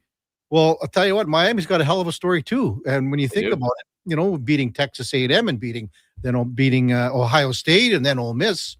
I mean, had Indy not been writing this story, Miami's story might have been bigger this year. I mean, Miami's story is incredible too. To your point, right? They open up the season, Labor Day weekend, 3-day weekend. They go down or they don't go down. They were at home. They beat Notre Dame. I was in attendance for that game, and people came away saying, "All right, this team's the real deal." Right? Preseason top 10 team. Miami was. They continued it through the month of September. They beat Florida. They beat Florida State in early October, and then they had a snag. They lost their 2 games that they shouldn't have lost to. They lost to Louisville. They lost to SMU. And the question, moving into the unveiling of the bracket was, will Miami get in or will Notre Dame get in, right? We had that nonstop discussion. And the Tuesday prior to the championship round, the conference championship round, they were on the outside looking in, and it looked like Miami was not going to make the playoff. They end up making the playoff because of the head-to-head win over Notre Dame, and here we are. They've made the run. So you're right. I mean, it's 2 really unique stories where you look at Indiana, a team that was, like I said, 100-1 or longer preseason, and a team in Miami who, before the bracket came out, was anywhere from 175 or 200-1 to win the championship, because of the unlikelihood that they were going to get into the field. And then they got into the field, and here we are. They've made the run. Their defense has been spectacular. They've made the important plays that they've needed to. And it really is, on both sides, a fascinating story by both of these programs to be here on this Monday night playing for a title. It sure is. Hey, Tim, did you ever see the odds of, at the start of the year, if at the very beginning of the year, if you would have laid something down, that Miami would be playing Indy in the college football championship? Oof. What were they? They were astronomical. Were they? I mean, I don't know if there was an exacta on it, but it would have been through the roof. I mean, even I'll say this, Kevin, and I should have. I probably could go find it. I bet you there was an exacta when the bracket came out, and those odds would have been through the roof, right? Because you think about it, Miami was an underdog at Texas A&M. They were an underdog against Ohio State, north of a touchdown. And then the thought was they would have to play Georgia in the semifinals, but Georgia got upset by Ole Miss, and then they were a slight favorite against Ole Miss. So it is, Indiana was a favorite in all of their games heading into tonight in this bracket, even though they were only about a 3.5 point favorite against Oregon. But yeah, to your point, the number for the exacta of Indiana versus Miami would just be astronomical. I'll circle back real quick. If Indiana does win the championship tonight, there are some really great people who go back and look at history. This is, I believe, the longest shot preseason ever to win a national championship if Indiana wins the title. 2010, Auburn was around 50-1 or so preseason to win the national championship. I don't know if there were odds in the early 90s when Georgia Tech kind of came out of nowhere and was a co-national champion with Colorado, but to put into perspective, this is one of, if not the longest shot to ever win the national title in this sport. Yeah. And I'm just looking at that too. And it's, you're right. Auburn was 50-1 back in 2010. And now this is 100-1. What are you liking here, Tim? What are you liking for tonight? Even prop bets, something catching your eye that you could let our listeners in on? Yeah, so I did bet Miami plus the points. I did not bet them on the money line. I look at this game and I think it's going to be an absolute war. So I took 8.5. I still think 7.5 is fine. That's where the market's at. Look, going against a freight train like Indiana is not enjoyable. And I'm a contrarian bettor at heart. So this is the contrarian side. A lot of people You'll see the betting split starting to surface on social media. There will be a lot of people on Indiana here, whether it be a straight bet or via moneyline parlay, whatever it may be. But the way I look at it, Kevin, and maybe this is too simplistic because, teams do get better, power ratings do rise. But you think back to December 6th, and Indiana played Ohio State in the Big Ten championship game, and the point spread was Ohio State minus 3.5. Indiana wins that game 13-10. Fast forward to New Year's Eve, and Miami closed as a 7.5 point underdog to Ohio State. They win that game 24-14. If you look at those 2 point spreads and you do the math, the difference is about 4 points, right? But yet we're looking at 7.5 or 8 here on a neutral site. And you could even give a little bit of home field advantage to Miami. So I do think the numbers just elevated a bit, but I understand why, because Indiana dominated Alabama by 5 touchdowns. They beat Oregon by 34. So this looks like a team that is raring to go and no one really wants to get in front of. I think if Miami plays their game, Kevin, I think this is going to be competitive. I think this is going to be a battle. What Miami wants to do, they want to grind it out. They have an elite offensive line, really good running back in Mark Fletcher. So I look at what Miami probably wants to do. These are also 2 teams that are not very fast-paced, right? We saw in the semifinal when Miami played Ole Miss very up-tempo, go, go, go, go, go. That's what they want to do. And in that game, Miami had the ball for over 41 minutes. So I think this is kind of a grinder. I also like the first half under. Peek around, see if you can find, a 24 out there. They're mostly 23 and a halves. Still like it a little bit at 23 and a half. But I think to me, Kevin, I look at this game going into the locker rooms at, 10-10, something like that. And then in the second half, I could see things opening up a little bit. The biggest concern I have regarding my bet on Miami is, are they going to play a clean game? You think back to Ohio State. They had 0 penalties in that game. Against Ole Miss, they committed 10 penalties. And what I said about Indiana is they don't make mistakes. And if Indiana makes you get into those mistakes, like we saw against Oregon, first play from a scrimmage, pick 6 against Oregon, touchdown Indiana. Later in that first half, a mistake inside their own 5-yard line on a miscommunication with their running back, Oregon, that is. They fumble, Indiana recovers, and that was basically ball game. Miami has to play a smart game, a clean game, but if they can do that, and we've seen that a couple of times this postseason, I think this is a competitive ball game. So I think Indiana probably sneaks it out and wins the title. It would be a great story, but my vision is a competitive game tonight, and I like the points with Miami. So I did take 8.5, still think 7.5 is available. I like first half under. And as for a prop bet, I'm not the biggest prop bet guy, but I'll give you one. Charlie Becker, the wide receiver of Indiana, he has become their big play threat. And you can find his longest reception. I haven't checked this morning, but I think it's around 23.5 yards. He has gone over that number in 6 of the last 7 games. He is their big play threat. He's big bodied, about 6'4", got great speed. They like to go deep to Charlie Becker. So over his longest reception, I think is a little bet if you're looking for a prop to play. I did play that one personally. So over 23.5 was the number I got on his longest reception. Anything on the other side with Miami, like maybe a Malachi Toney, anything kind of pique your interest there? Yeah. So so I'll give you a quick story here. One that that I bet, I'm not a conglomerate. I bet it personally, was Carson Beck over rushing yards against Ole Miss. And if you think back to the game, you remember some moments where Carson Beck utilized his legs, right? He scored the game-winning touchdown. He had a couple of scrambles. Well, the problem was he got sacked a handful of times. He threw a backwards pass that was ruled a fumble. That's negative rushing yards. And he also got called for intentional grounding. So, I don't know if he's able to go over his rushing prop tonight, Carson Beck.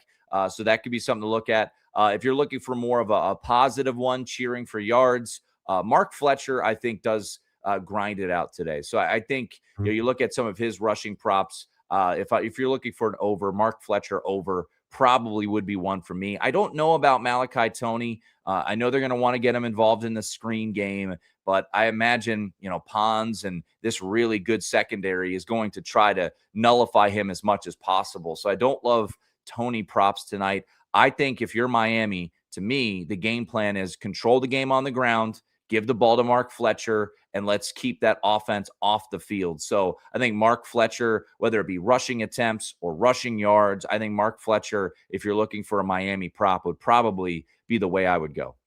Tim, I had to go the other way with our bet tonight with producer Duke. I've got the 7.5, and I've got Indy. So we'll have to see what happens. Well, that's the beauty of sports betting. It's what I always say to people. You lead to so many arguments. Not to say that we're arguing, Kevin, but at the end of the day, one of us is going to be right, one of us is going to be wrong. That's the beauty of sports betting is, there's no gray area. There's no Mount Rushmore of what, player, should be there. This isn't LeBron versus Jordan. It's, hey, they're going to play it on the field. One of us is going to be right, and one of us is going to be wrong. That's the beauty of sports betting, and that's the beauty of these games. So we'll see how it plays out tonight. I'm excited, though. Look, we started the year. We were out in Hawaii. We saw one of the first games of the college football season. And I'll be on the air tonight watching and reacting to the final college football game of the season. It's always bittersweet, though, to have the season end. You spend the whole summer, whole off season preparing for it. You enjoy every moment, and then it feels like it's gone in a flash. So I'm excited. Two very teams that I don't think many of us predicted to be here, even middle of the season, right? So to have Indiana and Miami in the national title is certainly a unique storyline. So hopefully it's good for the sport. Hopefully the ratings are high, and we'll see. One of us will be more happy than the other later on this evening. We probably both agree. We're just looking for a good game, though, too, right, Tim? No doubt. So yeah, hopefully it's a good one, and I think, like you said, either one wins this national title. It's a great story. I certainly think Indiana winning their first ever national title would probably be a slightly better story. So we'll see how this one all plays out. And as a Notre Dame fan, if you had told me in 2026 that a school from Indiana would be winning a national championship in football, Kevin, I think I'd be doing a dance on a table right now saying, all right, who's it going to be? Purdue, Indiana? No way. Notre Dame's definitely going to be that team. But lo and behold, the boys from Bloomington are here on the doorstep, and we'll see how it plays out tonight. What do you think the over-under will be for Michael Irvin camera shots on the sidelines, Tim? Oh, man. Well, they have about 50 different, broadcasts here in the States on ESPN. I'm surprised they don't have just like a Michael Irvin camera as one of the broadcasts here. But Michael Irvin, Ray Lewis, Jimmy Johnson, the list goes on. And I'm sure Mark Cuban will have his fair share of camera time as well. So there's no doubt this will be a star-studded affair, and we'll see. I mean, Michael Irvin getting the Saturday Night Live treatment on Saturday. So you've made it big when they're making fun of you on Saturday Night Live for how you react on the sidelines. Great stuff, Tim. As always, thanks for coming on. Thanks for teeing up the national championship. Enjoy the game, and we'll talk soon. Thanks, Tim. All right, Kevin. Appreciate it. Thank you. That's Tim Murray from VSiN Primetime. The national championship is tonight. Indiana, Miami, 7.5. Duke and I have it at. Tim said that he had one at 8.5. He's fine with 7.5 too. He's taken Miami to cover. I got Indiana minus 7.5. Duke. I don't know, man. I hate when you have the expert on and he goes against what you know what I mean? But I mean, hey, that's the nature of sport, right? Is that everybody thinks one thing, it can go the other, and vice versa. Well, there's a reason they're favorites. There's a reason they're favored by that many points. Like the season they put together has been so dominant. But it's easy to see a route to how Miami keeps the game close, right? Through their defense and Carson Beck managing the game, if you want to call it that. So I'm looking forward to it. Obviously some hockey on tonight, but other than that, kind of the football fix is getting harder and harder to find on a week-to-week basis. We're down to the Final Four in the NFL. And as Tim mentioned, wrapping up the college season with tonight's game, I hope it's as entertaining as it presents its possibility to be. 5:30? Is that the kick? I'm trying to find it now. I just thought they always seem to go at 6, but I think it's 5:30. It's 5:30. Yeah. Awesome. Which is great. A little earlier. Well, that's great. Just before I hit the ice for curling. Curling. Yeah. Hey, I got a text I forgot to tell you from Wesley Snipes, my buddy that works at Global. Okay. Cliff, I call him Cliff Olson. Cliff Harris.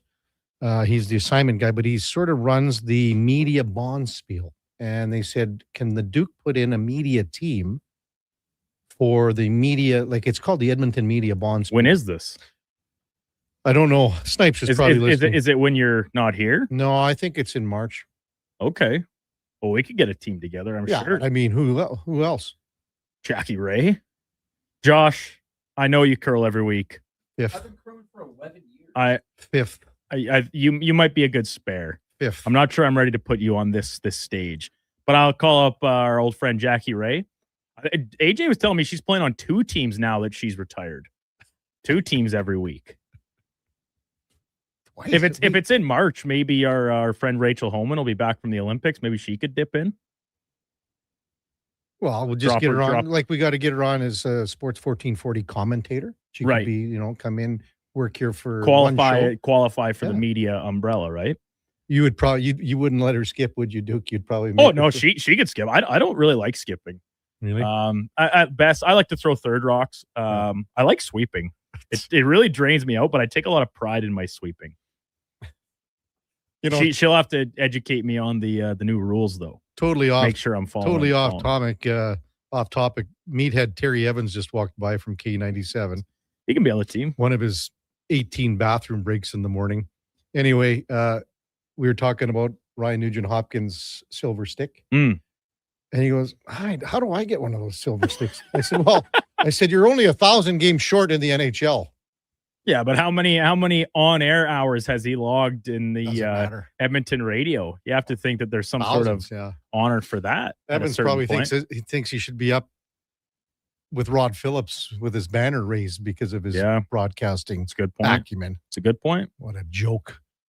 When we come back, we'll get to some of your texts, 833-401-1440. We got Jesse Granger from The Athletic, covers the Vegas Golden Knights at the top of the hour, and Frank Schwab from Yahoo Sports will bust down the NFL games from the weekend. Plus, tee up AFC and NFC Championship weekend coming up. It's all in the Kevin Karius Show with the Duke of Delburne, Josh Fenwick, Mackenzie, the intern on Sports 1440 AM radio. We are streaming on YouTube, X, Facebook, Instagram, and Twitch. The new double cheesy melt at McDonald's. We're talking 2 juicy, mouth-watering 100% Canadian beef patties, 2 slices of cheesy goodness, with even more melty, cheesy sauce on top.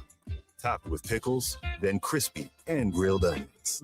The way it all comes together, you don't just eat it, you melt into it. The double cheesy melt, only at McDonald's. For a limited time only at participating McDonald's restaurants in Canada. Looking for the perfect used ride? Now's the time.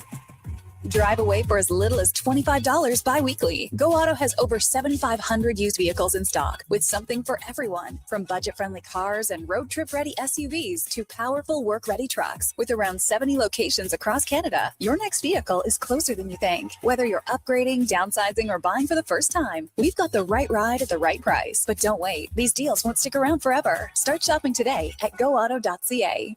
Hey, sports fans, we've got a clear choice for you. At Crystal Glass, we provide customers with the perfect glass for any job. From home to auto and even commercial, installation or repairs, we're your team. Call 310 Glass or visit crystalglass.ca. Crystal Glass. This hockey season, before every game, check out the pregame show with Andrew Walker on Sports 1440.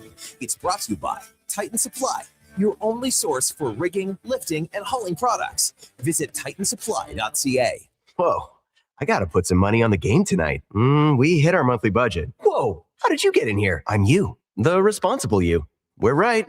We'll play another time. Sounds more like us. If you gamble, use your game sense. Visit GameSenseAB.ca. He's heading into the driveway. Temperature's dropping fast, folks. He opens the hood and, oh no, the battery's on thin ice. Yeah, that's a tough break, Tim. I mean, you can't expect to compete and win with weak parts in your game like that. But wait, he's made a clutch move. He's gone to Napa Auto Parts for the win. They've got batteries, winter-grade oils, antifreeze, and wiper blades built for cold Alberta conditions. That's a championship play, Tim. With over 85 Alberta locations, visit your local Napa store today or shop online at napacanada.com. That's Napa know-how.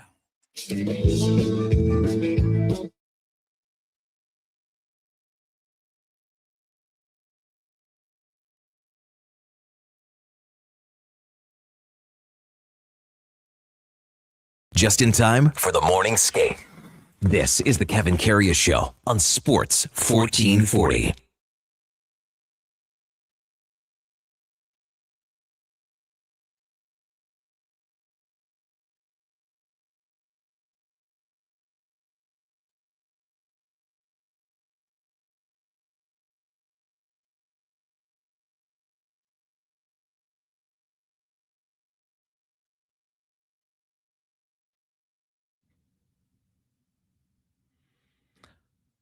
All right, welcome back to the big program, 9:49 in Edmonton.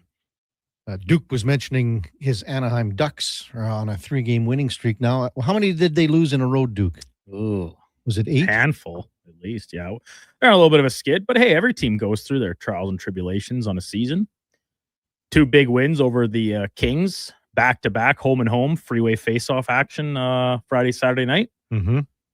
So we've got Anaheim, LA, and San Jose all with 51 points, Duke. Yes. For the last wild card. I still think, well, Utah's at 54 and Seattle's at 51 in third in the Pacific. So Seattle could drop down below the cut line in a second. I don't think Seattle's got enough to get there. Do you? No. To be a playoff team? No, I don't. So when you look at that, so 51, there's some separation. The Oilers now with 2 wins in a row. Vegas is really humming along here, and that'll be something to talk with Jesse Granger coming up at the top of the hour. Of course, they pick up Rasmus Anderson yesterday. They've won 7 games in a row. They've got 60 points. They have 12 overtime ties. Them and the Kings, they have loved the extra time in the loser point for this LA, year. Duke. It's crazy. 13. Kings have lost 3 straight in overtime. So, well, yeah, but shootout Friday night and then overtime Saturday to the Ducks. So Kings are 3 games above 500, but 13. That's 13 points. Man, even if you win 4 of those games, you're almost leading the division here, man. Mm-hmm. So, and Utah, I'm not sure exactly where Utah is. If they can hang on and sneak in as a wild card team, again, they're at 54 points. They're number 1 in the West. San Jose, Anaheim, and LA all at 51. Nashville, the Predators, after they beat the Oilers here in overtime, they were 16-8, 16-8 in the last 24 games. So after that really horrific start, Barry Trotz went bananas. They're getting better play from guys like Steven Stamkos. They still are missing Jonathan Marchessault. Roman Yossi's seems to getting maybe just another gear here. I think he had a slower start, but he's playing a lot better. So Nashville's right in the mix here. Nashville has an opportunity to snag one of those wild card spots as well. Out in the East, Duke, Tampa Bay continues to be, Detroit and Tampa are 64 points in the Atlantic. Tampa's got 3 games in hand on Detroit. But, when you look at Tampa won 11 in a row, for Pete's sake here. So Detroit has been able to stay with them. They've got a record of both teams have 30 wins. But again, Tampa Bay with 3 games in hand. There's a separation between Carolina and the Islanders, more so probably than any other division. Carolina's got 64 points. Islanders at number 2 in the Met at 57. Pittsburgh again, hey man, they got to be one of the surprise teams in the sense that not a lot of people had them making the playoffs. Pittsburgh sitting with 55, third in the Metropolitan Division. The Bruins and Sabres have the number 1 and number 2 wild card spots in the Eastern Conference, but Toronto Maple Leafs just 1 point back of Buffalo. Sabres do have a game in hand. Washington's stumbling a little bit right now. Philadelphia in a free fall. Frank Saravalli said Philly's making the playoffs. Right now, they are in big trouble, the Flyers. Losers of 5 straight. They are 5 points back of the Buffalo Sabres. And then when you look at it, the Rangers are the only team below 500 in the Eastern Conference, 21 and 22. And to be honest with you, if the Rangers could go on any kind of a run here, win 3-4 in a row, you're going to be back in the mix. but there are so many problems. I mean, and Shesterkin not being in the lineup for New York, that is a massive, massive part of their team, their success. Jonathan Quick is serviceable as a backup. Pretty tough to carry the load. Text 833-401-1440. Nail says, you should get Evans one of those Fisher-Price microphone, painted silver and present it to him. Oh, that would be great. Great idea, Nails. I'm going to work on that in the shop in the next few days. Painted silver. Jay in Victoria. Curious what MTR's take is on the NFC Championship coming up. Maybe he doesn't watch. I believe LA's the best team, but hope we are the best team because Jay in Victoria is a Seattle Seahawks fan. I believe he sent something in earlier. Yes, morning, guys. Great weekend for the Oilers and my Seahawks. He liked the Oilers' effort. I was worried they would be flat. Again, a back-to-back in the Oilers. This is just their second win in back-to-backs this year. They got a few overtime ties and shootout losses and things like that, but just their second win in regulation when it comes to back-to-back, and that would be, oh, man, what are they? They were 1, 3, and 4, something like that, so make it 2, 3, and 4 moving forward. Text 833-401-1440. Again, top of the hour, we will check in with Jesse Granger from The Athletic, covers the Vegas Golden Knights. Also coming up in the 10 o'clock hour, Frank Schwab from Yahoo Sports. We will look back to yesterday's NFL games and look forward to the NFC and the AFC championship games. Before all that, time now for a Sports 1440 update brought to you by AWS Welding Supplies in Nisku.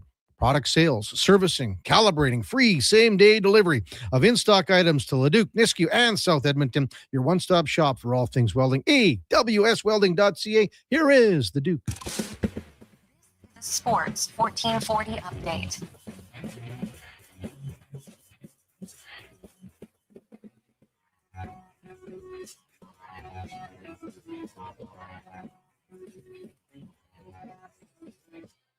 Ten-game slate in the NHL today, and Martin Luther King Jr. Day south of the border. So some matinee affairs. Hurricanes kick things off against the Sabres coming up at 11:30. Caps in Colorado. Kraken host the Penguins. Flyers take on the Golden Knights. Maple Leafs host the Wild. Jets are in Chicago. Devils are down the highway playing the Flames, and the Canucks host the Islanders in the nightcap. Breaking news out of the NFL earlier this morning, in case you missed it, Sean McDermott fired as head coach of the Buffalo Bills after 9 seasons and a 98-50 record, but an 8-8 record in the playoffs. Most recent loss coming on Saturday, a 33-30 overtime loss to the Broncos. In the association, full day of games there as well, starting with Atlanta taking on Milwaukee at 11. OKC's in Cleveland for a 12:30 tip-off. Knicks hosting Dallas at MSG. Phoenix is in Brooklyn, and the Celtics head to Detroit to play the Pistons in the evening.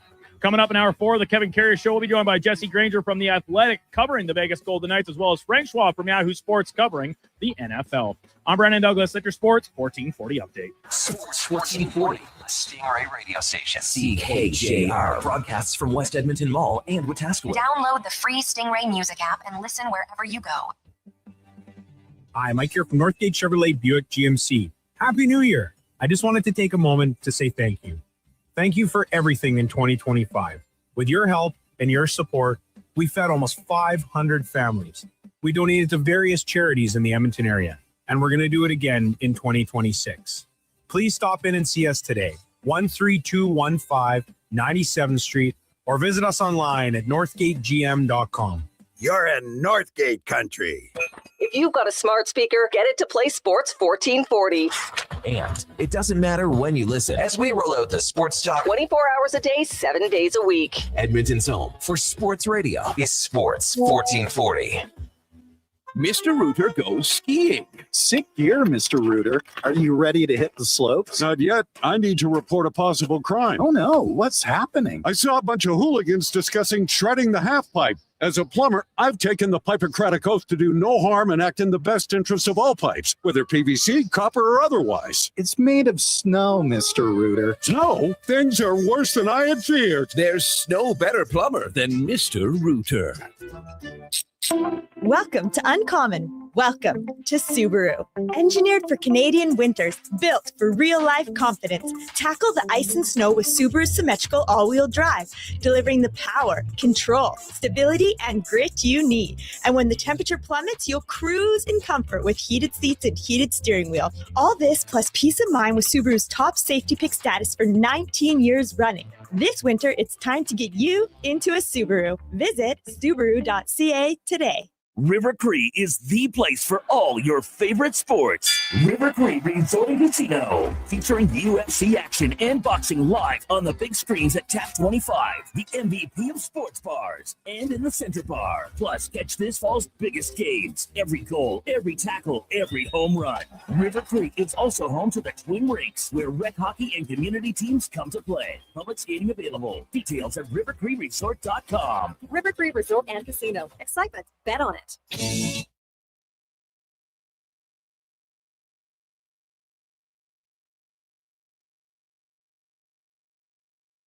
Just in time for the morning skate. This is the Kevin Karius Show on Sports 1440.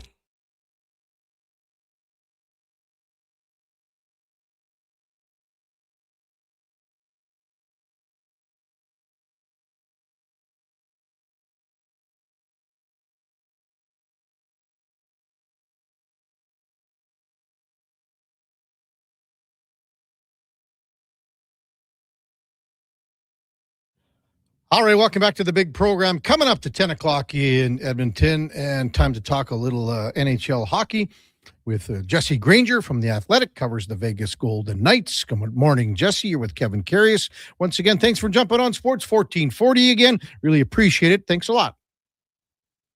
Yeah, good morning. Thanks for having me. So let's bust down this Rasmus Andersson trade. I mean, a lot of teams were sniffing around the Calgary Flames, and you had to give something to get something. But how does Rasmus Andersson fit in here with the Golden Knights moving forward here, Jesse?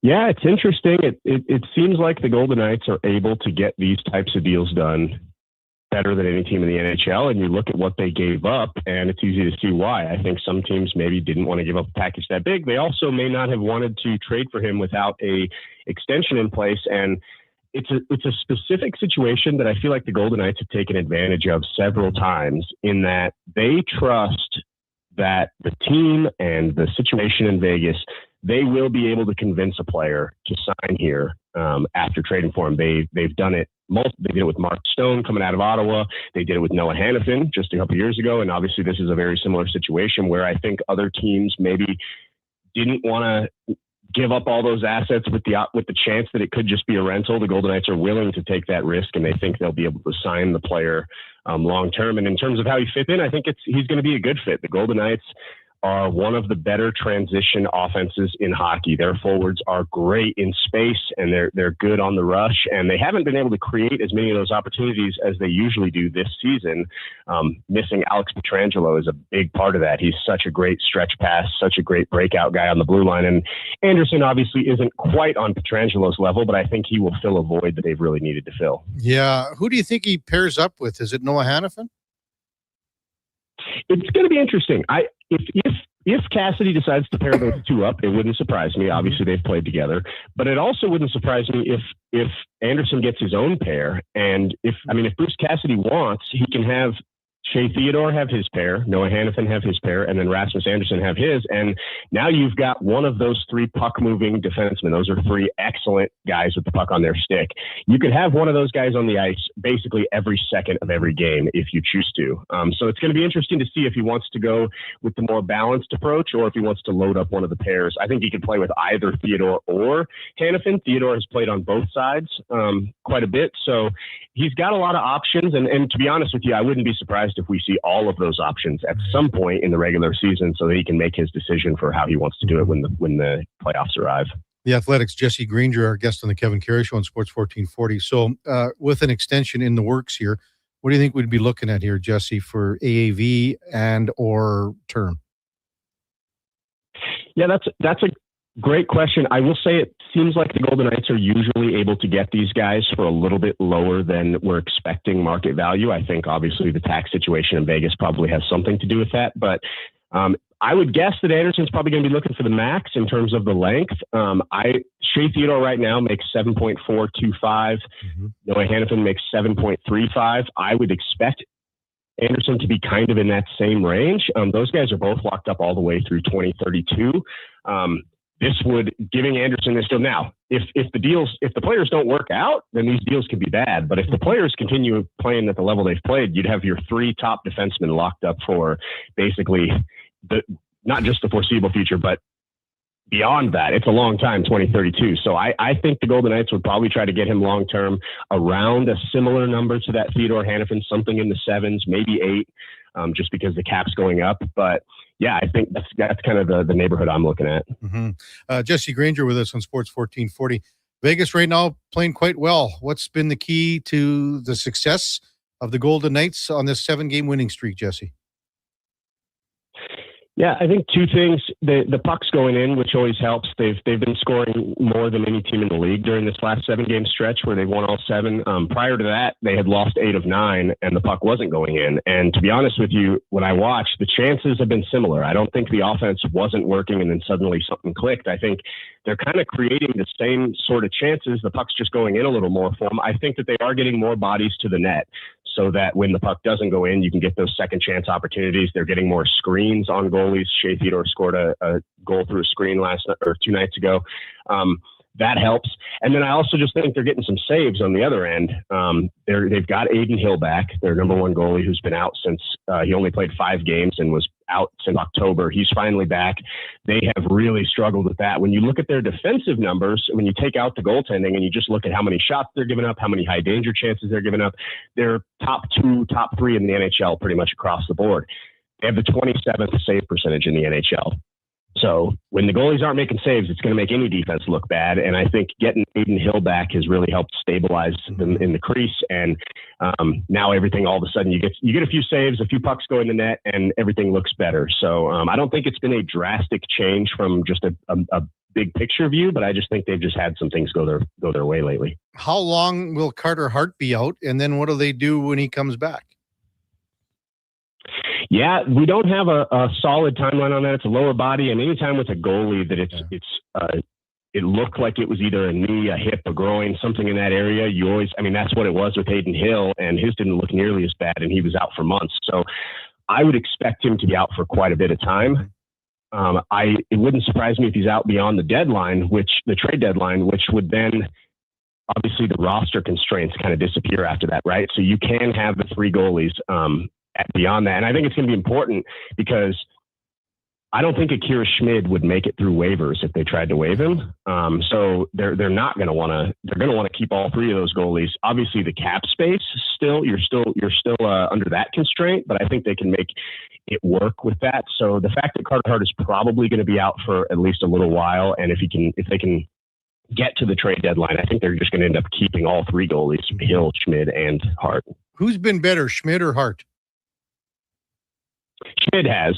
Hart has had some moments where he makes but honestly, that's kind of his style. Even from I remember watching him in Philadelphia, he is very acrobatic. He will make the 10-bell save. He will make the heroic looking stop, but then maybe let in a couple that you'd rather not go in. Akira Schmid's the exact opposite. He's not the most athletic goalie. He's not going to make the visually impressive saves, but he's just great with his positioning. He's a big guy. He's calm in net. You rarely see him outside of his posts, and he's been a stabilizing force for this team. He hasn't been great, but I think considering the circumstances, he's kind of allowed them to stay afloat. They obviously had a bunch of overtime losses early in the year, but they were picking up those points. And that's why, even when, like I mentioned, they lost 8 of 9, they were still in first place in the Pacific, even at that point. And a lot of that is just picking up those single points. And that's Akira Schmid making an extra save here or there. Like I said, I don't think he was great, but I think he did the job of being that backup goalie to kind of keep your team in it every night. I agree with you. Schmid gets taken, all day, every day if he were to be placed on waivers. Do you think Carter Hart would be taken if he got sent down somehow? And I see him clearing waivers is what I'm saying. Yeah, I think you're probably right. Just based on all the noise that a team would have to deal with if they were to claim him. It's a $2 million cap hit. So it would save you some money. Obviously, that's above the threshold, so you would still have some counting against your cap, even if he was down in the minors. That's kind of why I suggested Schmid, just because his you'd be able to fully bury his cap hit. But you might be right. If they were stuck in a situation where they had to waive one, you might want to waive Hart and then just deal with that little bit of cap at like the leftover after you bury it. Just because, like you said, I agree with you. I don't think a team would claim him. Yeah. Jesse Granger with us on the Kevin Karius Show on Sports 1440. How would you assess how Mitch Marner's played for the Golden Knights this year, Jesse, in the sense that maybe the goals are down, but the points are still there? Yeah, I think he's been good, but not great. I think there's another level to his game that we have yet to see, and I think it's understandable why we haven't seen that. When you look at, okay, it's a guy going to a new team for the first time in his NHL career. It's been a long time since he's had to adjust to new teammates and a new situation and all that. And then you throw on top of it the fact that they're playing him at center, which he's played center 12 of the last 13 games for the Golden Knights, and he hadn't played center in his entire professional career prior to that, hadn't done it since junior hockey. So that's quite the adjustment for a guy.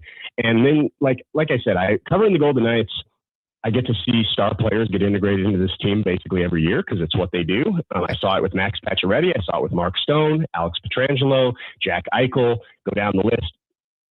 It usually takes them a few months. Like I can remember with almost every one of those players, I can remember thinking, wow, this guy's not quite as dynamic as I expected him to be. But then 3 or 4 months in, all of a sudden it clicks and they're the guy you thought they were getting. And I think we have yet to get to that moment with Marner. But he's so good that even when he's not at his top, at his peak performance, he's still really good. I mean, his edge work is insane. He protects the puck so well. He's got great hands. He has been a good center for this team. Bruce Cassidy asks a lot. I mean, the center always has more defensive responsibility, but in Bruce Cassidy's system, there's a lot put on the center's plate, and Marner has handled it well.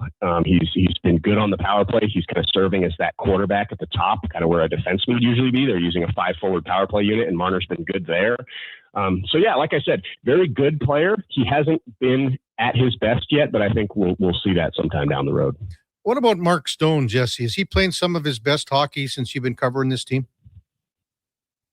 Yeah, that you nailed it. I think he's playing the best he's ever played, which is kind of wild when you think about it. I mean, the guy is 33. He's battled injuries. He's missed good chunks of the last several seasons, and yet this is the best I've ever seen Mark Stone. He has been absolutely on fire. The puck's going in for him. He's going to the front of the net. Like I said earlier, the team as a whole, I think Mark Stone has led that charge. If you go back and I think he scored 10 goals in the last 11 games. Go back and look at him. I don't think many of them are more than a foot outside of the blue paint. He is in front of the goalie, and he's got such good hands in that area. Like it's a unique combination to have a guy that's that big that can get to those areas, and you can't move him out of it. And he also has the slick mitts in there that if the puck gets on his stick, he's going to lift it up over the goalie and put it in the net. He's been phenomenal for him. He is the most important part of the power play. And this year, the Golden Knights haven't been nearly as good at even strength as they have in past years. They've been much more reliant on the power play, but the power play's been great. And Mark Stone's the biggest reason. He kind of sits below the goal line right next to the net where he can either drive the net real quick or he can find Pavel Dorofeev, on the backside. And yeah, he's driving that power play. He's been excellent for him. He's still the good defensive winger. He's got a great stick in the defensive zone. He creates transition chances with those turnovers. He's doing everything for this team. Yeah. Do you think he can eclipse his season high point totals, goal totals? Yeah, he did miss quite a bit of time at the beginning of the season, so he's going to have to if he's going to do that, he's going to have to maintain this kind of torrid pace that he's on. But I mean, I think he can get there. 33 goals is his career high. He's at 18 right now. That's still a lot to go, but he like I said, if he keeps on this pace, he will pass him. Missing that time at the beginning of the year is really the only thing that might keep him away from those. Because, like I said, this is the best hockey he's ever played. What kind of role do you think he plays for the Olympic team for Canada, Jesse? So we've talked a lot. Like I hear everyone talking about the smaller rink and the neutral zone being smaller, and I can't help but think every time I see anything about that, I can't help but think, man, Mark Stone has got to be more excited than any player in the world that the neutral zone is going to be smaller, because he plays such a unique style of hockey. He never has two hands on his stick. He's always just got the one hand, and it creates such a wide range for him. And he's so good at knocking those pucks out of midair if you try to saucer it past him. He is just a nightmare to get past in the neutral zone. Like when the Golden Knights have beaten teams, like when they beat Colorado a few years ago in the playoffs, he was such a pain in Nathan McKinnon's butt.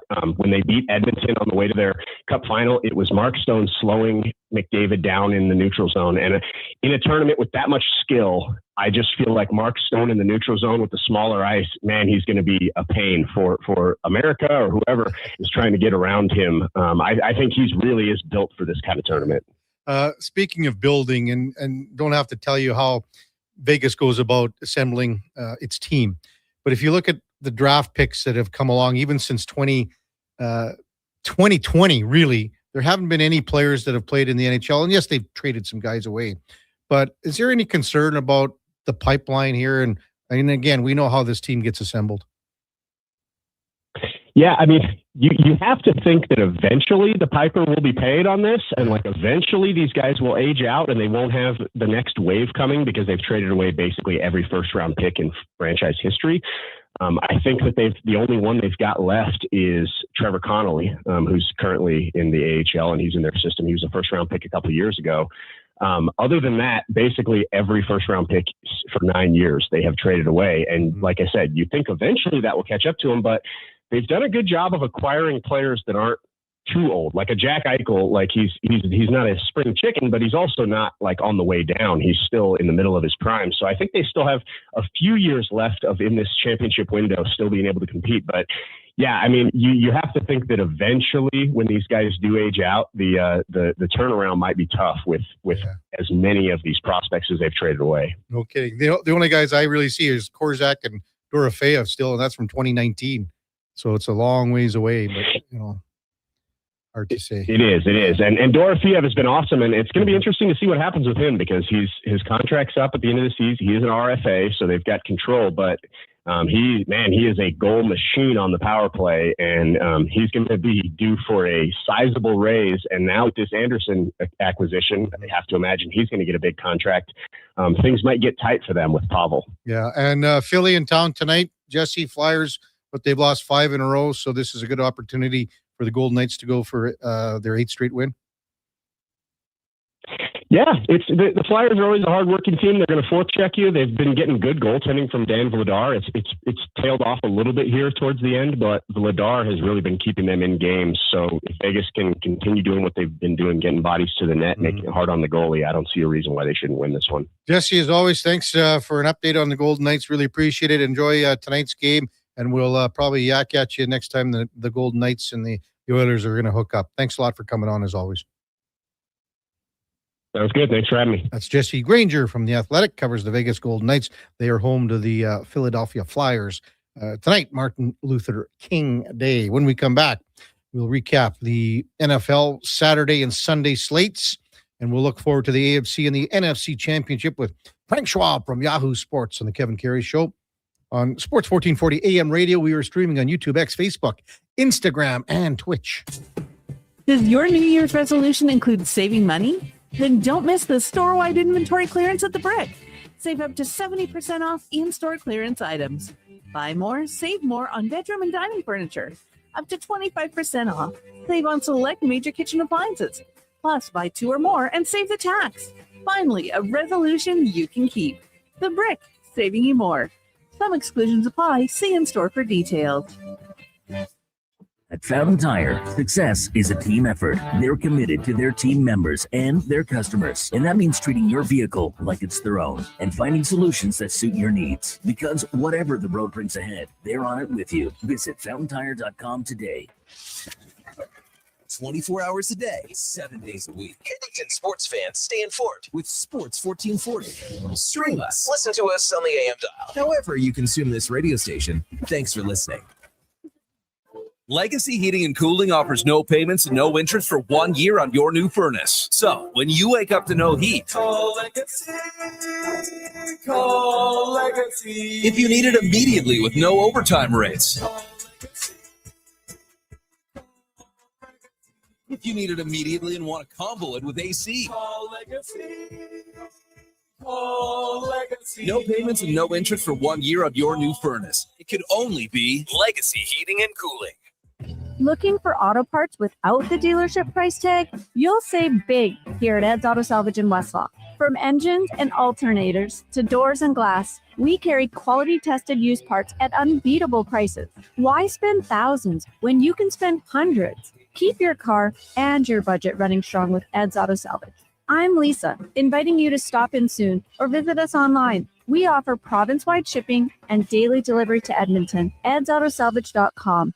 I'm Rick Showers from No Bull RV, and even though it's a few months past Thanksgiving, I want to give thanks right now. This is the time of year when so many people go to the new RV show and buy their new RVs. All the new RV stores are bragging about the latest makes and models. That's right, Bob. Those beautiful state-of-the-art RVs are brand new right up until the time they leave the showroom. Then they're used. Just like every quality used RV on our lot, somebody pays full price at the RV show or at the new RV store, and in a matter of seconds, it's worth tens of thousands of dollars less just because they picked it up. Where does all that money go, Rick? It stays in our customers' pockets, Bob, because we sell those same RVs just a few years later.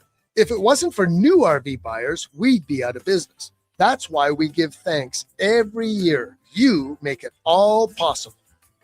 And that's No Bull. NoBullRV.ca.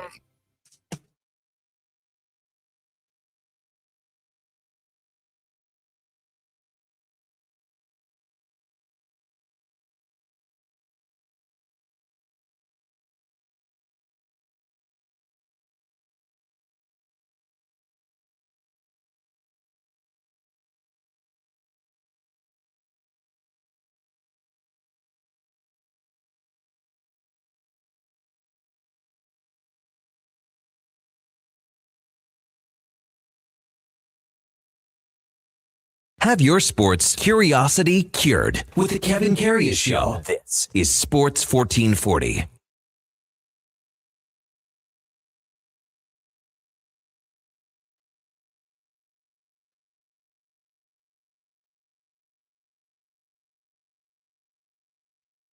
One of the top ones that we ever play here. Little Warren Zevon. Welcome back to the big program, 1020 in Edmonton, just waiting for the arrival of one Frank Schwab from Yahoo Sports. Covers the NFL. Quite a few things to unpack with Frank. He's Denver-based, so, looking at the Bo Nix situation at quarterback, not good, but you never know. I mean, you got a pretty decent defense. Mile highs, tough place to play. The air is thinner, everything, altitude for one.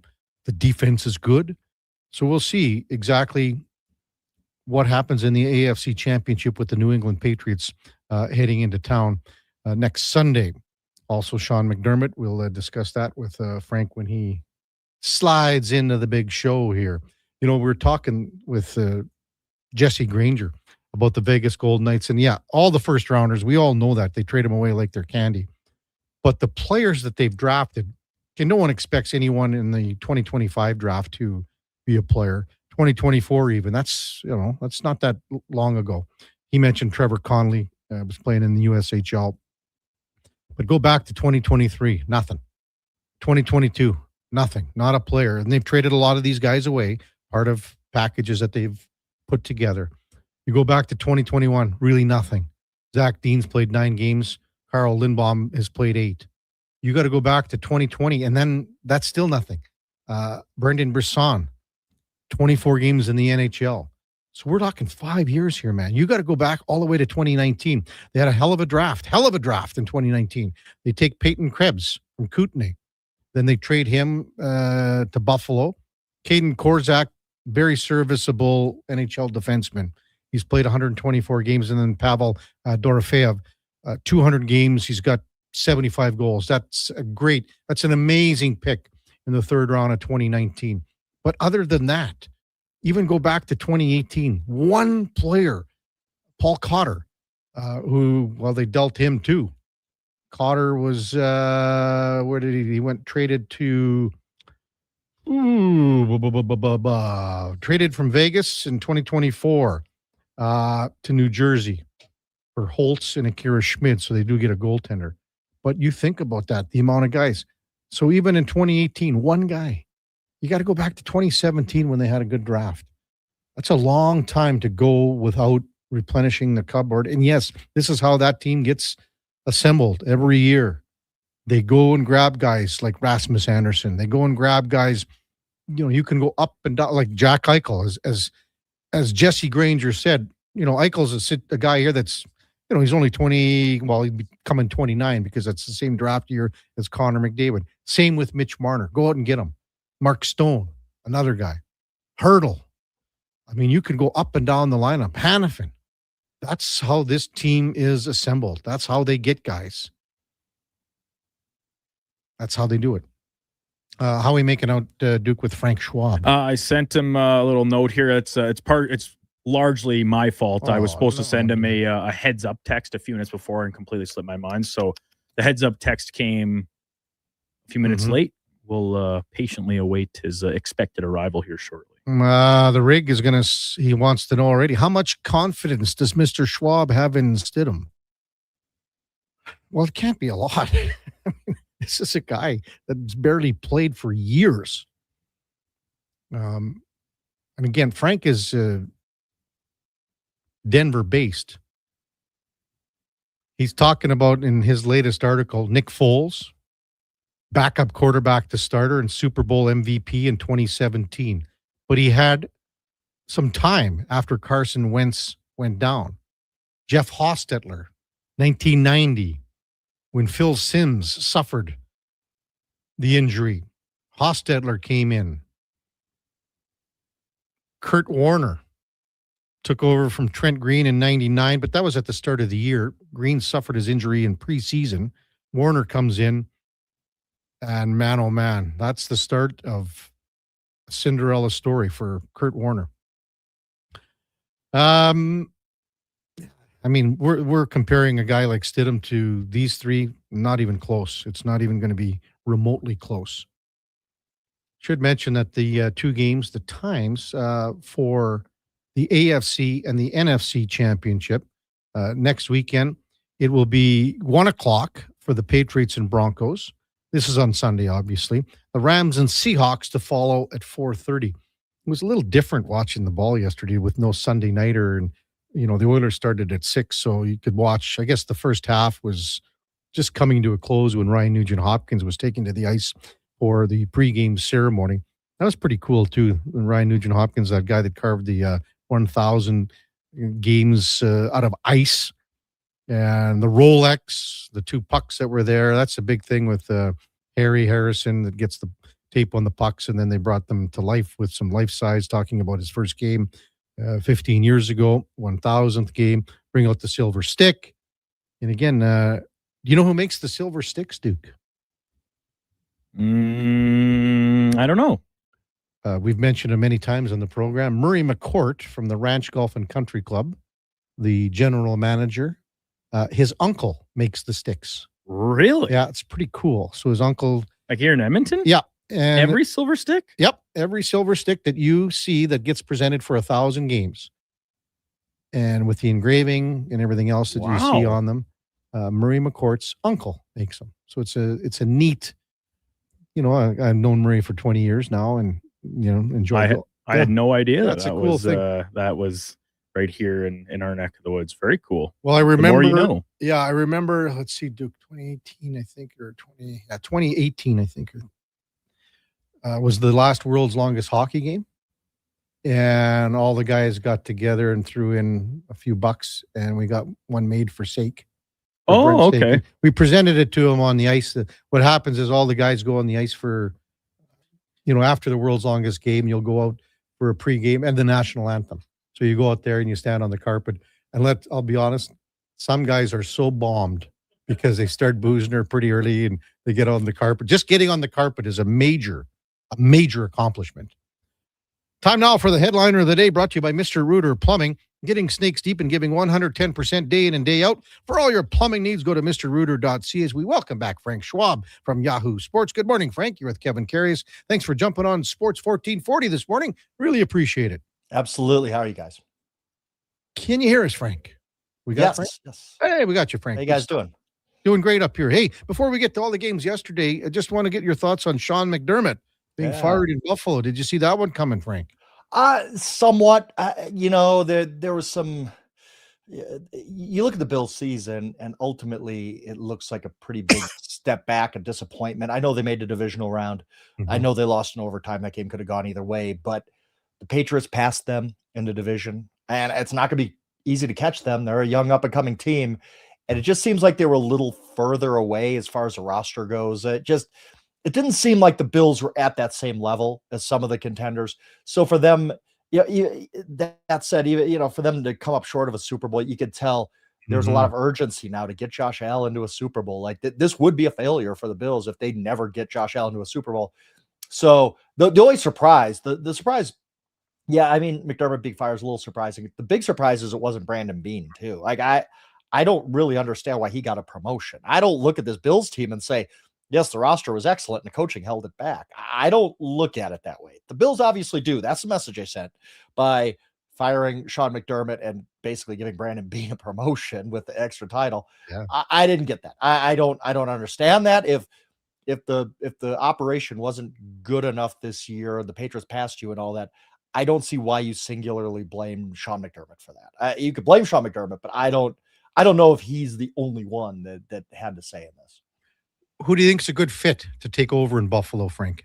Yeah, I do wonder, immediately you start to wonder, can this coax Mike Tomlin to come right back? It sounds like he really wants to take a year off, but if anything, hey, you can go coach Josh Allen right away with a team that, there's a lot of pressure involved. You've got to win. The problem with this job is mostly every other job, is you go in there, you go to Arizona Cardinals, they're not expecting you to go to a Super Bowl first year.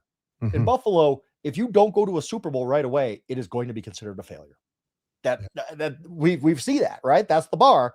So that is going to, I think, make some candidates like, ooh, if you're Mike Tomlin, you say, do I want to jump back in that fire? But I think he's a perfect fit, right? Like you go in right away, great coach with a team that wants to win now. I just don't know that he wants to coach right away. Yeah. We'll see on that, but he's the kind of the white whale there.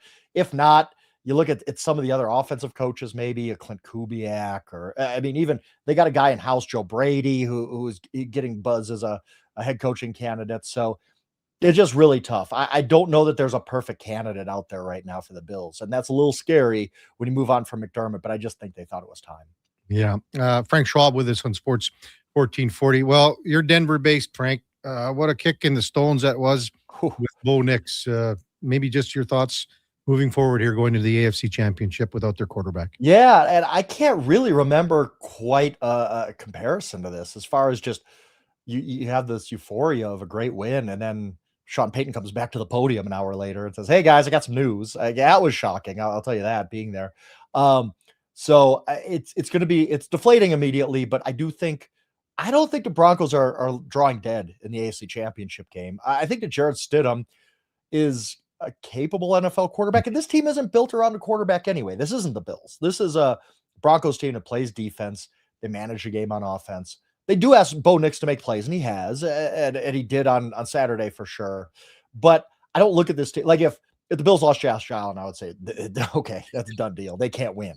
I think the Broncos can still at least keep this close against the Patriots with Jarrett Stidham.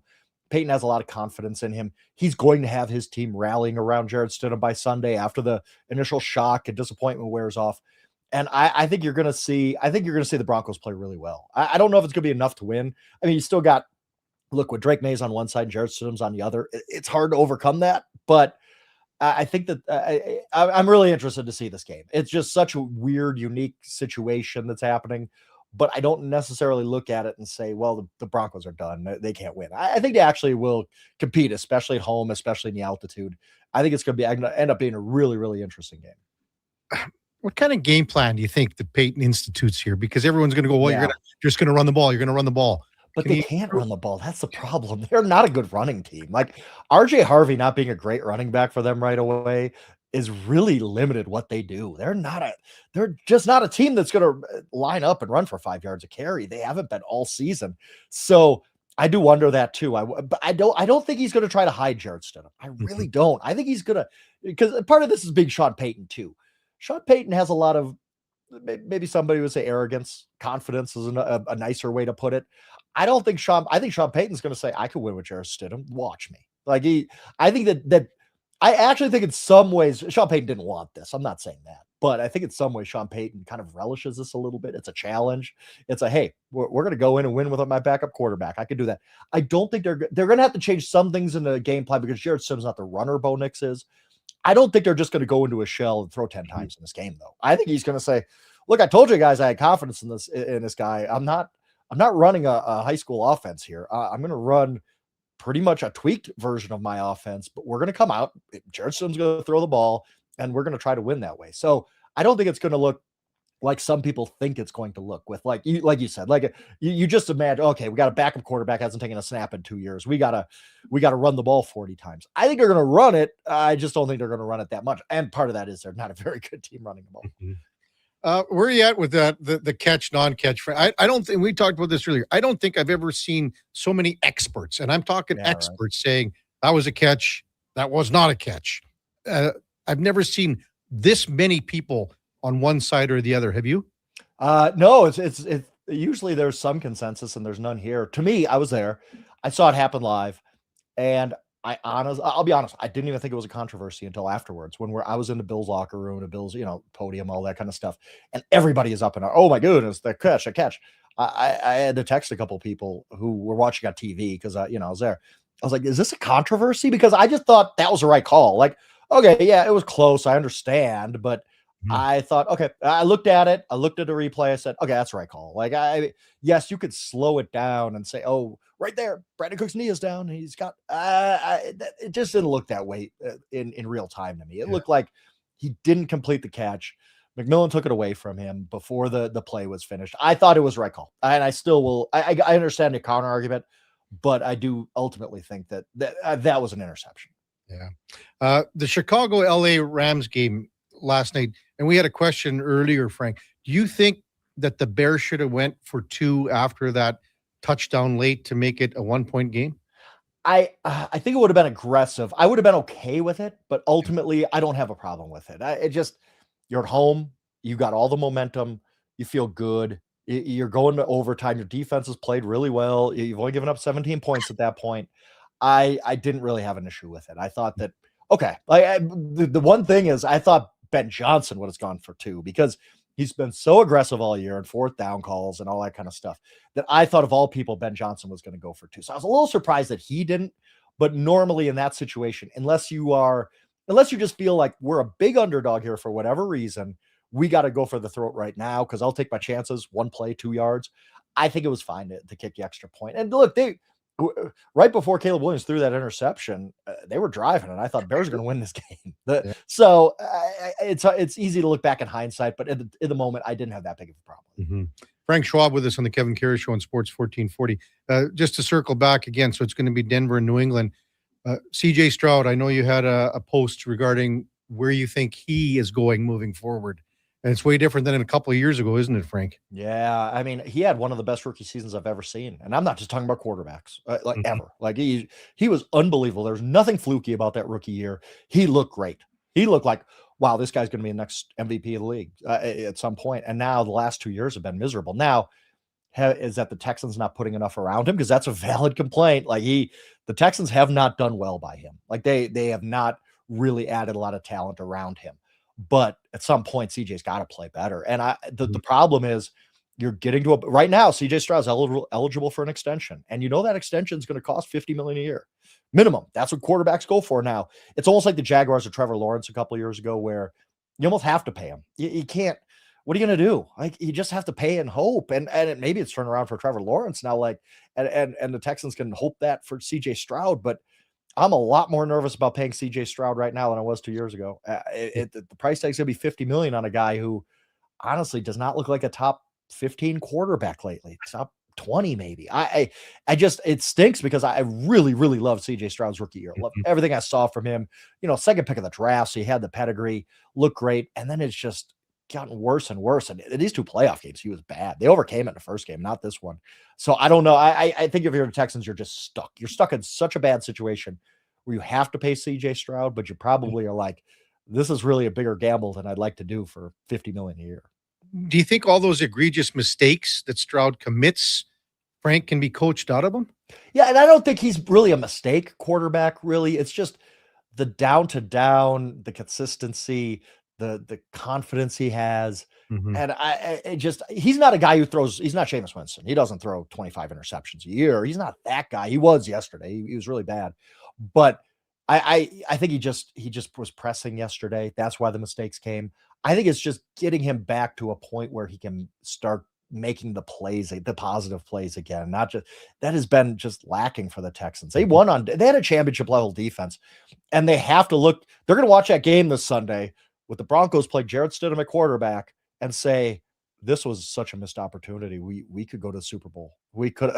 This was a year we could have finally taken this franchise to a Super Bowl. We blew it, and I think that's the problem. I think you look at that and you say, if CJ Stroud was just average with that defense, they could have got a long way. So yeah, I think that CJ, it's just going to be an organizational thing where they have to, from right now, have to figure out how do we get CJ Stroud back to where he was his rookie year. Yeah. Hey, if you're power ranking the remaining 4 teams, Frank, do you have the NFC teams at 1, 2, and then AFC 3, 4? Yeah. And I had the Seahawks and Rams in that order, 1, 2, most of the late part of the season. I think Rams are. I think those 2 teams are almost 1A, 1B. I like the Seahawks a little bit better, but I understand if somebody has the Rams ranked ahead of the Seahawks. And then honestly, I think it's a pretty big gap until the Patriots. The Patriots have played well, they've done well, but I do think, look, the strength of schedule thing gets overblown a little bit, but it's there. It's not nothing. They have caught a lot of breaks, including this week. And then almost you have to put the Broncos 4 because of the quarterback situation. I can sit here and say, I think Jarrett Stidham's going to play better than expected and all that kind of stuff, but they're still number 4 because of that quarterback injury. Yeah. Who do you like? Do you like Seattle then to win it all right now? Yeah, I do. But I will say this. The Seahawks were able to kind of hide Sam Darnold in the divisional round. So I don't think we really know how healthy he is. Oblique injuries don't just go away like that. It's a bad injury to have because you can't brace it up. There's just not much you could do about it. You're not going to be able to throw 17 times against the Rams and win the game. Like, we know that. Like, you are going to have to go out there and throw 30 plus times because it's going to be that kind of stressful game. And I still don't sit here and have any confidence knowing how healthy Sam Darnold is. And I think I'm not one of these guys that just, dumps on Sam Darnold all the time and is a skeptic. I think he's a very, very good quarterback. Yeah. And he did play well on Saturday when he had to.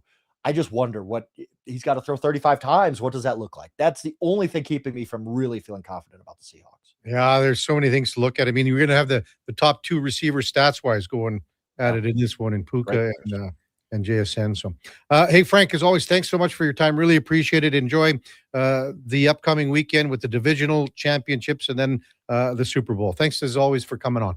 Absolutely. I appreciate it. That's Frank Schwab from Yahoo Sports. Our headliner of the day brought to you by Mr. Rooter, the #1 overall pick in your fantasy plumbing pool. That's MrRooter.ca. Kenneth texted in, hey, those 2 plays aren't even close to similar. Right calls in both. He's talking about Cooks and Adams, I believe. These are the same type of people who think McCarr was offside. Easy calls. You're talking about McCarr when the Oilers played him, I guess, Duke? Is that 2022? Well, we argued this quite a bit, not on the show, but we've talked about it. Right. See, to me, I think McCarr was offside, obviously, because of the puck control, right? Right. And because he looked down at the puck. To me, a guy that is a Hall of Famer, Norris Trophy winner, Conn Smythe winner, if he knows that he doesn't have the puck and have control of the puck, he's looking down. That's what we talked about, right, Duke? Mm-hmm. So I don't know what Kenneth is thinking. He's just trying to draw a comparison to a hockey play where people are making it out to be more than it is. I suppose, like, controversial call that's like a gray area in the rule book. Mhm. We're talking about in each of these specific cases. I don't know. Your buddy MTR is all over you about CJ Stroud. Hey, Duke. Well, yeah. All morning. All morning. I mean, sure. They lost. It's over. This is a great one, though. I really don't want to hear the Texans haven't surrounded Stroud with anyone. They played in a cupcake division, Duke, his first 2 years. He has an elite defense, borderline elite WR1. That's Nico Collins. An elite head coach. He simply just needs to be better.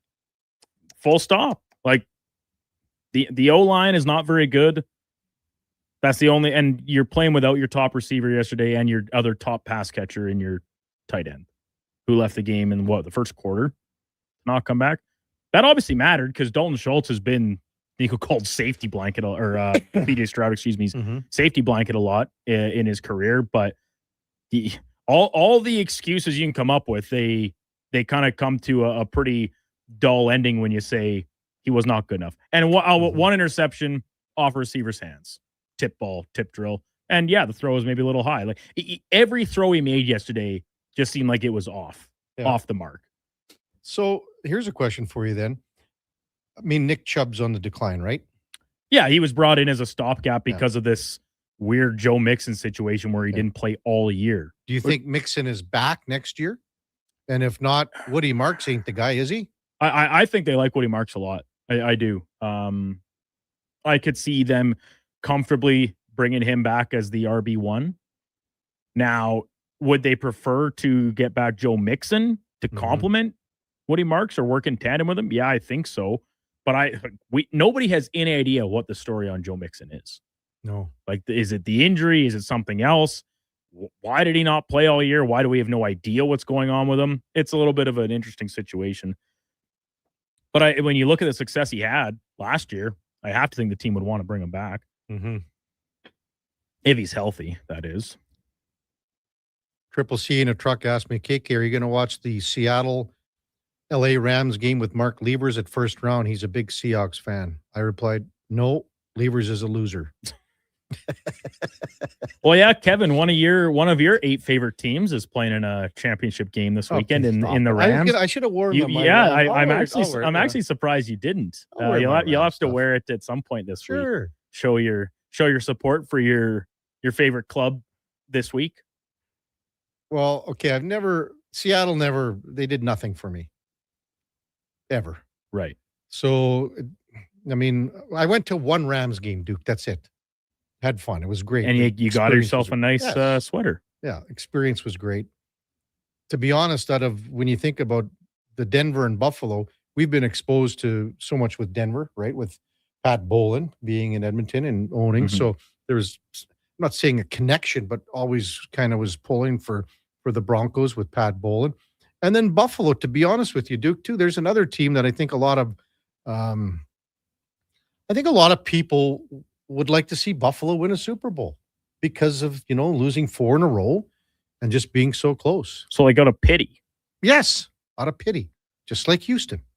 I don't think anybody has pity for Houston. Pity. It's a little pity party. That the teams that people pitied for a long time and then were happy to see them have success, I think the Bills and the Lions fill that category. Now, there's other teams that maybe you still have pity for, but they haven't had any success, like the Browns. Do people pity the Browns? I think so. I think so too. They would love to see Cleveland. Like if when Cleveland, like look at when they went to the playoffs with Baker and Stefanski, I think they beat the Steelers, right? Like people are rooting for them because it's just this natural human instinct to kind of root for the underdogs, right? For sure. Now the Bills and the Lions have kind of jumped the shark in that regard. They're not really the underdogs anymore, even if we still view them that way organizationally.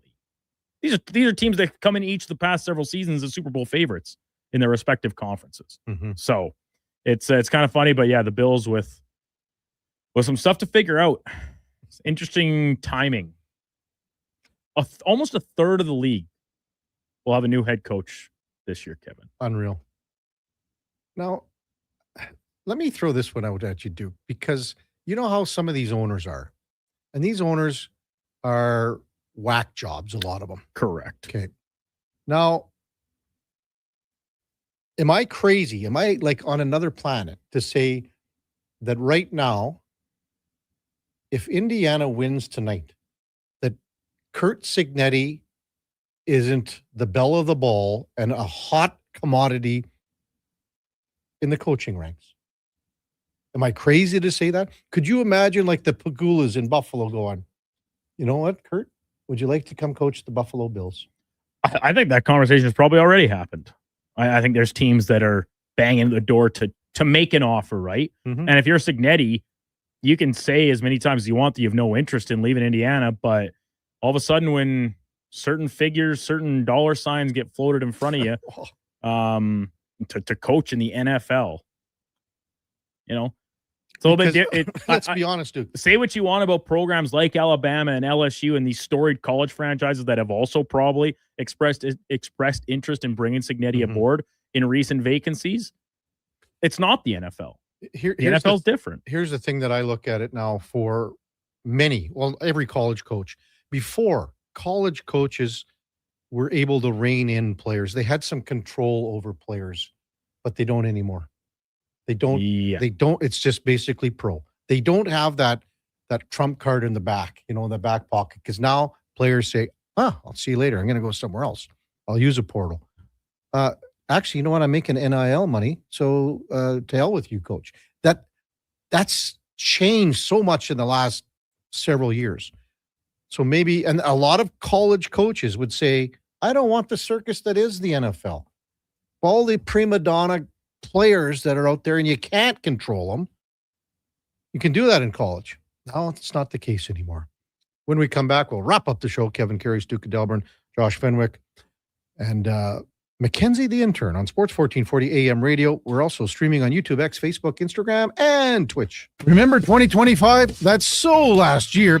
But seriously, St. Albert Dodge needs to clear some 2025 models off the lot to make room for new inventory. So they're having a huge clear out of all the remaining new 2025 Jeep Wrangler Saharas. The Sahara package is the best seller, so they have a great selection to choose from and priced from as low as $59.9. I don't have to tell you, these are going to go fast. So get there before they are gone. Just head up the trail and see how easy it is to do business at St. Albert Dodge. Come for Canada's largest trade shows, the biggest names in entertainment, exhilarating sporting events, and more. And stay for the experience at the Edmonton Expo Centre. Looking for the perfect place to host your next big event? From trade shows to galas, meetings, and concerts, the Edmonton Expo Centre has the space, event expertise, and service to make your next event unforgettable. With over 522,000 square feet of flexible event space, in-house catering, and operational expertise, they bring your biggest vision to life. Learn more at EdmontonExpoCenter.com today. Made for some rough roads, but it means trails are now packed and ready for action. Don't miss out on riding adventures this winter with a Ski-Doo from Riverside Honda and Ski-Doo. Work or play with new 2026 Generation 5 models with class-leading design and power. And right now, take advantage of 5.99% financing OAC. Only at Riverside Honda and Ski-Doo. 15 Inglewood Drive in St. Albert. And always at riversidehonda.com. Shop local, shop Canadian. This hockey season, before every game, check out the pregame show with Andrew Walker on Sports 1440. It's brought to you by Titan Supply, your only source for rigging, lifting, and hauling products. Visit titansupply.ca. Exciting news from St. Albert Dodge. The all-new 2026 Jeep Gladiator Sport packages have arrived. They have a great selection and a bunch of colors to choose from. And if you've checked out the Sport, you know it comes in some fun colors. Rugged capability, practical off-road features, and you can get behind the wheel for as low as $49.9. That's right. Put yourself in a brand new Jeep Gladiator Sport for less than $50,000. What more can you ask for? Time to head up the trail and see how easy it is to do business at St. Albert Dodge. Diablo Boots sells only Canadian-made work and biker boots made by Canada West. No American or boots made in China, so no tariffs. All of Diablo's boots have replaceable soles and heels for longer life. Sizes 6 to 14 Triple E. Buy quality, buy Canadian. And support Canada West and Diablo, the two best names in the boot business. So save on boots by Save On Foods. That's Diablo Boots, 3340 Gateway Boulevard on the east side of Save On Foods. Buy Canadian. They're terrific. He's heading into the driveway. Temperature's dropping fast, folks. He opens the hood and, oh no, the battery's on thin ice. Yeah, that's a tough break, Tim. I mean, you can't expect to compete and win with weak parts in your game like that. But wait, he's made a clutch move. He's gone to Napa Auto Parts for the win. They've got batteries, winter-grade oils, antifreeze, and wiper blades built for cold Alberta conditions. That's a championship play, Tim. With over 85 Alberta locations, visit your local Napa store today or shop online at napacanada.com. That's Napa know-how.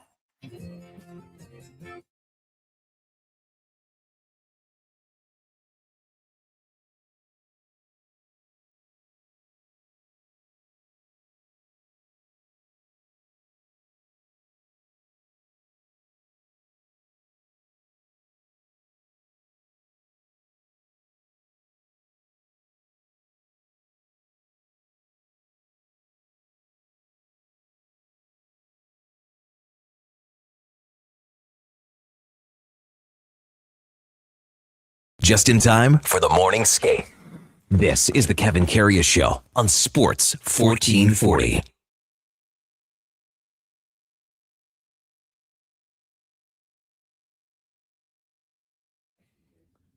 All right, welcome back to the big program, 10:53 in Edmonton, home stretch of the Kevin Karius Show. Duke is just mumbling about not having enough Tupperware to freeze his pasta that he made a big pot on Friday. I like it fresh. Well, a couple days fresh.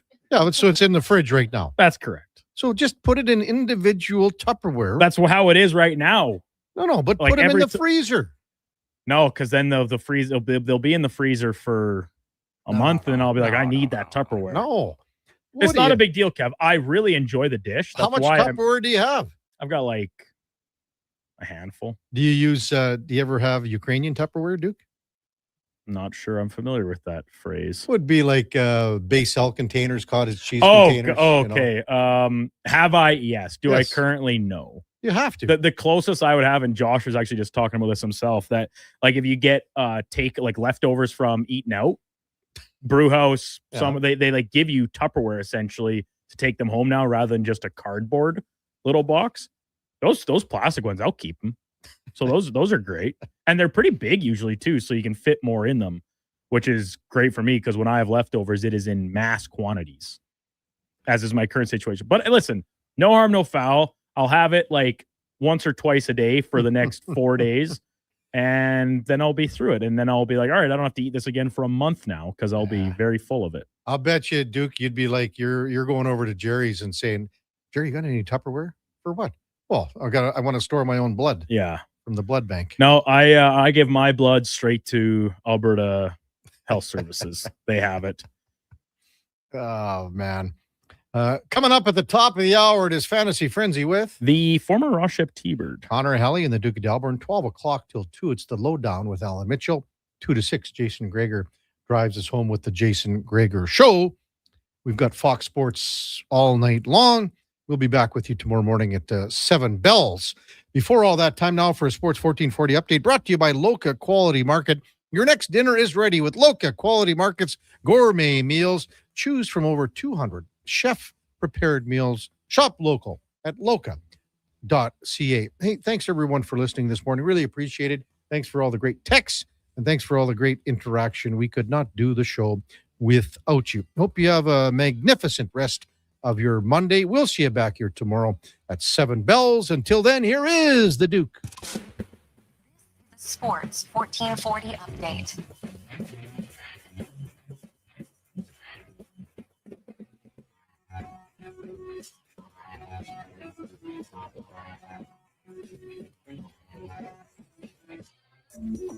Ten-game slate in the NHL today, including some early contests. It is a Martin Luther King Jr. Day south of the border. Coming up at 11:30, Hurricanes hosting the Sabres. 2 o'clock, Avalanche play the Capitals. Penguins are in Seattle.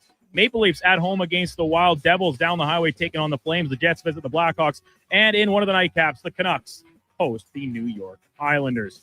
In the association, ditto there on a full day worth of games. Starting off with Milwaukee in Atlanta here at the top of the hour at 12:30. OKC tips off in Cleveland. Knicks host Dallas at MSG. Sixers welcome in Indiana, and the Celtics visit the first place Detroit Pistons at 6. In case you missed it earlier this morning, Buffalo Bills firing head coach Sean McDermott after Saturday's 33-30 overtime loss at the hands of the top-seeded Denver Broncos. McDermott, 98-50 in 9 years with the Bills. However, an 8-8 record in the playoffs. Coming up on Sports 1440, it is Fantasy Frenzy with Hallie and Douglas. I'm Brennan.